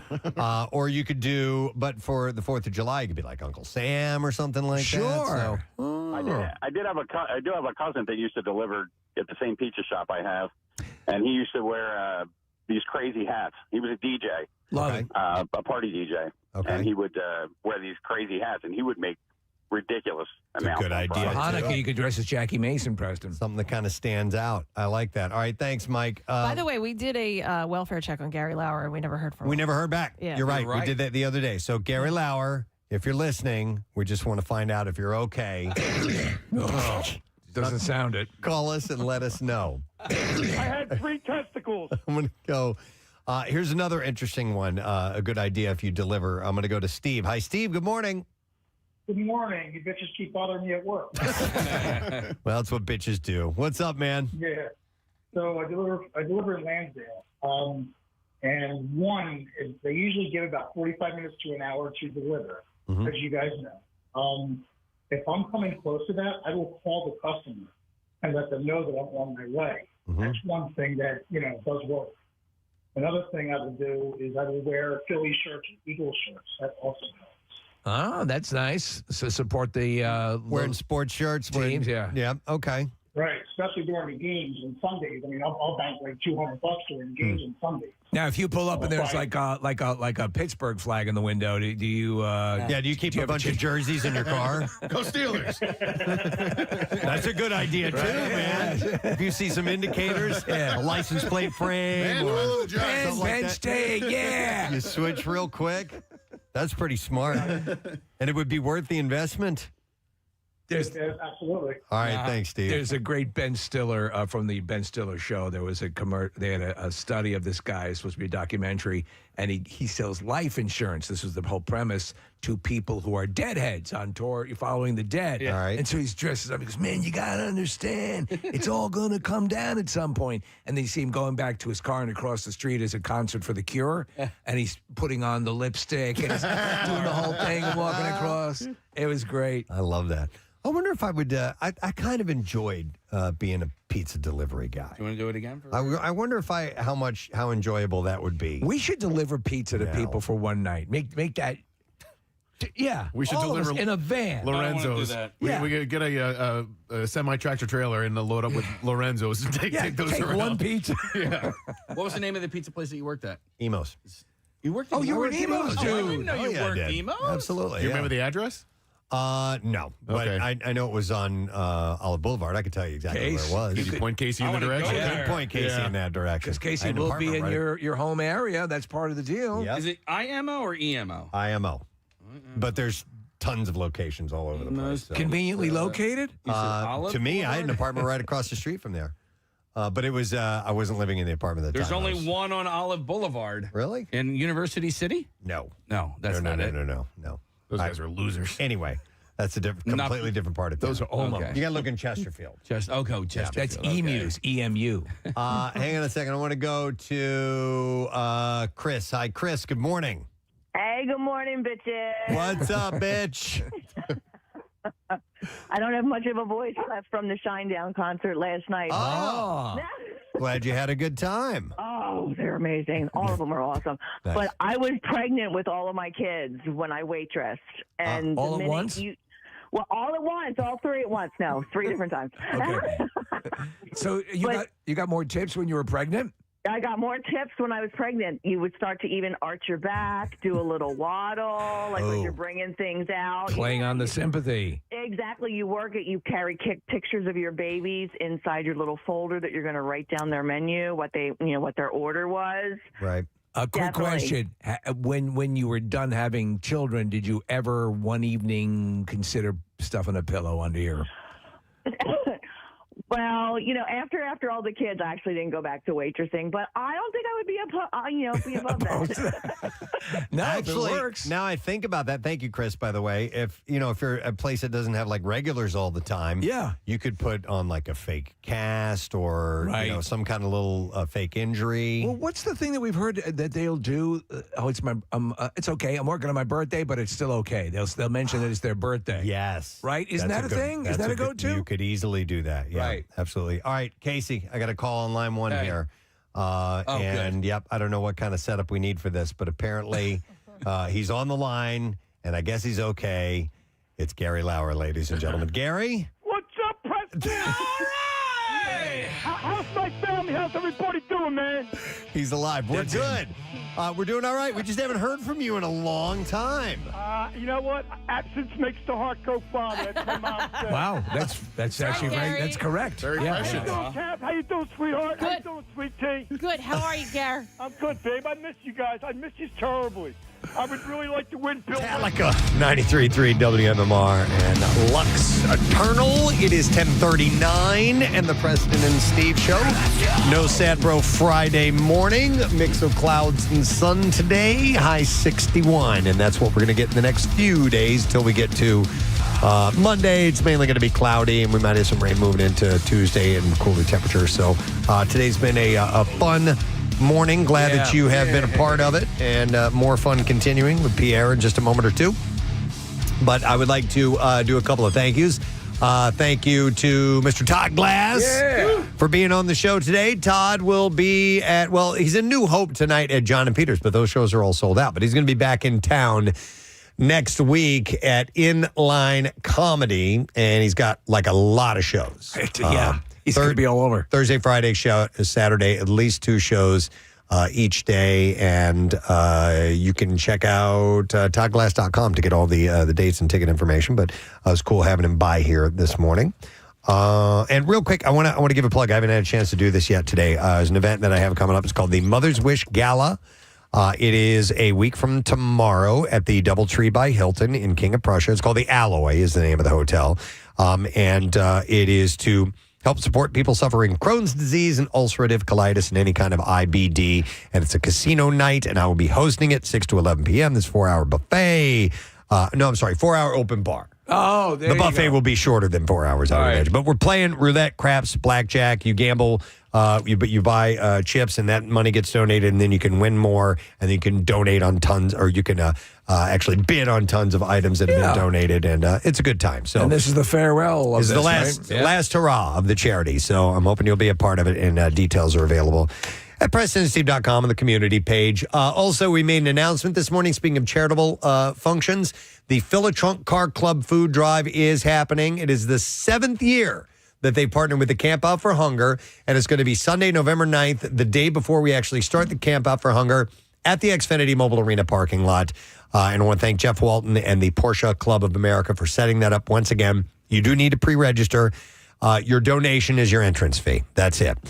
So you can go to WMMR.com and get all that information as well. But if you know somebody who's a gearhead, is in a car club, whatever, have them be a part of that. It's a lot of fun. You get to see really awesome cars. It's unbelievable. Up close and personal with them as well. Yeah. And you do a good thing. So we appreciate all the support. Pierre Robert is here. Hey, man. That's a really fun day. Yeah. Brent and I have gone out many days before. It got so big, it had to take its own day. Yeah, that's it. It's just, there was the parade of cars during the camp out for a number of years, and then it was stopping traffic in North Carolina. So there was problems, and so it got its own day. Yeah. And which is good. Yeah, it was hard for all of our volunteers to be able to tackle what they were bringing in. Well, the lines. Yeah. It really went way down Broad Street. It was it had to have a police area cordoned off just to get all those cars in. So the idea of giving it its own day really makes a lot of sense. It would go on for hours. And It so really people, would. People were just dropping by, not part of a car club, couldn't get in. Yeah. Right. So very cool. So the Sunday before is a wonderful thing. Yes, sir. Good. All right, we ready for the letter Yes, of the day? let's Let's do give it. away this prize. Here we go. Preston and Steve on 93.3 WMMR. Now, the Daily Letter. And the Preston and Steve Show brought to you today by the letter T is in terrible. All right, and we'll take caller number 10 at 610-660-9333. If you know that word of the week, we got this really cool hookup from Dorney Park that you could possibly win. So caller number 10, 610-660-9333 is the number. How you feeling today, by the way, man? It's a good day?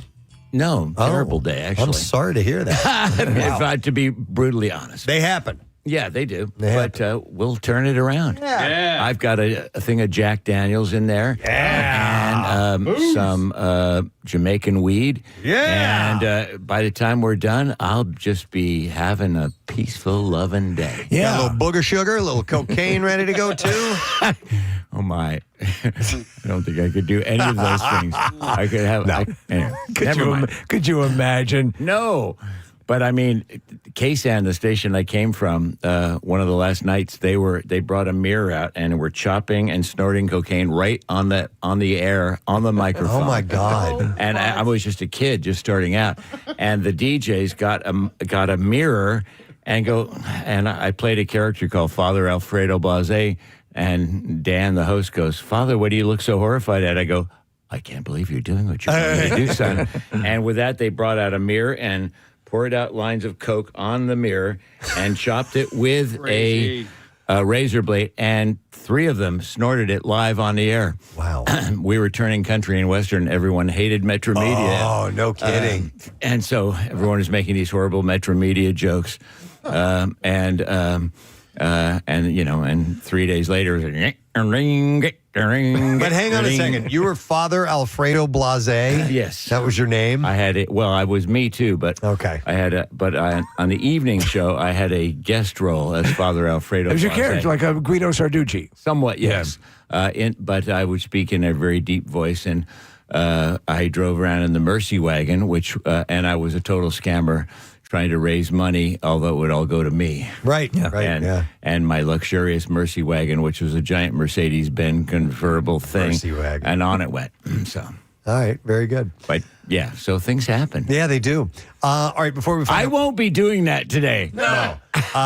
We'll find out what you have going on in just a moment. Let's get a winner, and then I'll ask you that question. We were looking for caller number 10, and that's Jess. Hi, Jess. You're on the air.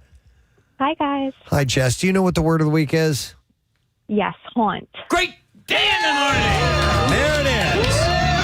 All right, Jess, you have the full hookup at Dorney. We are really going to take care of you. You get, for the Halloween Haunt experience, 4 admission passes to the park, which you get these 4 haunted attraction express passes, and you get this unlimited priority access to all the haunted mazes, 4 fast lane vouchers, and you bypass the regular line on all your favorite rides, 4 meal vouchers, 4 souvenir bottles, and a parking pass as well. So you are covered, Jess. Congratulations.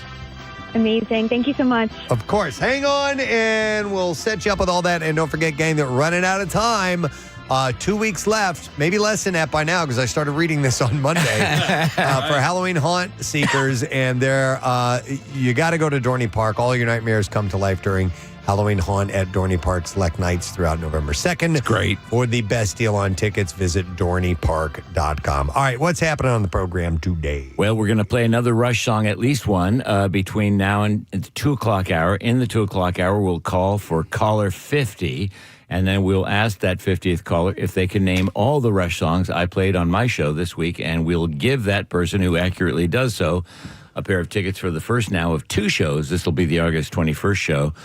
Both the 21st and 23rd go on sale 1 week from today. For blocks, we've got Cagey Elephant. They're at the Met tomorrow. That'll be fun. And a gigantic block of our friends, the Hooters, including their wonderful new song, Pendulum, and some other fun stuff, deep cuts, big hits. And they're tonight and tomorrow at the Keswick, which I will be hosting. Glorious evenings of joyous music. All right, wonderful. Thank you, Pierre.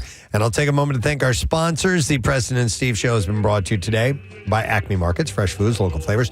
Also, Duncan and the Preston and Steve Show runs on Duncan. And also Screwball Whiskey. Buy a bottle of Screwball Whiskey at participating PA locations, and $1 will be donated to our Camp Out for Hunger. Next week on our program, we have things that we have set and things that we're working on. Gene and Bill Beretta, yes, will be joining us in studio and on Zoom, and they are a brother combo that are authors and performers together. We've had them on, the connection to the Muppets and everything, wonderful. Comedian Rodman will be in our studio. Yes. Rodman's great. He is. We will also have actor John Slattery joining us. He played Howard Stark in the MCU. And Mad Men. And also, we will be broadcasting live from Subaru next Thursday, getting ready for Camp Out for Hunger. So those things and more coming up. That's it. We are done. Rage on. Have yourself a fantastic weekend, and we'll see you later, gang. Bye-bye.